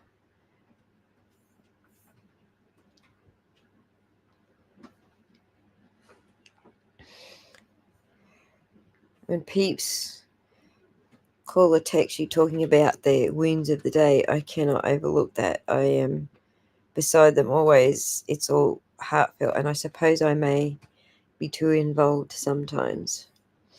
I think we do all get a little involved sometimes, Scotty. It's not a bad thing, really. Later on June 19th, 1987, Magistrate Ponce ordered the government to produce for inspection. I read that. Sorry. Oh, that's where it went. Over there in May of 1986. I didn't see that. McDonald, who joined the DEA in May 1996, signed an affidavit under the penalties of perjury, swearing our efforts to do this temporarily brought our motor vehicle and the receiver beyond the effective range of the transmitter. In my opinion, the so-called gap or blank portion of the tape occurred as a result. Yeah, I'm pretty sure you get static in between if that happens. To my knowledge, at no time was this tape tampered with in any matter. The government's attitude towards emotions, wrote Ponce in his decision, and particularly defendants' counsel, desire to obtain an independent examination of the tape, was quite sceptical and condescending. The position was that defense counsel was fabricating an argument out of air and simply attempting to delay and complicate the case.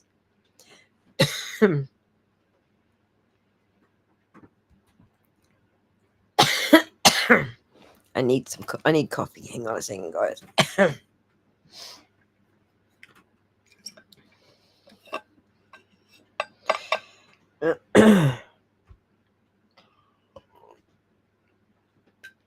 Sorry about that. Dry throat. It got me right in the throat. All right.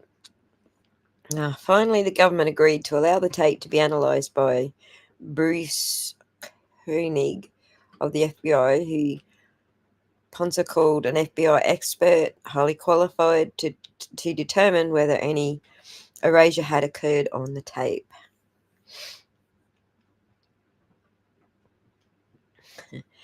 I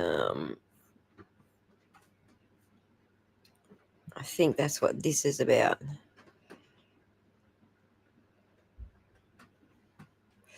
So the FBI concluded that after the original recording was produced, the cassette was placed in a different tape recorder and the record mode was activated for approximately 86 seconds.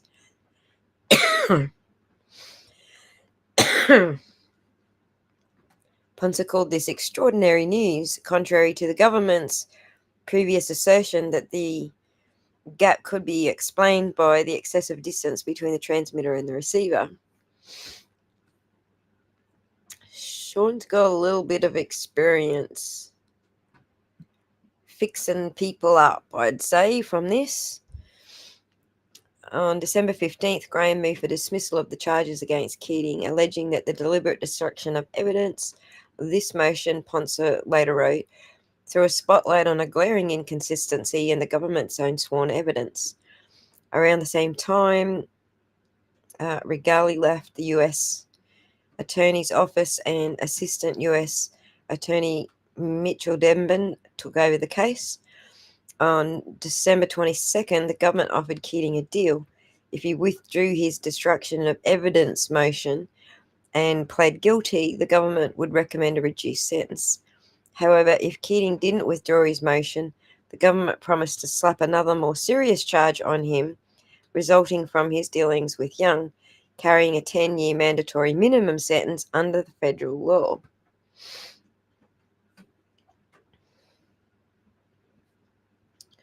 When the defendant didn't play ball to help cover up McDonough's destruction of evidence, they got the grand jury to file a superseding indictment to try to punish him and force a plea deal, which is what's going on with the Karen Reid case. You think Sean McDonough's not aware that that's what's going on with the Karen Reid case, guys?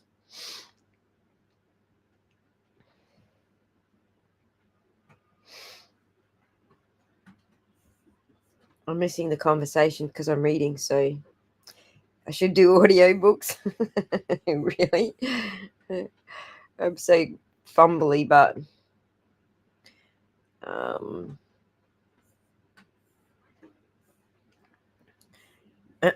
thank you. Thank you, Karen. Hydrate. Get that coffee into ya. Which is kind of the opposite from hydrating, but thank you, Karen.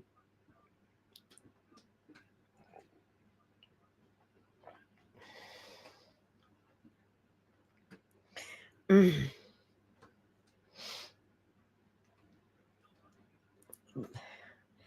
there's a bit of delusions of grandeur going on here, isn't there? I'm agreeing with you. It's like knowing some of this background kind of puts more in perspective. He actually does know what he's doing. In my opinion only, but it does feel like he does know what he's doing. And all the manipulating other people and his mods, he knows what he's doing. Joe was a good client, notes his attorney. I have a lot of respect for him. He said, no, let's litigate it. You got to respect that. He was facing a 10-year minimum. He had guts. Keating was given until January the 5th, 88 to cop a plea, but declined the offer. The grand jury slammed him with another superseding indictment on the higher charge of distributing more than 10 grams of LSD. Special agent in charge, John Reap of DEA Springfield, told the advocate that no discipline was sought against McDonough for either tampering with evidence or perjury, resulting from his sworn statement. He said the matter was investigated by the U.S. Attorney's Office. Former U.S. Attorney Denbin, now practicing in Springfield, said, at best I recall, what happened was that when the tape was being reviewed by the agents in Oregon, the tape recorder, a handheld, had the record and play buttons jammed together.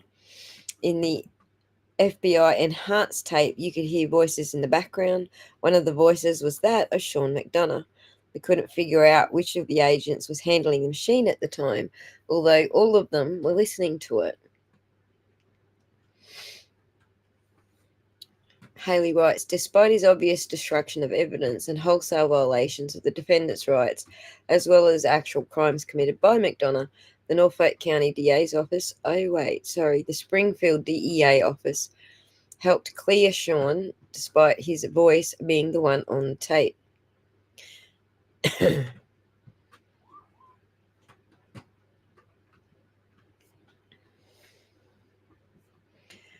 think this is the next one. But Ponce called the facts, which led to the motion for dismissal due to destruction of evidence, acutely embarrassing. He cited a letter from prosecutor Denbin to defender Graham, admitting that the deal offered to Keating was based, at least in part, in our desire to avoid the necessity of litigating the outstanding motion. to dismiss based on destruction of evidence. Ponce countered by citing the case law that ruled to punish a person because he had done what the law plainly allowed him to do is a due process violation of the most basic sort. Here, the court is faced with an extraordinary prosecutorial gaffe, wrote Ponce in his decision. A motion for dismissal is filed. Threats of very severely enhanced exposure are made explicitly to repress the motion. Ponce thus concluded, for the foregoing reasons, this court hereby recommends that the indictment against this defendant be dismissed. And Hailey writes that in the end, the judge did the right thing because despite the defendant being guilty, we live in America where corrupt scumbags, like scumbag cops like Sean McDonald, just like the MSP goon squad of Michael Morrissey in Norfolk County, just aren't allowed to do whatever they want. I'll be the devil's advocate here for a minute. Sure, Sean was a dirty cop working for a dirty agency, but but hey, the times are different then. This stuff happened back then because law enforcement got away with it. It doesn't make it okay. The truth of the matter is that Sean on the Golf acts exactly the same way now, like he lives in that world with the same rules that applied then. He forgets that the internet changed the score. The internet changed the score, and that scumbag corrupt cops is what brings us all the way out to the sidewalks in this case. So Hailey kind of described all of that while we were talking with Hailey. So we don't need to go over that again. But anyway. Okay. So that's what that expose was all about. I think there was actually some more. The Lexus Nexus is with us. Love you too, Lexus Nexus.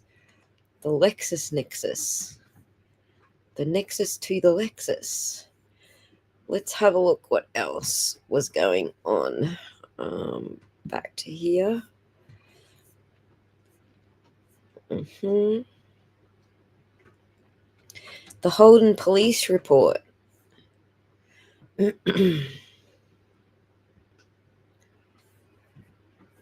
This is going to be part 5 coming up. How corrupt Sean targeted his own loyal people, which we just went through with Hailey. So this is the police report that Sean claimed was a false police report. I think. On Wednesday, October 30, I was assigned to shift patrol supervisor at approximately 9:07. I was dispatched to the lobby of the Holden police station to speak with a resident regarding a violation of a harassment prevention order. Upon my arrival, I was met with Mr. Carney. Carney reported that he applied for and was granted a harassment prevention order. We're just going to call it HPO, all right, guys, because it's too much for my mouth. In fact, before I get too much further, I need more coffee for my mouth. Against Catherine Peter.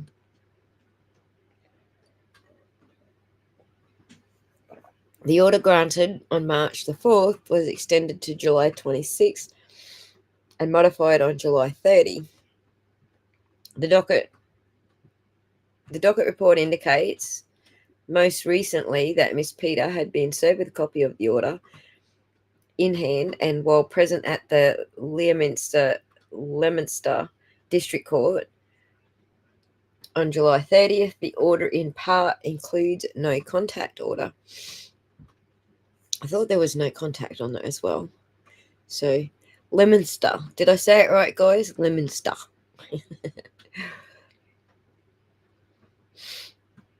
Hey, Prince Lover. one of my most avid supporters. There's so many of you.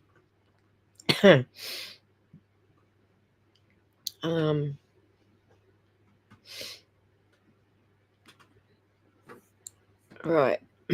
Sorry, I'm just checking in with messages just to make sure that lemon stuff. I thought I said it right. See, Scotty's learning me some Massachusettsian. Is that what it's called? I just made that up. Lemon stuff.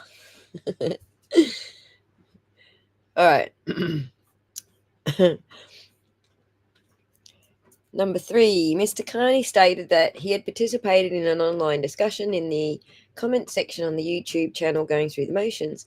Following his involvement in the discussion, he was alerted by the page's moderator, Miss Annette Stevenson, that the following comment had been made by... I don't want to give her YouTube account any traffic, so you know who she is, KP. Aiden, stop being a little bitch. The YouTube channel that Mr. Carney knows to be operated by Miss Peter.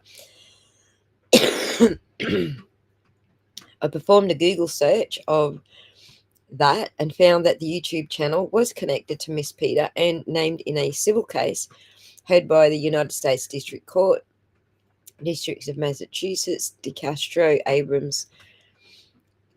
versus Abrams Peter and Google, YouTube Google et al. Furthermore, a New York Post article dated July 6 included statements by Miss Peter and identifies her as having her own YouTube channel called that.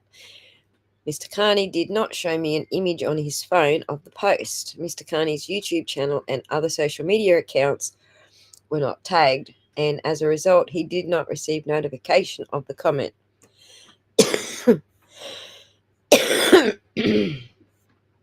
All right, more coffee. Just drop your R's and you're good. I don't know. I quite like my R's. Roll your R's, drop your R's. My R's is just fine. Thank you so much. I like it where it is.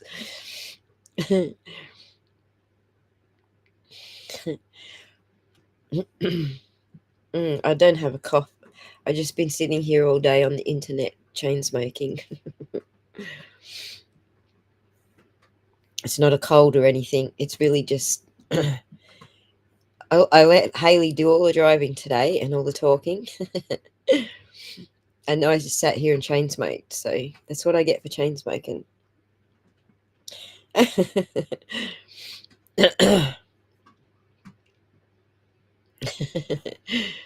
You like the way I said it? Lemon stuff.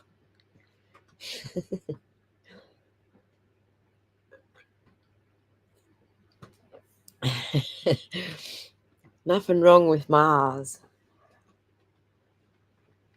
How come so many date errors? I don't know. Kimmy, they're dyslexic. That's my best guess. They're dyslexic over there at the Norfolk County. Following my conversation with Mr. Carney, I spoke with Miss Stevenson by phone. She confirmed that she had viewed the image and understood it to be directed at Mr. Carney. Miss Stevenson stated that she sent Mr. Carney a picture of the post. She further stated that she was aware of the existing court order, removed the post from the YouTube channel's comment section.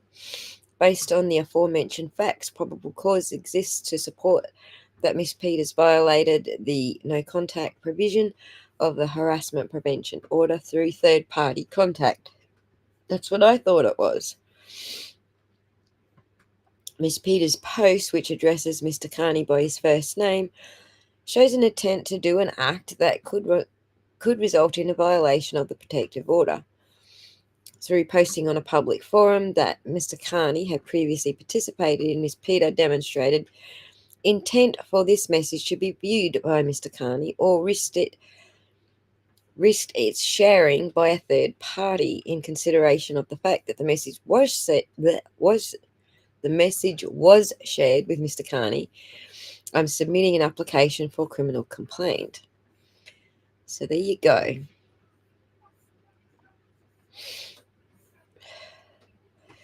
All right, so you know what? I was listening to some WWE rants because I don't watch that sort of stuff. I actually was listening to Sean go off a few times and thought, that's what he's doing. He's doing this WWE thing, interestingly. But here's the funny thing, with the way America's been carrying on over the elections, it's kind of not WWE anymore. It's kind of just like Americans in general now. uh,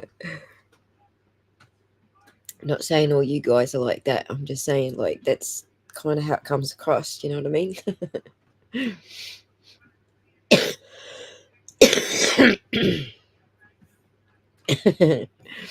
Let's roll another smoke together.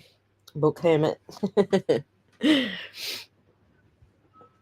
I actually haven't had one for a bit since Hailey got off because I'm talking, so not a bad thing. So that's basically what happened was, this person said, I sent a copy of it over to Aiden. So for Sean to go and lash out at her and threaten her, that's none of his business, really. This is between Kate Peters and Aiden. And then this person was doing the right thing by showing Aiden. So, Sean should have just minded his own business because he blew shit up. And then he made her do that. He did like a whole live stream on being loyal. I can show you that. Let me get that up on the screen for you.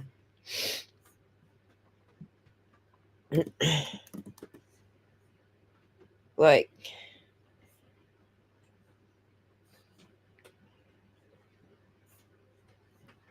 let me share this tab instead. See, he did a whole freaking stream on it. So for nearly 2 hours, he vented about loyalty and took out his frustrations on her and pretty much everyone else. So, and Nurse Kim, right? A whole bunch of things, a whole bunch of people copped it essentially. The list of people in this 2 hour, it's too long to list. So, okay, Hailey says intermission. So, intermission.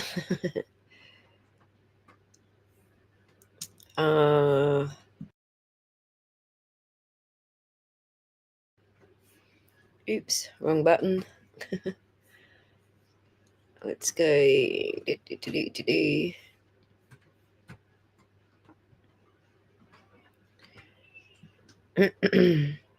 Intermission. I know there are still people out there who are fans of Sean that probably aren't thrilled with what I'm doing today. You'll see when I post my article that this was the last thing I wanted to do. Anyone who watched the No Mercy Monday can see that I stuck it out with Sean after that and only attacked him on a limited basis when he attacked me. Okay, so we just went through all of that with Hailey. So we're all up to date now, aren't we? I think we're all up to date.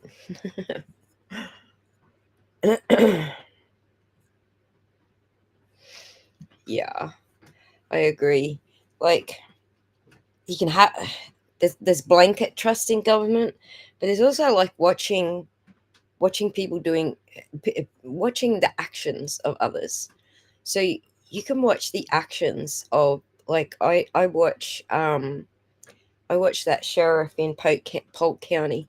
What's his name again? Polk County Sheriff. For some reason, I love the guy, and I can't think of his name for some reason. But I watch his actions, and so through watching his actions and the way he treats the media, the way he treats the public, the way he deals with the criminals, um, and his select words for the criminals. I like that. I like that guy, Grady, Sheriff Grady. I like him. So you can not just have blanket trust in the government, but at least look at Grady Judd. Thank you. At least look at their actions and appreciate, what they're doing in their actions without having a blanket trust in government. So I certainly don't have a blanket trust in government because, like Scott, I'm well aware that you can have these bad apples that make it look bad for the good apples. So everyone loves Sheriff Grady, right? Don't mess with Grady. Exactly. See, everyone loves him. And why? It's not because he's wearing the blue. It's nothing to do with that. It's because he's a decent freaking guy. That's why everyone likes him. So I love his transparency too. And I love his chalks. He has the best chalks. I like how he tells the story with his chalks. Like he fills in all the gaps. Like most of the time when he's finished a presser, nobody's got any questions. Like they'll all go off like tell us stuff that we know you can't tell us. But it's because he does such a thorough job that there aren't really any questions left to ask because he's just that good at what he does. So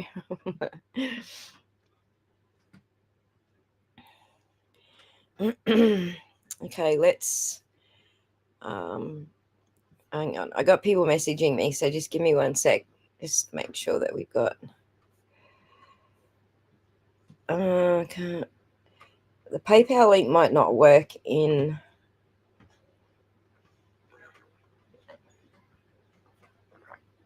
it might not work in America because it's got the Australian Ruru on it.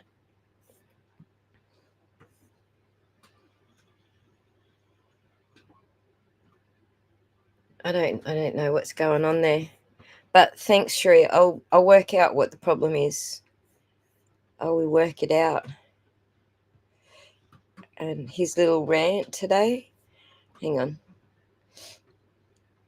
All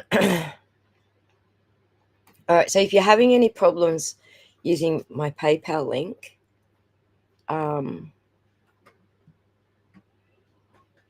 you'll have to knock the AU bit off the end.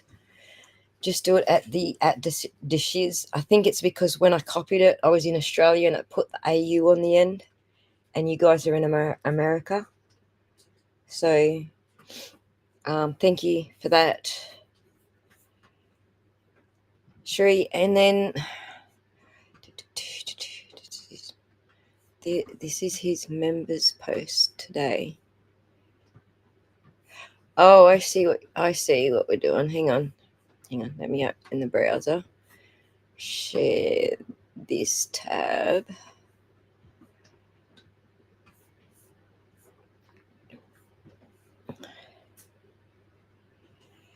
A friend of mine sent me the following pay-to-play tiers from a random sampling of people who cover true crime, and God love them. They do the work and they should be paid. This is America. Yep, I agree. You should be paid too. It's like we are the West. We are the capitalists. I'm thinking a lot about what I'm hearing from all of you, and I do want to make an appeal to each of you. Let's take the grift out of all of this. The grift has been an issue for some of you. I make this appeal to the very elite members to unsubscribe to that tier. Go into YouTube and stop paying the 99 cents.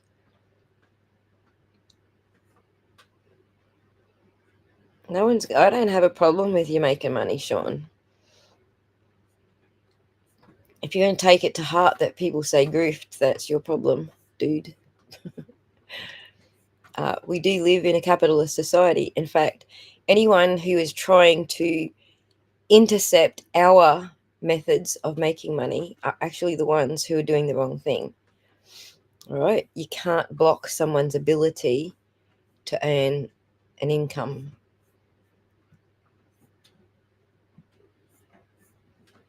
It's not criminal, but it's definitely a civil issue. It is too bad, isn't it, Scotty? It is too bad.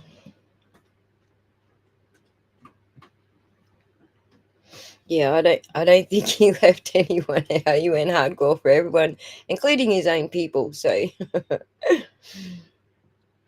yeah. Sure. Sure, you can super chat here. I still get it at the other end. Just YouTube takes a little bit of it for their portion. Well, it's a bigger chunk, but I mean, it doesn't matter how you're getting the money to me. Every platform, every payment platform takes a chunk. That's just how it is. There's no way for you to get money to me without some platform in between taking a chunk.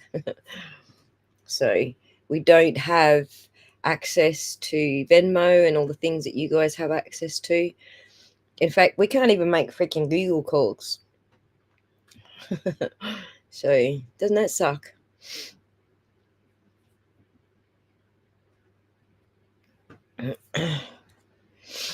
All right, so where are we?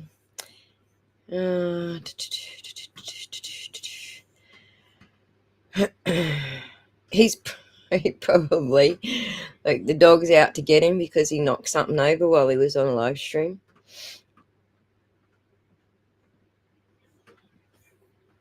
A lot of people say the grift, but you know, fuck off to North Korea if you don't like people having a job and making money.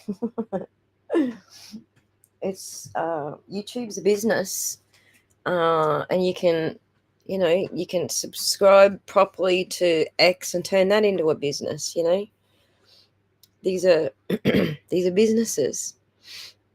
So the point at which you are getting in the way of someone's business or ability to earn money for their business, that's the point where you're the one who is being anti-Western. Yeah, you're being pro North Korean. Pro. I don't want to use any other words because I don't like the way that they've been misused. But anyway, we don't live in North Korea. We are all free to make businesses and make money from our businesses. And you are not free to stop me from doing that.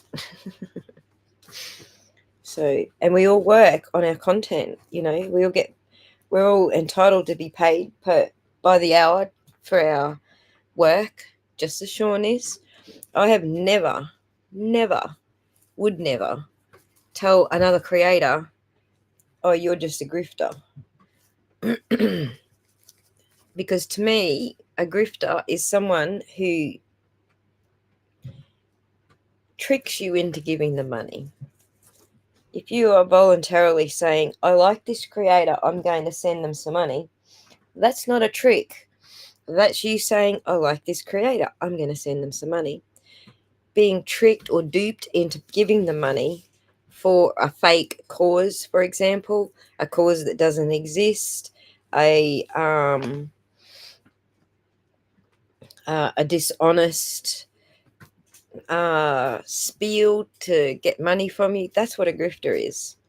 A grifter is someone who's getting your money out of you by being dishonest and tricking you. So I don't see any of that happening. All the YouTubers, all the creators, they're all just running a business and they're getting paid for they are sharing their content and putting eyes on ads for YouTube. And YouTube says, you know what? Thank you for helping us get the eyes on our ads. We're going to pay you for that service. That's in addition to you guys, you know, sending us chats and stuff. So hang on, I think I might have missed one here. I got that one. Did I get that one? I got that one. All right. Keep your eye on the ball, Ozzy.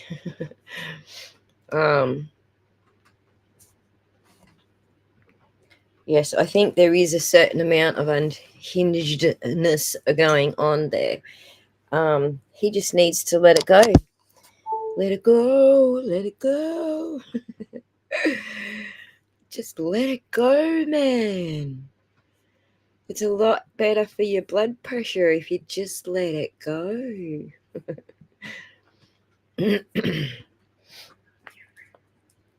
Right, exactly, Michelle. Pretending you've got cancer to get money, that's also grifting. And oh,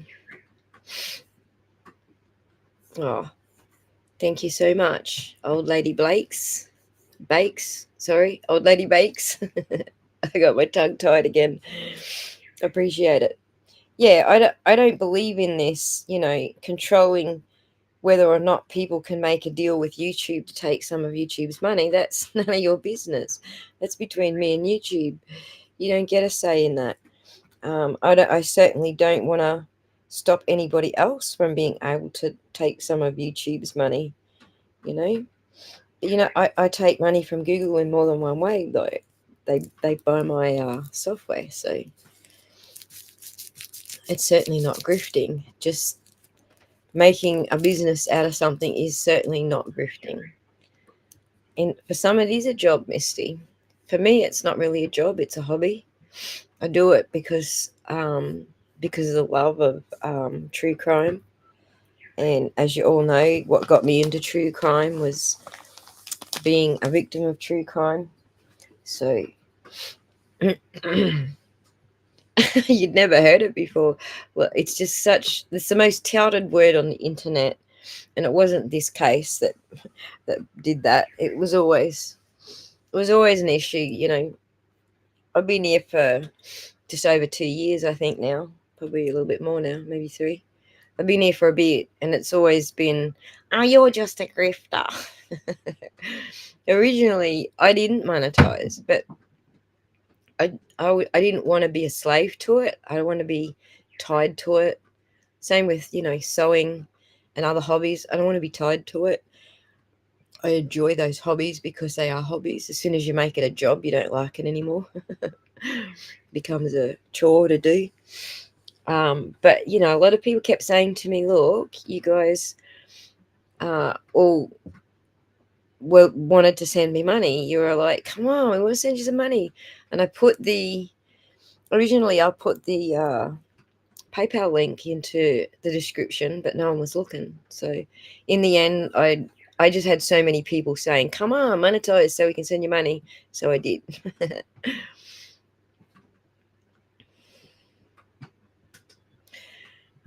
He's probably not going to say it, but yes, nobody heard of him until he was on TV's channel. So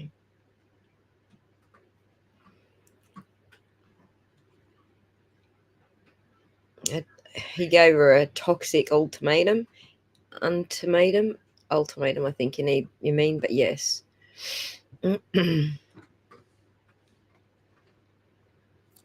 Well, he's definitely angry, Lisa. People who are angry don't normally look friendly. He's definitely angered. There's no doubt about that. But the point is, having a bit of self-control. So, I've been angered. I've actually blown up on X a couple of times, and told people to F right off. things that I things that you wouldn't hear me actually say on my channel. I've done it a couple of times now on X. But X is a whole different beast to YouTube. I'm not getting paid to get harassed on X. I've got no business with X. I'm just using a free account. And so, I'm quite happy to tell someone F you, or stick that in your effing blank and blanket. But I'm not going to do that on my YouTube channel, and that's because I actually do have self-control. I can let it fly on X. I don't have to have self-control over there because that's not where, my paying business is. My paying business is over here. So you need to have self-control. And that's the other thing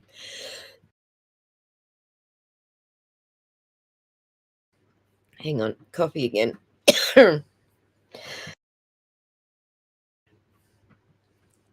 Sorry, that's the other thing that I don't know. I coughed it right out of my brain. It's gone. Yes, that's what I meant, Michelle. In your pipe and smoke it.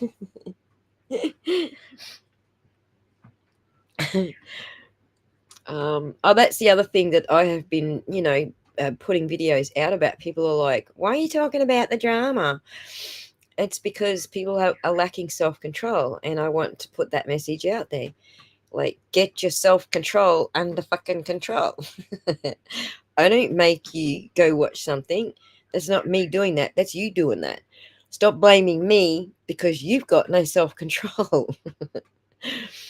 I don't make you write disagreeable comments on my channel and trigger me when I've told you don't write those comments because they're probably going to trigger me. I'm not the one making you do it. It's you that's doing it. It's your self-control, not mine. I can only control mine. And I think I've done all right to keep mine under to keep mine under control. Thank you, Michelle. I'm not used to streaming without the kidnappings. Like, it's shock to me too. It's been a whole year of being kidnapped. But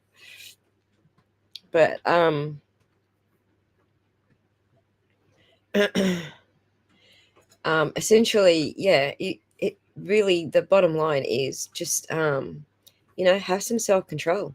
That's all Sean's got to do. Get a grip, mate.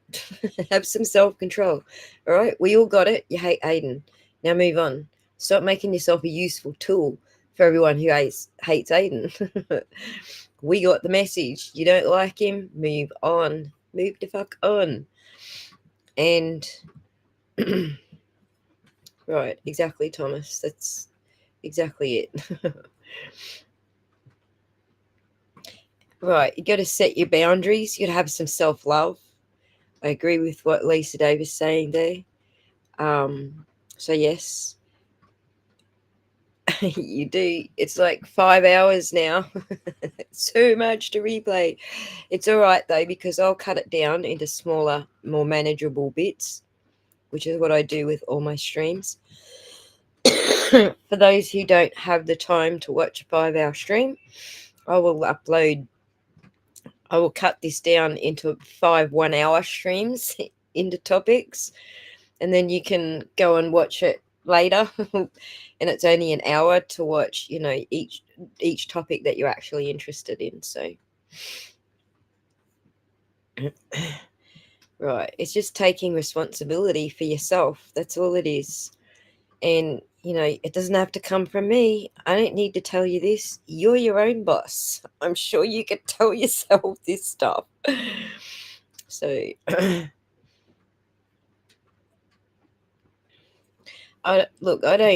don't know what he needs to. I just know he needs some self-control. That's it.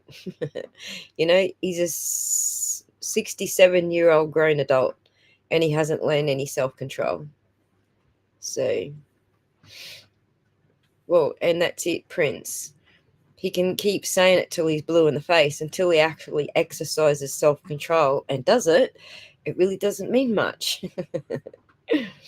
So,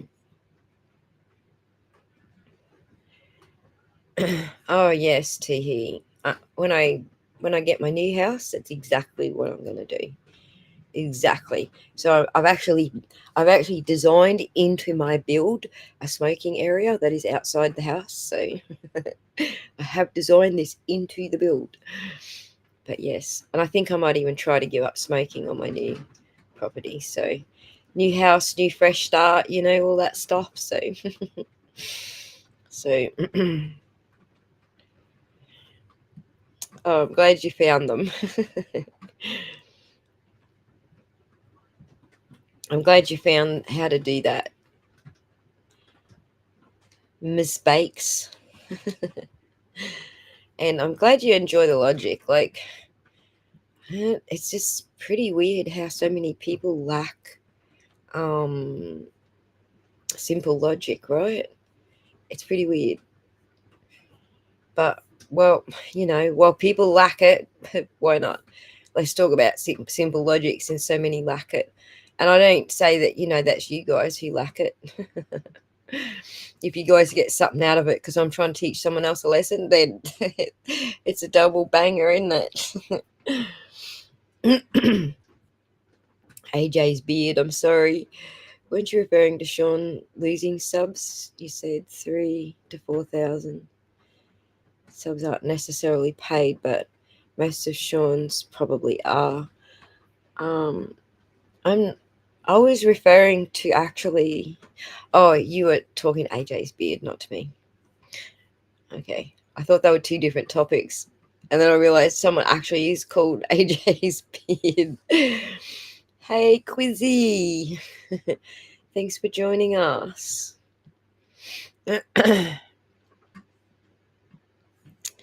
A plus B equals C. Well, for some folks, that's not as simple as it looks, Ms. Bakes. A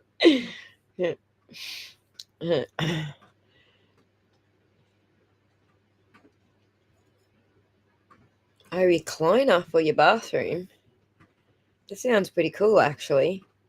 You know what? With the shit that they're making me do for this build, I could just about fit a freaking recliner in my bathroom. My bathroom's like going to be the biggest room in the freaking house because of these new building codes.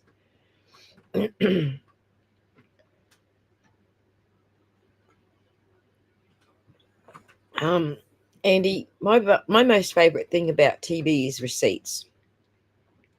That's the only thing that I gotta give the guy 100% kudos. He's always got the receipts. You guys know by now, surely, that I ain't saying nothing until there's receipts. Oh my god, look who's here. I must have missed you. You must have been here for a bit.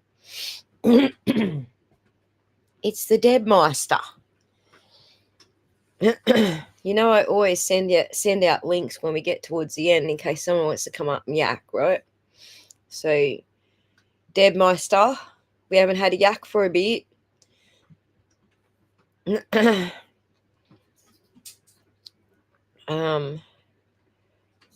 Yeah, I can go all night. Exactly, Scotty. Once the links go out, we could be here for another 11 hours.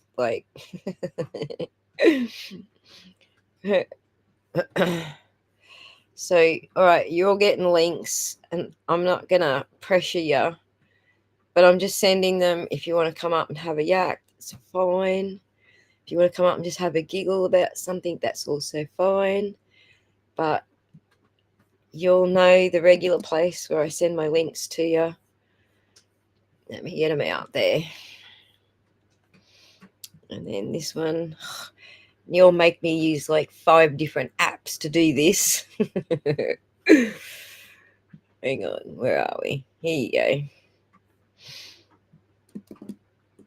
Couple of the regulars. You got some links. You knew I was going to send you one, didn't you, Scotty? And there you go. Only Deb, you got one too. If you pop up here, I'll put you on the screen. If you don't, you don't. No pressure.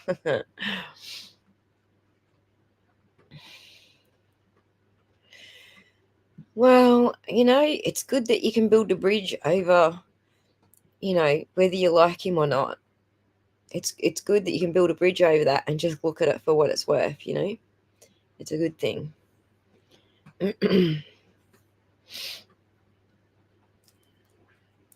Yes.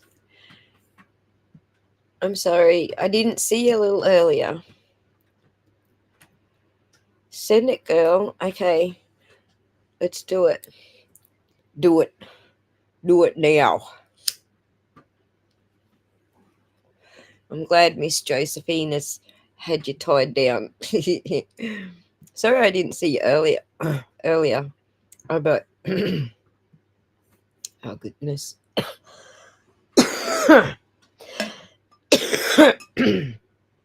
Sorry. Generally when I'm reading the screen, I'm not looking at the chat. I'm actually on another screen, zoomed right in so I can actually see what I'm reading to you. So I don't see the chat. the go all night thing can be taken out of right?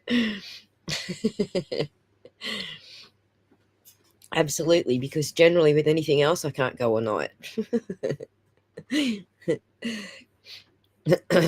Right. I think we got Auntie Deb coming up for a yip yap. Okay.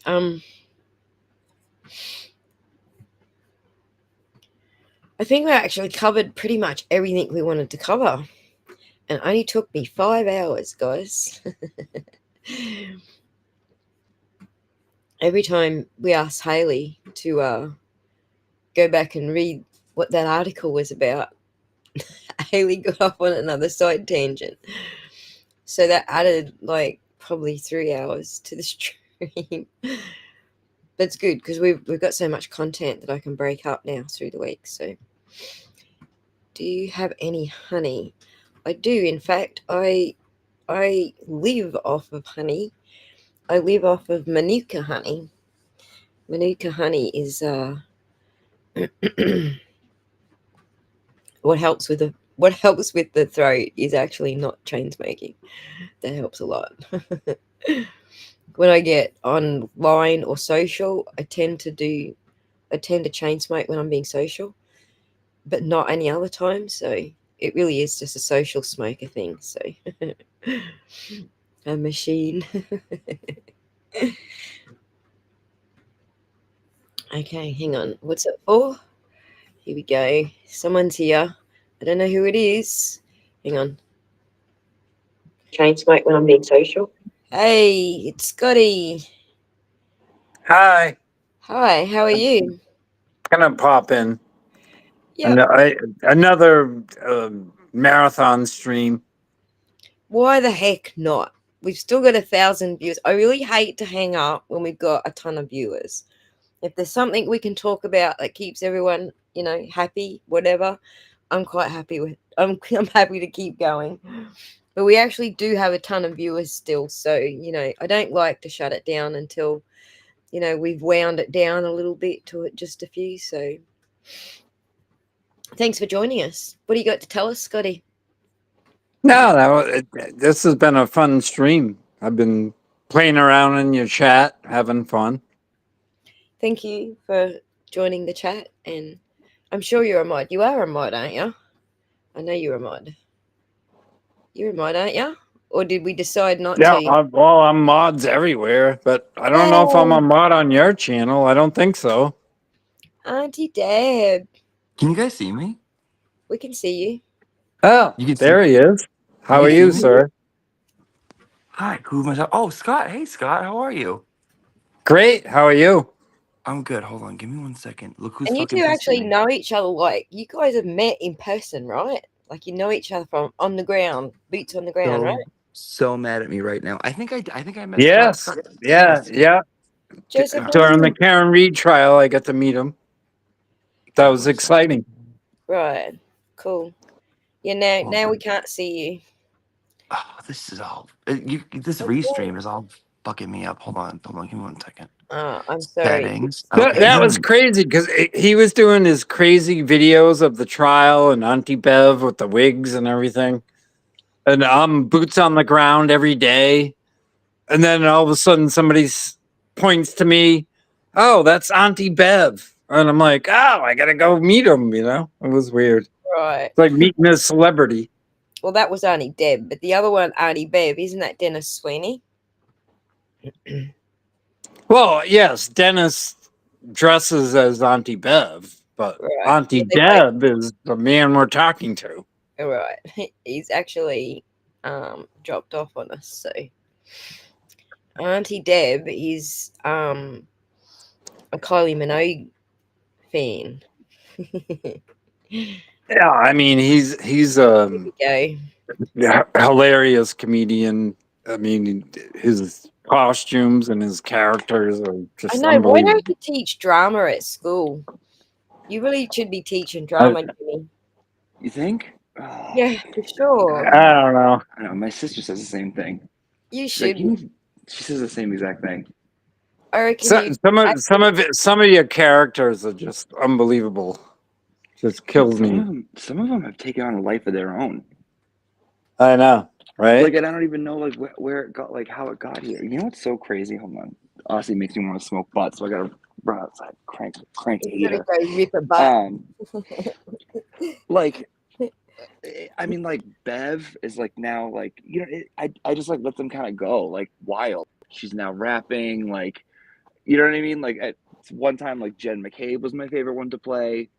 And like it's weird, like I'll start like whoever I get into the most, like in my day-to-day life, I'll like act like it's so weird. It's so weird. When I was doing Jen all the time, I became like very much like that kind of like, if all you got is beer, Channel Jen. this ain't Don't beer. channel Jen. Don't do that. I know. I'm starting to become a little bit like that. It's freaking wild. That's trouble. Oh, Are you working on the Coley Mole? How you going with the Coley Mole character? that was it for me. Just a one and done for Coley Mom. Oh, Unless requested, no. obviously. No, you can't be a one and done. Okay, No. all right. I'll go back to. I mean, I did get the wig for it. I You had the wig, did. but I made it like Kylie-esque. And you even had like the school. You had the whole thing going, and like all the I know. Aussies get it. The Aussies love it. Dude, I didn't realize how fucking great of a show Kath and Kim is. It's awesome, isn't it? I love it Kath how and Kim is the best show on this I love it planet. how Mum always overshares, and then Kim's always like, "Oh my god, Mum, I don't want to know that shit. I don't want to know what I he's feel doing, like such an asshole for just getting into it. It's so good. Look at me. Look at me. Oh my god, I love it. I love it You so got much. it. She's so funny. She's so fucking funny. Like, so funny. And they've lived on forever from that infamy. Like, you know how they say characters when they play a really popular character, and they continue playing that character like multiple movies, or this was multiple seasons, obviously. They can never get another role because that's Right. the character now. Pardon me, and that's kind of what happened to Kath and Kim. They kind of just got like locked into these two roles, but they just it never died. It never died off. But everyone loves them. Everybody loves them. Yeah. Like, Yeah. you can't watch that show and not instantly fall in love. Absolutely. There's some good Well, shit on I want to shout out Auntie Deb and his ability to bring all the characters to life in the Karen Reed trial is amazing. When I first saw his characters, and you're in your boots on the ground, you're like, oh my god, let's free Karen Reed. This is life or death. And when Auntie Deb came in with his characters, it was the greatest comic relief ever. It was. I'll never forget it. I'll never forget it. It's unbelievable. It's what so we all weird. needed. It's weird how it all worked out and how like everything kind of lined up for like that to happen for me. And it was just, I don't know. And I feel kind of like shit, not shitty, but I feel bad being like, this is one of the best summers of my entire life when there's a murder trial going on, you know? But like, I feel like I owe so much to like the Free Karen Reed movement, to Karen Reed, to like, to when it comes down to it, even to Judge Bev. Like, I just feel like it's all given me kind of everything I've ever wanted my entire life. Like, just to be like funny and be able to like be goofy. Because I just love being goofy. Dude, the fucking Right? Like you don't want to be goofy when like somebody's life is on the line. I know. Because I'm out I there know. with my Free Karen Reed sign, and I'm trying to save Free Karen Reed, and like she could go to jail for the rest of her life. And meanwhile, there's Auntie Deb doing a parody of Beverly Cannoni, and I loved it. I thought it was funny. I didn't even realize like the how best laugh I insane got at all of the stuff that you've ever done, the most I rolled around laughing and I had tears rolling down my cheeks and I couldn't even catch my breath. was It was hilarious. when you were reacting to Sean McDonald. Oh my god. You had me cracking up. That was so good, Oh my man. God, I'll go right back into it. I'll go right back into my little like safe space like this. Well, I mean, dude, we needed to debrief, I right? know. I know, Like, right? holy The shit. thing is, I didn't actually watch it. I was busy making a video, and I kept getting messages. Are you watching this? And I'm like, no, I'm trying to fucking work. Are you watching this? So the Me next too. thing that I caught was you receding into your job. I was like, okay, obviously I have to watch it now.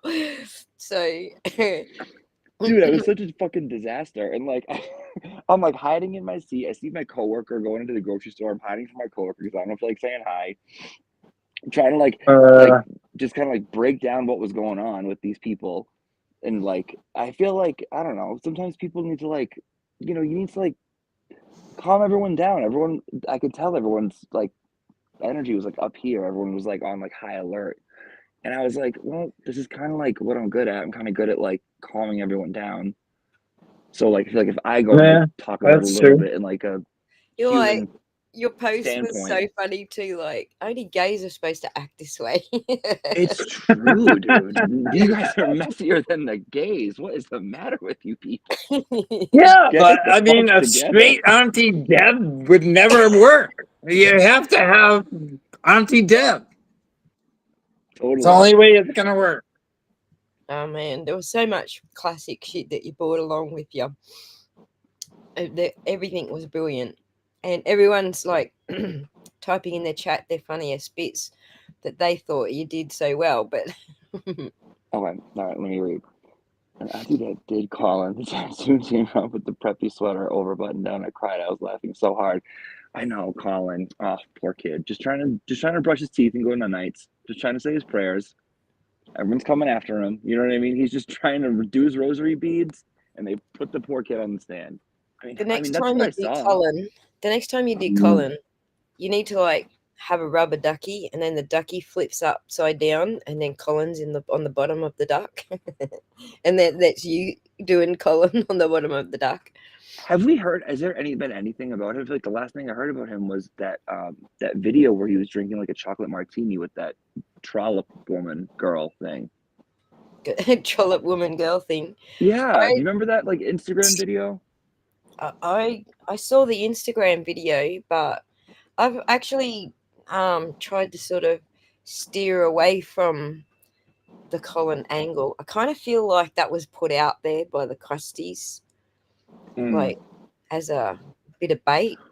So Well, it's kind like of the like, bad guys aren't even the bad guys anymore. The main ones, like the main people, they're not even like. Because I had to like learn all these new people, like the people that you were talking about tonight. Like I had to learn who these people were. I didn't know who these people were. Like it's not so much about like Jen and like Matt anymore and Brian Albert. It's now about like these people on YouTube. yeah, it was Kenny. From my Michelle. perspective, He was doing the Kenny. Oh my God, they killed hiding. Kenny.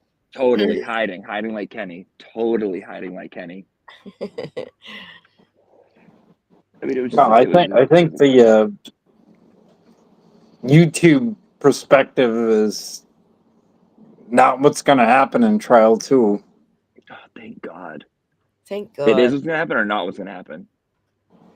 You know, Annie Bev's still going to try and bring in the witness intimidation because when that came up, like both the defense and the prosecution had agreed that they didn't want it to come up, and Bev was like, "No, I want it to come in."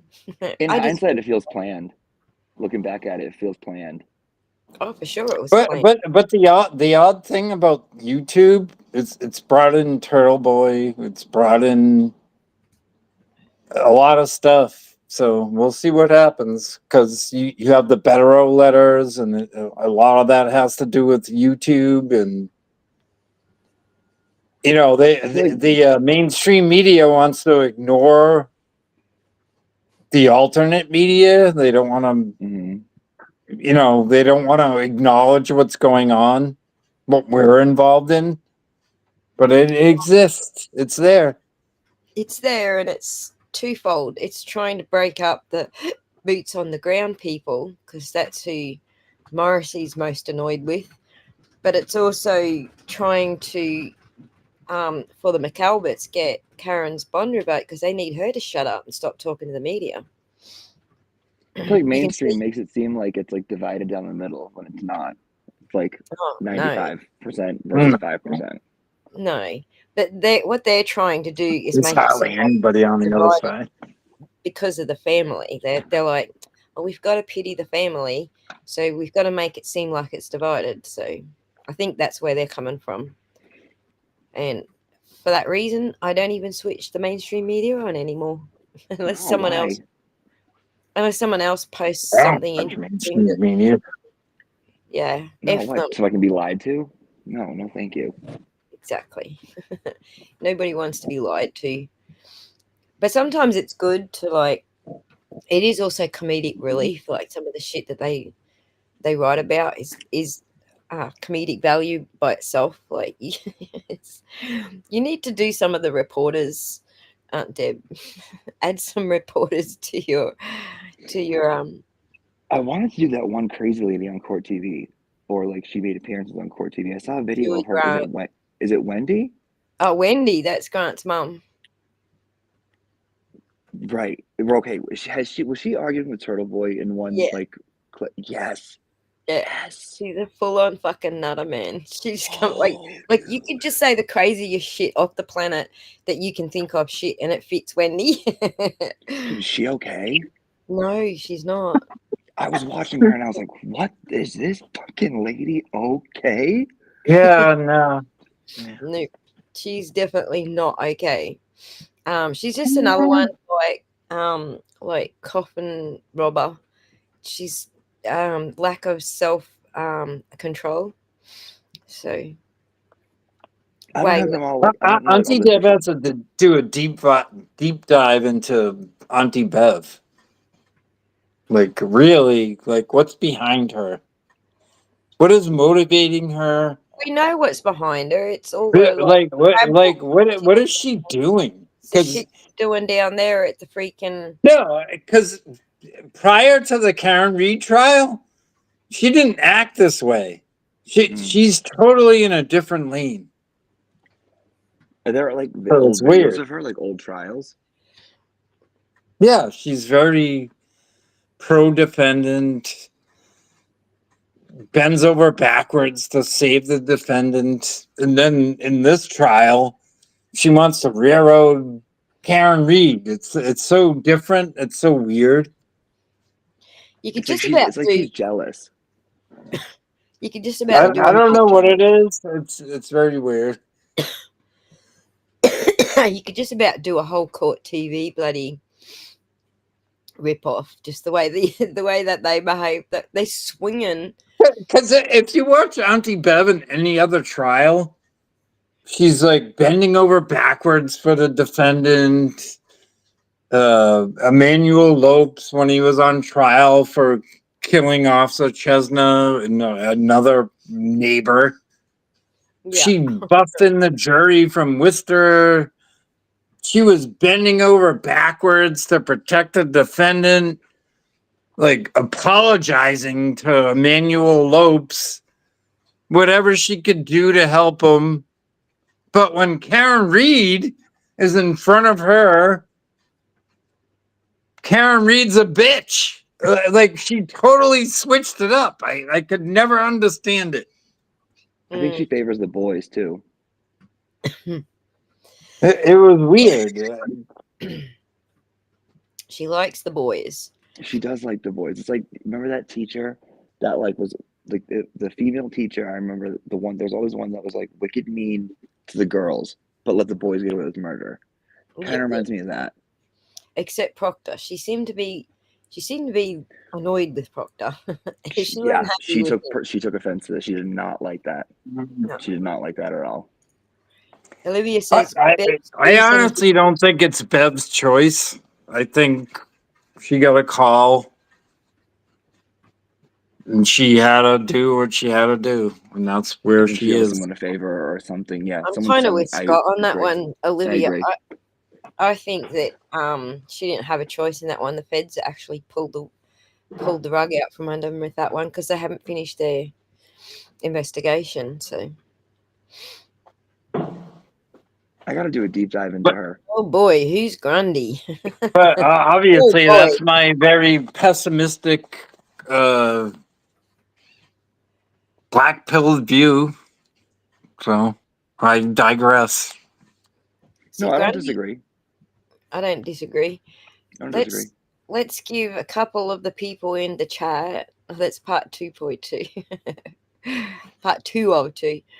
Let's give the people in the chat a taste of who Grundy is, because I got like a very quick video that gives you an idea who Grundy is, just to catch you up to speed. Let's have a look at Journo. Sorry, I got to search for it because I got so much shit. I got so much stuff going on my channel. Also, Oblivious Benson's boyfriend did a like a lo-fi rap soul music song mashup with like some like sound clips from Grandy at like outside of court, and it was pretty friggin' awesome. Right. I got to listen to it. Because like most of my clips are from him outside of court. All right, let's do Abby's mashup. Abby did a good one, so we'll put that one on the screen. Introducing Grande. For those who don't know who he is. I'm gonna be watching. I just gotta go make sure these cats aren't in anything crazy.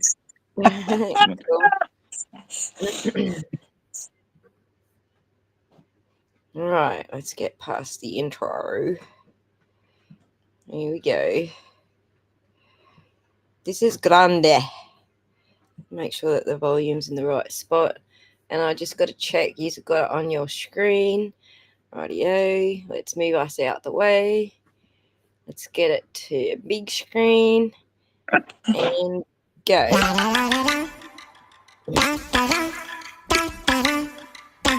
Please do not touch me. That's assault. Grant, don't touch her. Rape. Get away from me. Who do you think's been sleeping here, you fucking Oh, God. Respect my commitment. You are not going And I'll be talking to them in the morning. Who do you think has more credibility? You poked the bear. You got what you wanted. Now I'm not going to shut up now. Now I am going to stand up for myself, and I'm going to speak my truth. To this question, the answer is no. No. Me and Grant are very good friends. I admired him as a person for having the courage to stand up to this monster who very few people do have the courage to stand up to. Respect me. Why would we ever be forthright about anything? It's rude. It's disgusting. Like, I don't know. People are gross. I mean, I can sleep at night. I can look at myself in the mirror, and I know that I'm not perfect. I mess up. I make a lot of mistakes. Trust me.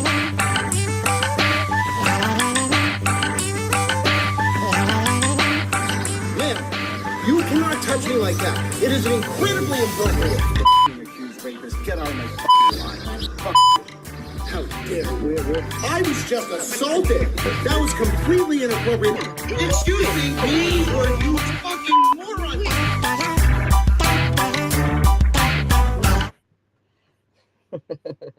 Wow, that's a triggering video. Well, it would be because your feet's on the ground. You get to see it all the time. So I imagine it would be for you. That makes me want to like. That makes me do this. Well, I mean, I'm older, but maybe people that look at Grant can think of Art Garfunkel. Yeah, right. He does have that look about him, doesn't he? Yeah, the same here. I got one more. It's just I think this one, this one's 1.5 minutes. So I got one more. This is right back before. This is still pre-trial motions. This one. You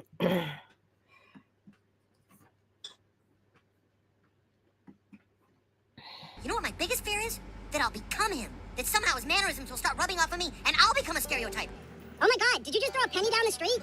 That's what they do to mock Jewish people for being cheap. Oh wow, I got that on camera too. So that's one of the Turtle Boy and Karen Reed supporters throwing a penny down the street in an anti-Semitic canard. I didn't know you guys hate Jews. I spent 5 years in this town making a good name for Jews, and this stereotype shows up and wrecks it all. Don't be an anti-Semite. Nazi. Don't roll coins at Jewish people. Sick fuck. I mean, I'm a Jew and he's making me hate Jews. Please don't assault me, guys. Please don't assault me. Hey, they're pushing me. Where are the officers? Oh, you poor thing. Come upstairs and we'll get you out of those wet clothes. Are you all right? Oh, my ears feel like they're frozen off, and I think I have a hemorrhoid from sitting on a sled for so long. Don't touch me, man. I'm not touching you. You will respect my authority. What's your name? What are you all, federal agents? Oh, get your ass to jail. Oh. It was him! No, sir, you pushed me into a railing. No, that is not legal. Excuse me. You're my space. Sir, are you admitting to touching me? So I'm going to offer you $40 to not rip on him. No, sir, you pushed me into that railing. Could be tough, but I'll give it a shot. All right. Sir, you committed assault. Must Sergeant need $40. Sir, you committed assault. That would be your narrative. No, sir. That would be my criminal complaint. Ow! Ow! Ow! There you go. That was me trying not to rip on Grant, but I couldn't help it. Dude, it makes you want to be like, what happened? Like, what happened to you? Like, what happened? I mean, what's weird you like about that? Grant, because we've spent so much time with Grant, I can't really hate him. I actually kind of want him to be at court, which is weird. Oh, I get that. I totally get that. And I know he's like a bad character, but if Grant's not there, like Grant wasn't there the other day, and I'm like, where's Grant? It's like, what's the fun in this? Come on. Yeah. Come on. Come It on. was What's the fun? weird. Come on, Grant. Come on. It's like Grant's not here. I'm missing something. Yeah, It's like, Grant's not here. Pff, I'm going home. Whatever. He's actually the fun. Like, I got so many great mashups, like just from his behavior. Yeah, I mean, as much as I hate Grant because his ideas and what he thinks is so crazy, but Yeah, you actually get used to Grant being there, and in a weird way, I'm like, where is Grant? He wasn't there the other day. Kind of miss him. Kind of weird. I get that. We got some voters. He says they'll take Auntie Deb in any day instead of Grant. Take that back, Scott. Why not both? Yeah, Right. but at least if Grant was there the other day, he would have been reporting live. He would have had Lindsay Gattani with him, and he would have been live tweeting from the courthouse, and we would have had Grant on the courthouse stairs. I miss all the drama. If Grant's not there, it's like boring. Yep. He's a bit. We can make fun of his mom's Porsche with the rusted out front fenders, and So back kind of to the miss Grant. start. He was a character, just like Auntie Deb would make a character. Grant was a character. Right back to the start was Auntie Deb asking who Wendy was, and that's who Wendy is. That's his mother, Yes, yeah. essentially. I think it's his stepmother. I don't think it's his real mother. Is it his real mother? I don't know. You wonder what that Thanksgiving is like, you know? Hey, Makes you wonder. Just makes you wonder. I know. And The see, brothers are No, rapper. it's kind of weird. So, like, if you've been free can read as long as I've been, so Grant should be your like arch enemy. You kind of miss him if he's not there. It's weird. Yeah, we wouldn't be here if it wasn't for the entertainment. It is pretty entertaining. Hey, what do you mean Grant's not here today? I can't make fun of his rusted out mom's Porsche. It's if he doesn't show up, then it's just like a nothing burger. Right. You really need to dig into the Wendy Murphy. I call her Windy Muppet. Just She because was wild. Windy. That's why I call it. And then Grant would go into court, and then all he could do is like, "Oh, I have my press pass, and I'm gonna loudly like tap on my keyboard, and I'm gonna like report this trial." But there was some times where the only way we could find out what was going on in the courthouse is follow Grant. So we were actually following Grant. And we were glad that he was texting from the court. It was weird. I was following Grant just so that I could post his dumb, like the dumbest bloody takes from the courtroom were coming from him. So we'd be watching someone else in the courtroom, like, you know, Melanie Little or someone like that. Probably didn't do it with her so much, but Glera was one. We'd be watching their, you know, court stream, and then I'd be typing into the chat what Grant was saying was actually what he was saying was happening. Like, we're watching it on the screen. We know that what he's typing is a load of bullshit. So I was just typing it in. I mean, as they would say in the original Gladiator movie, as the Gladiator 2 is about to come out, are you not entertained? Right. He just reminds me of that kid in school he that, would like, always entertain me. So that like wanted to be the teacher's pet. That would be like, no, you said you were going to collect homework today, not tomorrow. Don't change your mind. Like, we have a test today. Sorry you guys didn't study, even though the teacher was like, well, maybe I'll let you guys get away with it. He just seemed like one of those kids. Yeah, for sure. That like the way he just carried like, on over the seats. Oh my god, everyone just stood there and just went, "Is this dude for real?" Oh, with Jess Machado. Yeah. That first Yeah, clip you just showed. that was my first like introduction to him, and I was like, Jesus Christ. Right, but all the other reporters from the other channels, the big channels like CNN and everything, they were all just standing there watching this go down, just going, holy shit. Like, zero self-control. That's like the first thing to say about it, but it's almost clownery. And yeah, I can't even imagine what those reporters who are all used to very sober, you know, responsible reporting, they're all just standing there watching the fucking clown show. He used to surprise me. So just when I think he was going to say something stupid, he would say something very intelligent. And I'm like, oh, I'm dealing with like an idiot savant. Because he can be like that. He can be very sharp, very on point. And then on the next turn, he's just off the rails. Like, doesn't make any sense. Right. But it's ever entertaining. And I miss his presence. Scott, it's okay if you like Grant. It's okay. If you like Grant, that's okay. I do like Grant. I miss him. You heard it here first. Because if he's not there every day at court, I'm like, where's Grant? Why isn't he? Why isn't he there? That's what I want to know. Why? Put it on a t-shirt, Scott. Like Grant, there were put it on a days fucking when t-shirt. Jess Machado was there. He's not allowed to be there because of her RO. So, but she. Oh yeah. Oh, that happened at the D.A. Morrissey meatballs. The last protest. Grant showed up, and somebody said, "Oh, Grant." Blah blah blah. Jessica's blah, here, blah. And he ran away. That was great.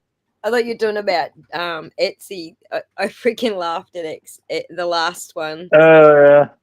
The You thought it was real. That cracked me up because all Grant wanted to do was to go and have a needle at Aiden because of Sean McDonald exposing Karen Reed's message saying that we're trying to steer clear of Aiden right now because he blew everything up. And that's all Grant wanted, was just to get in front of Total Boy and have a needle Total Boy about that message. And then Etsy just ran across the paddock, full bore in front of, placed herself in front of Grant. She's like, "Hey, Grant, blah, blah, blah, blah, blah, blah." the top of him. It cracked me up. It was so funny. He couldn't get a word out because she was just going blah blah blah. Esty is like the perfect like antidote to Grant. You know, it's funny because Esty is so outgoing. Yeah, she's adorable. I like her. That was a funny thing. That was a funny boomer thing that Sean did about no Etsy. When Aiden posted no Etsy, he was over the Etsy posts in the group. And he wrote, like, I'm over it. Stop it with the Etsy. No more Etsy. And then Sean screenshotted it and sent it to Esty. He's like, look, he's trying to ban you. It was so fucking cool. I mean, everybody's been screwing that up from the beginning. Right. Esty or Etsy. I need to go get these cats. I can hear them downstairs. So that became the game. All right.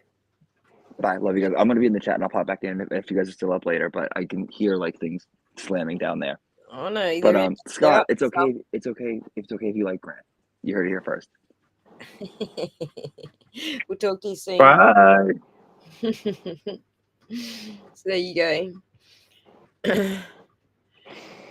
Well, the problem with it is there's too much Etsy. Too many people making shirts and shit. Me too. Nay. Me too. Nay. Well, Etsy and Esty are two different things. Yeah, fucking boomer.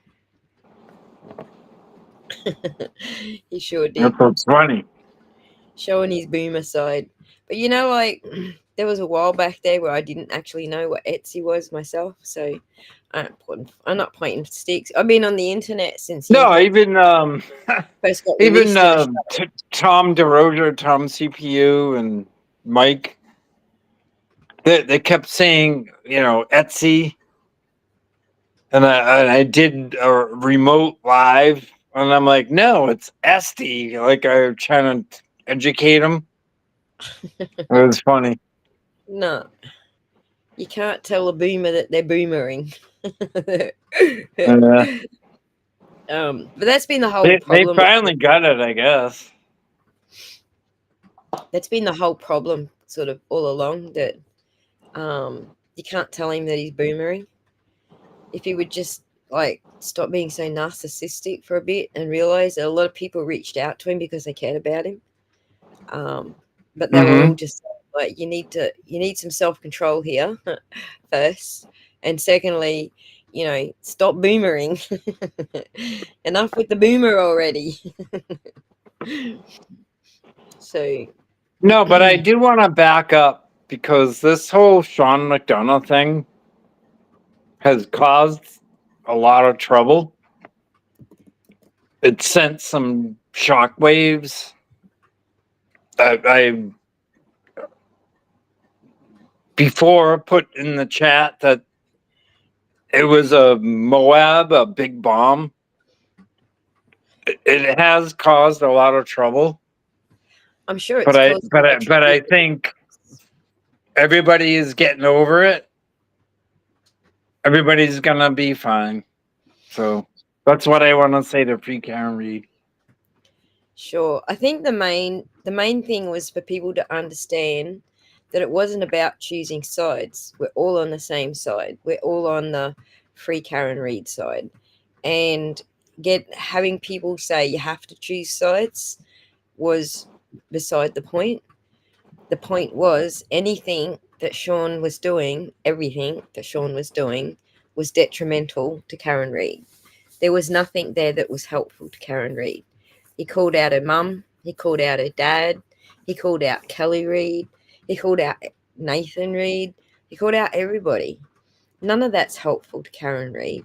He can say, oh, I think she's 100% innocent. He can say, I think she's 1,000% innocent. But all of his actions, like I was saying to you before, judging a person by the actions and not necessarily what they're saying, his actions are totally the opposite, essentially. He doesn't care about that family. He doesn't care what he's putting the defense through. He doesn't care what he blows up along the way. So long as he's stabbing Aiden Carney in the eyeball, that's all he cares about. Yeah. No, I mean, we all make mistakes as human beings. We all might take our personal feelings and put it against people. But when I look at Free Can Read, I put all that aside. I don't care about that stuff. So when I see people interjecting their personalities and their narcissism, I hate that. I hate it. That's not the goal of what we're trying to do. Right.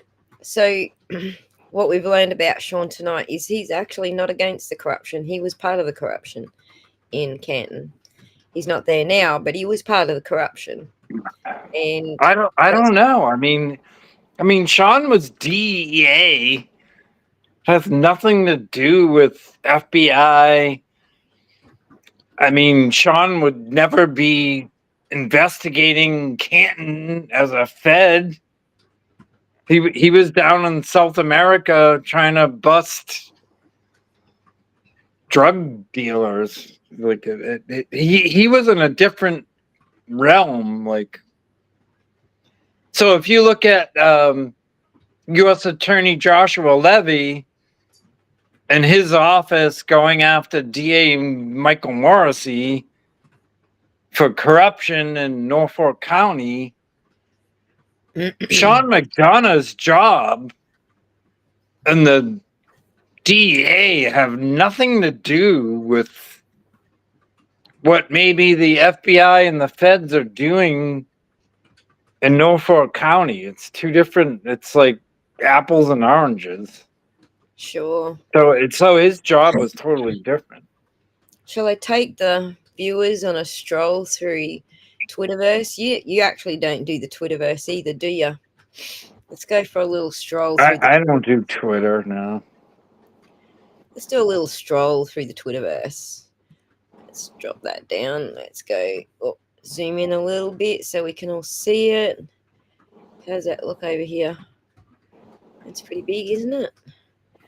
Yeah, I think you can all see it.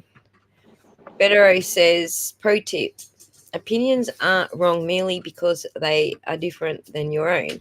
Similarly, people with opinions different than your own are not corrupt or stupid merely because you disagree with them. Remarkable, this has to be said from time to time. Isn't it just, Mark? Weird that it has to be said. I love Bettero. So do I. Okay. For those who don't know, this dude here is why I am actually on Twitter. So there was another McDonut. For those who don't know, there was indeed another McDonut who kind of started tripping on his own power as well. I just saw LV cops underneath Bettero. Yeah. And I love LV cops. Yeah, they're pretty cool. But anyway, they were exposed to the Just en Route case the other night, and they don't understand the full aspect. That's okay. And I was in the chat trying to like educate. Like, I get it. Like, somebody walks up to you with a plastic gun and they're in your face, you're going to shoot. But what I was trying to explain is what happened after that. They chased him.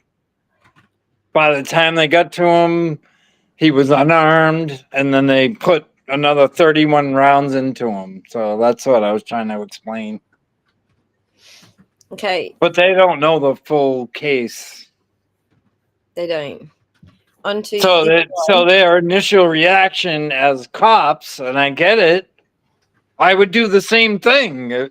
If somebody came up to me with a plastic gun, I don't care if it's clear plastic. If you had it in my face, yeah, I'm going to shoot you. I get it. The problem with the just en route case is what happened after that. The car chase, running him off the road. By the time the cops get to him the second time, he doesn't even have anything in his hands. He's laying on the ground. He's already been shot 4 times. And they loaded a bunch of rounds into him after that. That's where I have the problem with the just en route case. And that's why I want it investigated. If they investigate it properly and they decide that was a good shoot, quote unquote, whatever. But they just didn't even investigate it.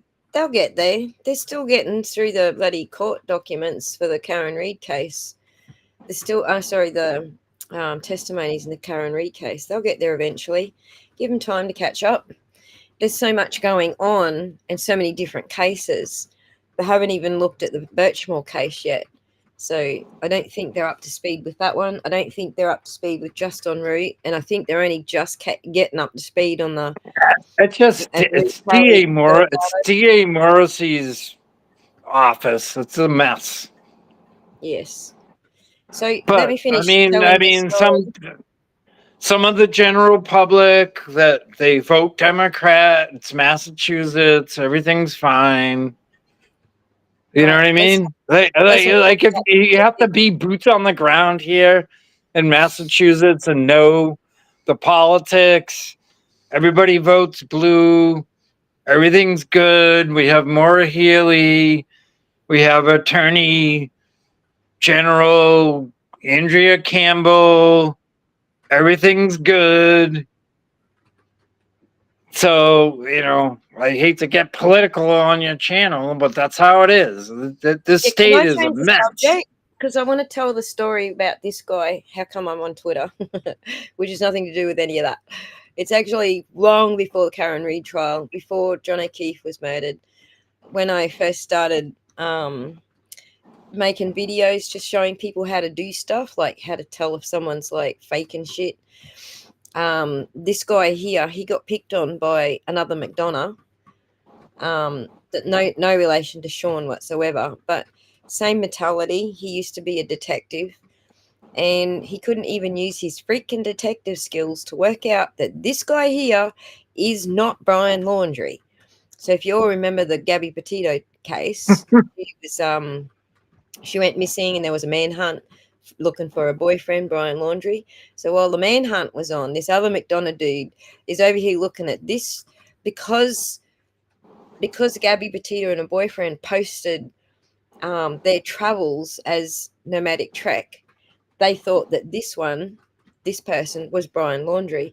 So they got their dude, their body language dude. You know how they I don't know if you guys know the other Chris McDonough channel, but they both run like a cold case foundation, and they do this like body language and statement analysis and shit like that, like just all the funky sciences that aren't really sciences. But they are basically the same person, aren't they, Amber? Amber's been here from the start. She knows this story that I'm telling you. So anyway, they jump on here going, this is Brian Laundrie.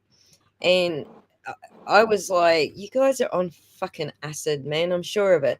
So like I went over there, joined Twitter, jumped into the private messages, and I just asked him outright, like, who are you? Where do you live? What do you eat? What do you do? And I just asked him questions. Like I didn't accuse him of anything. I just asked him questions. So it turns out, he's just he gets around in his 4-wheel drive, and sometimes he lives out of it. I'm pretty sure he's got a permanent location somewhere. I'm not going to say anything more than that, but goes off into the countryside and travels for a bit. But anyway, he goes to Burning Man and stuff like that. So Chris McDonald comes up with this big freaking story of all of his posts are like these narcissistic killer type. Like every post, the problem is the guy posts actually pretty good posts about being positive and like sort of more like not Hindi. Yeah, probably, I don't know. Just Buddhist sort of approach to life, you know, just like calm the fuck down and be nice to people. But anyway, so they're going through his posts and they're turning it into, like, through their statement analysis bullshit, turning it into it's got to be Brian Laundrie. And while they're over there doing that, they actually find Brian Laundrie's body and he's been dead for I don't know how many weeks, which totally blew his story up. So that's why I'm on Twitter, because I reached out to this guy just to find out who he was instead of like attacking him like they were doing. So, oh yeah, Abby had a shooting at her apartment last night. Looking for that dude if you know him.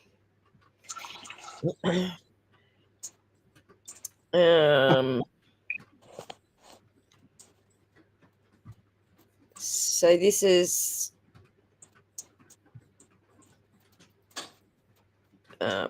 Aiden reposting his actual posts defending himself against Sean. That's what this is. So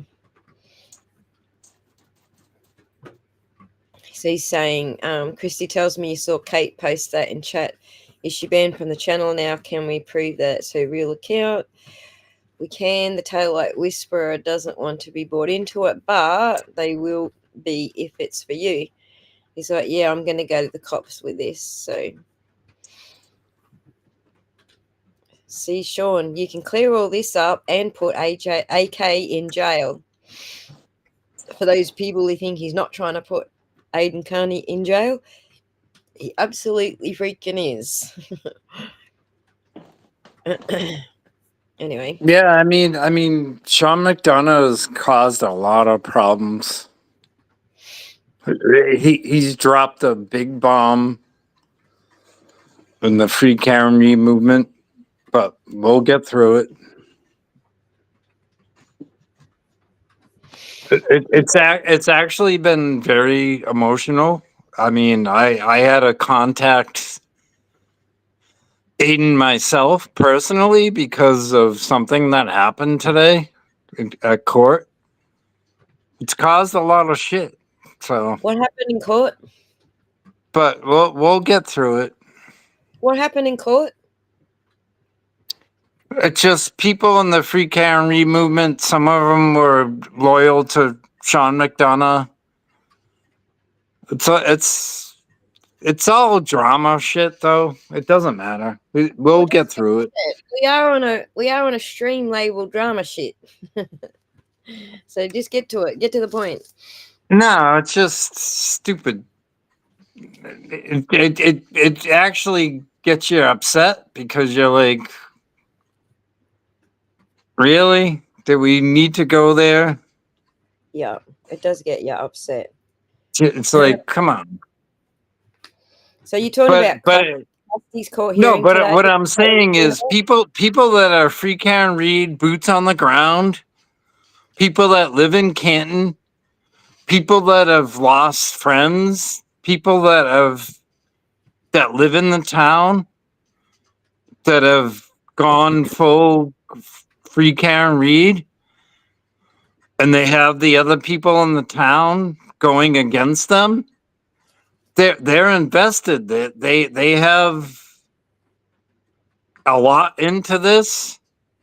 Of course they do. They've got their job, and they take it to their heart.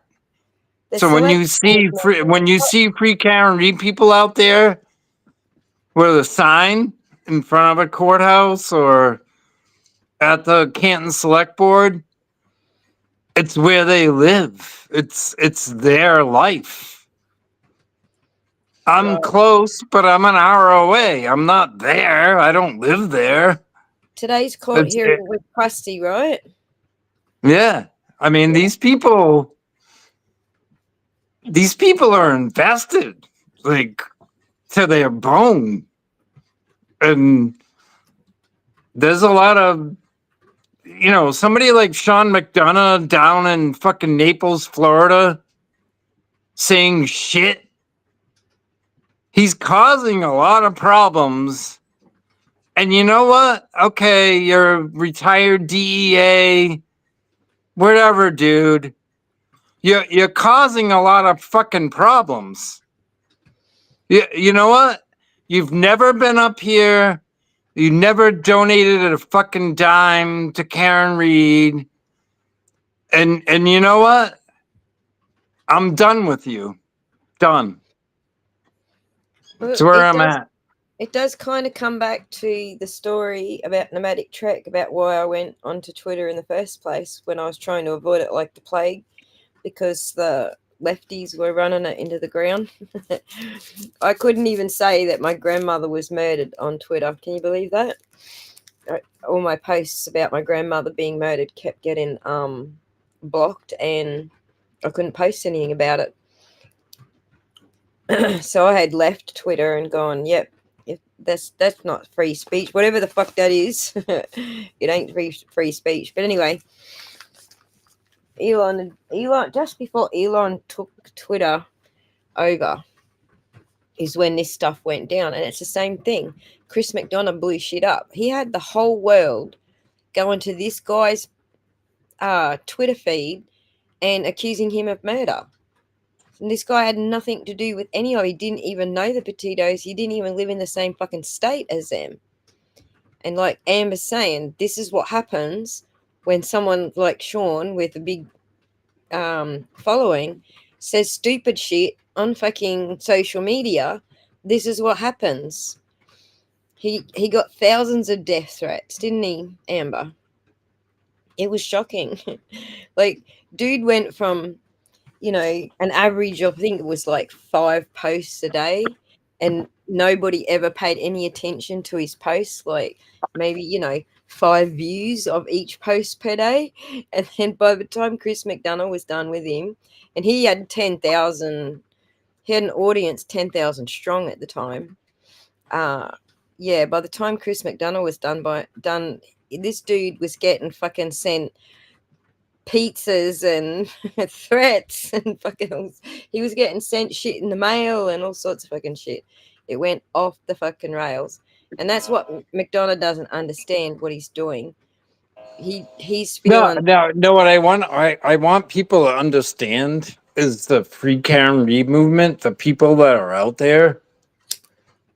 It's not like, so okay. So this blue Smurf people show up. They're not invested.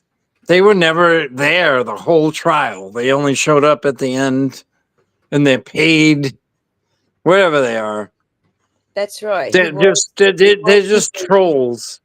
He was the Free Karen Reed people have been there the whole time, and a lot of those Free Karen Reed people, they're Canton residents. That's where their home is. They're invested. These people want the corruption gone. People like, they know that John O'Keefe was killed at Brian Albert's house. This is not a joke. This is not, is Karen Reed guilty? Is she not guilty? Whatever court TV bullshit. This is real to them. They're invested. Real people's lives, which is the point that Amber and I and Autumn are trying to make here. Sean thinks he's just going blah blah and creating a stir, but he's not. He's doing a lot more than that. Just as we saw with this Trek guy, as Amber points out, ex-US US Marshal, just like yourself. Well, not US Marshal, I think State Marshal like yourself. The amount of trouble that was caused because someone said something about them online and sent their entire following after that person. They don't specifically send them. It's just how people behave when they learn who that person is. It's real people's lives. And that's what Sean doesn't understand. He's now got the power of the internet, but he's too fucking boomer to understand that these are real people's lives. He's having a real effect on real people. He's not just going blah blah online. He's having a real effect. No, it's Aussie. It's real. I showed up at court today. I'm standing out there 7:00 in the morning, and I'm immediately confronted by somebody within the Free Karen Reed movement that's upset because something Sean McDonough said. So he purposely lit off a Moab, a nuclear bomb, trying to destroy Free Karen Reed and create division, but it's not going to work. Because I already fixed it. I direct message Turtle Boy, had him connect to that person. We're fixing it. So all this chaos and this berserker that Sean McDonough's trying to do, and Kate Peter and all these other scumbags, it's not going to work. We got this. Karen Reed's good. Free Karen Reed's good. You can't stop us. We're good. A lot of you guys in the chat have asked me who's Goat Boy. I've showed you Goat Boy's mashups of Plevin. Goat Boy is actually a childhood friend of John O'Keefe's. Grew up with him, played sport with him. So just so that you guys know who that is, now you do. That's who Goat Boy is. And I never expected Sean McDonough to be such an enemy, but he's proven himself to be one. So interesting. Clara, you've heard of Elf on a Shelf? Get ready for. He's a funny guy. Also, I never thought he'd be like that, but that's what's happened. So right. Deal with it. You just worked it out. RBF just worked out what Moab means. Yeah, he wasn't talking about the Moab desert. See, that was confusing, right? Everyone was confused with that because yeah, mother of all bombs. At the same time that yeah, don't say the B word on the channel, but the same time that the Gabby Petito was going down, there was actually in Moab something going on in Moab that people thought was related to Brian, Abby's boyfriend. So it did get a little confusing there, right? That Sean actually used the word Moab at the same time. So but the thing that fascinates me is why did Sean McDonough do this? Because he hates. Why did he go down this road? Why did he go so anti Free Karen Reed? Why did he go so anti Turtle Boy? Like what pushed him there? What pushed him there? Because he was very much hatred. Oh, Karen Reed has been framed. I have all the taillight pictures, and Karen Reed's been framed, and the feds are going to come in and save the day. And now all of a sudden, he's switched and he's hanging out with crusty panties, and I don't get it. I don't get him. Sudden. It wasn't sudden. He's been doing it all along. I knew he'd been doing it. As soon as he admitted that he had been in touch with Natalie, that's his sources. He admitted that like before the trial even started, that he was in touch with Natalie. So I already knew he was doing that. So this, yeah, but his audience didn't know that though. He built a huge audience. Not those people didn't know that. Right. I think that the audience that weren't on Twitter didn't know it because he wasn't saying it as loudly on his channel, but he was definitely saying it on Twitter that he had the same contacts. So, you know, if you were listening to his streams and watching his Twitter, then it was easy to work out that months before trial even started, months like during pre-trial, when he was going on about the tail light, all that information was coming from Natalie.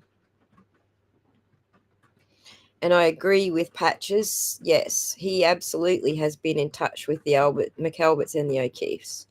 Absolutely. But the interesting thing with him is he got all his information from Natalie the same time that Natalie was giving the information to Turtle Boy. So that's what I don't understand. She ruled herself out as the middleman by putting Turtle Boy in touch with Karen. She deleted herself out of that equation by her own doing because she was pestering Karen. And Karen was like, you know what? I asked you last night to give me a fucking break and you wouldn't. So Karen cut her off. Then next minute, you know, Aiden's like, okay, now I've got direct contact with Karen. I don't need you anymore, Nat. So Nat's like chucked the biggest fucking tantrum over that, reached out to Sean and started feeding Sean all this stuff.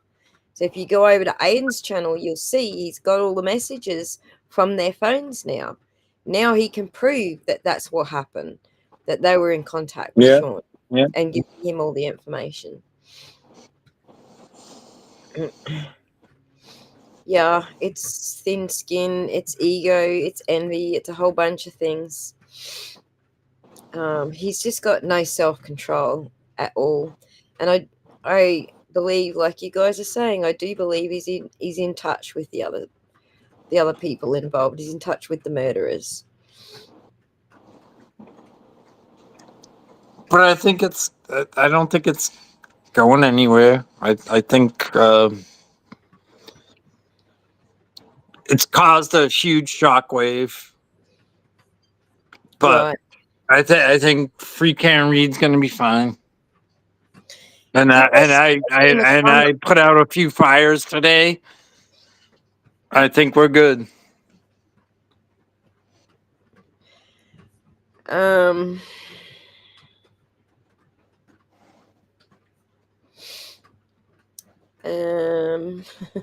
People are still doing that, and I know he was in the house, but I don't know that he did it.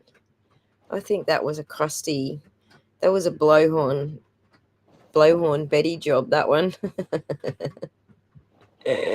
Someone else who goes around, I don't know if you've heard of this person at all, Sean, but someone else who goes around stirring trouble, like, we'll just put a rumor out there just for the fun of everyone saying the rumor, and then they can laugh at him.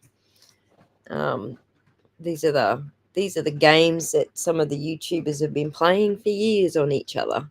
It's not new to the true crime community, and it's not new to even the people involved with the Karen Reed case. We all know it very well. See, early in 2023, Sean contacted me, DM'd on the original Justice page, and he was curious about me. He wanted to vet me, like, how do you know what you know, and who are you? Are you former Leo? He was very curious who I was, and I responded, but quick. Like, I didn't really go into who I was, and that was the end of our conversation. That was the last time I ever DM'd him. That was early 2023. So it's interesting to look back on now. Yeah, my God. That's all I'm going to show you guys, because the posts get political, and I'm kind of done with politics. Like, American politics, Yeah, I think, politics is depresses me good. more than anything. Anyway. Well, in America, Trump won. I mean, the politics are over, aren't they? Oh, I guess. I wish. We still got meltdowns and the recounting votes or fucking something. I don't know.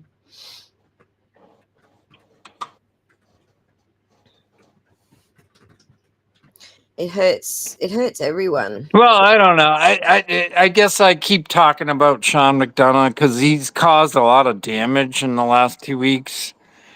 He really had a lot of people that were with him and believed him, and he threw it all away. When I say he dropped a Moab, mother of all bombs, You did he it did. again. Don't say that word on YouTube. I know, I can't say that. Stick to the I'm Moab. just saying that's what it is. Yeah. It caused a lot of damage, and we're regrouping. Regrouping is the word. So yeah, so long as That's where we're at. So long as people understand that this is actually, even though Sean tells you, oh, it's not harmful to Karen Reid, it is. That's all we're trying to get across. It is harmful. He knows damn well it is. We showed you cases that he worked on where he knows exactly how to damage the defendant. So this isn't accidental. This isn't he's fallen off the way. This is all absolutely purposeful, and he knows what he's doing. He's not blind to how this is affecting the defendant. He knows it is. He straight out admitted it. Yes, there's going to be evidence that he's submitting that will connect Karen Reid to Turtle Boy. Too bad. I don't want Karen Reid to go down, but too bad. That's his attitude. So yeah, I don't get it. Right, these are being snipped all over the place. Like, I just kept it to like bare minimum, but let me see if I still got them. Oh no, I deleted them all. Nope. I don't still got them. These were just snippets that were getting around that people had taken from his stream, which, you know, I could play his stream if I was going to be mean, but I don't want to be mean to him. I want him to have his crowd and let him have his, you know, business from YouTube. He can have all of that. But see, you know what the weird thing is about Sean McDonough and not trusting the feds, and he's former DEA. So if you're here in Massachusetts and you don't trust the feds and the FBI, and you don't trust Joshua Levy as the U.S. Attorney of Massachusetts, you think they're all corrupt. So no matter what,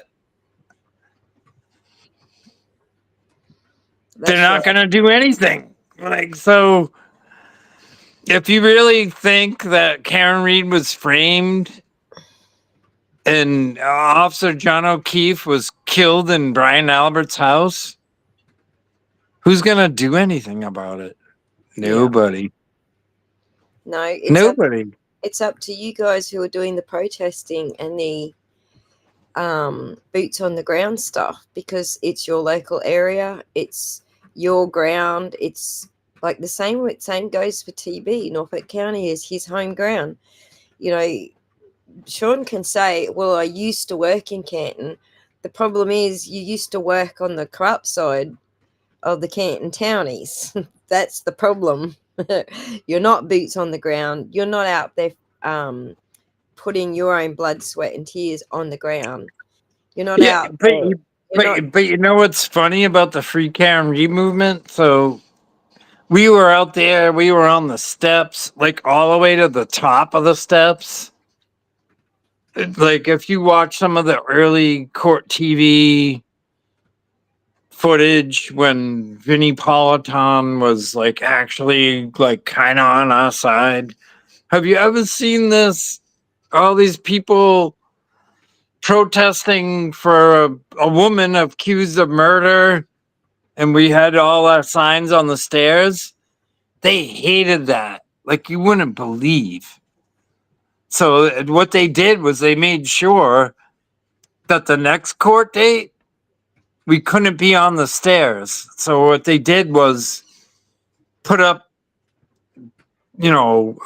tape or whatever. You can't be on the stairs because our courthouse is our church, the government's church. You can't protest the court. And then on top of that, eventually Auntie Bev, DA Morrissey asked for a 500-foot buffer zone, and Bev compromised and said, 200, 250 feet, whatever. Because they hate the fact that the public is going to protest the government and make them look bad. They hate that. They hate it. They do. Have you spoken to Peter Murphy? I do. I speak to him a bit.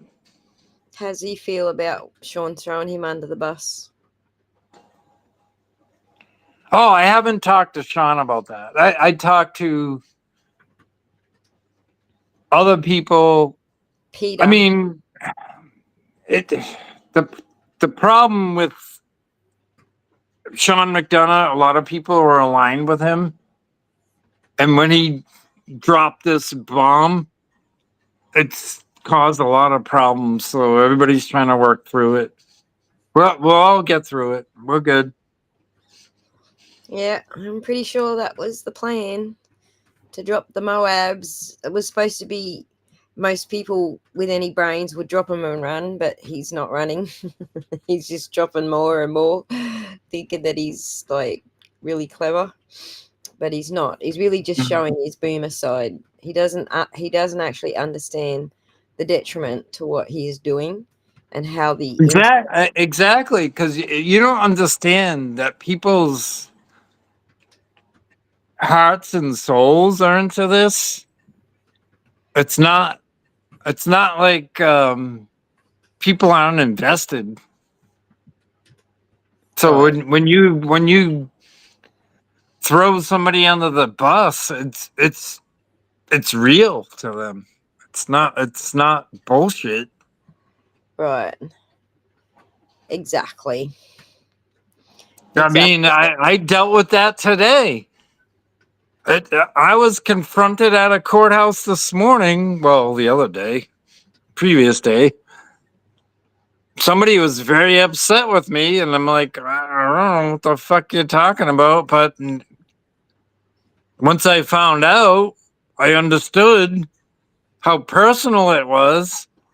And then you also have to understand that people that are out here, free Karen Reed, boots on the ground, it's in their hearts and minds. It's serious. It's not bullshit. You're not out there every day for nothing. I'm not going to change my mind tomorrow. No, if I'm out there, I'm out there. So people's hearts are in this. So you can hurt feelings really bad if you want to be an asshole. And that's what Sean did. Yep. Twisted Tragedies is asking for donations for birthday parties.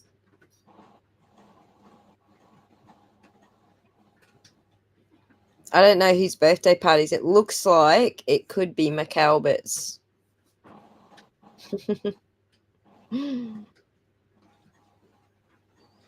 And I don't understand Sean, because I thought I did back then, but I don't understand his motivations. No, Honeybee. He said no, he hasn't spoken to Peter about this. He didn't deflect. All right, I think I've run out of steam. I think we're all run out of steam. We are on 6.5 hours out of steam. I'm hungry. It's dinner time. It's a little bit past dinner time. And I'm sure everybody else wants a break. We're still up around the 800. Let me look over here. Yep, 771. We still got a lot of viewers. And I don't generally like to hang up while we still got viewers. I like to wait until they dwindle off. But man, He's got to eat. Hungry. Yeah, I'm starving. I missed lunch because I was doing this. So I kind of made another coffee for lunch. No patches. We did indeed go for 6 hours. You don't sleep for long. If you went to sleep, if we were live when you went to sleep, you woke up. You must be in only asleep for a couple of hours. So, all right, guys, give us a McDonut. Bro, this is a short stream. I know we still haven't beat our 11 hours, have we? we did pretty good that night. I don't know. That's our record so far. But I need a little bit of warning and like an extra sleep in before I'm trying to outdo 11 hours. We do have a plan. I'm not sure when we're going to try and do it. Maybe you want to join us, Scotty. We do have a plan to do like a 24-hour stream and to raise I've done 12. Why not? Right. So what we'll do is we'll switch it around so that different people are on at different times and people can have a break. It doesn't have to be straight 24 hours. Like Glare is trying to do that. Have you talked to him? No. Do you ever talk to Will? We have like quick hellos. We haven't had a conversation yet. I'm sure we will one day eventually. But the reason I want to do it is raising money for the crapper. It was actually Dad's idea and Auntie Deb's idea to raise money for the septic system that I need. So, we'll do it eventually, but I'm not sure what Will had in mind. Obviously, it's not to raise money for my crapper.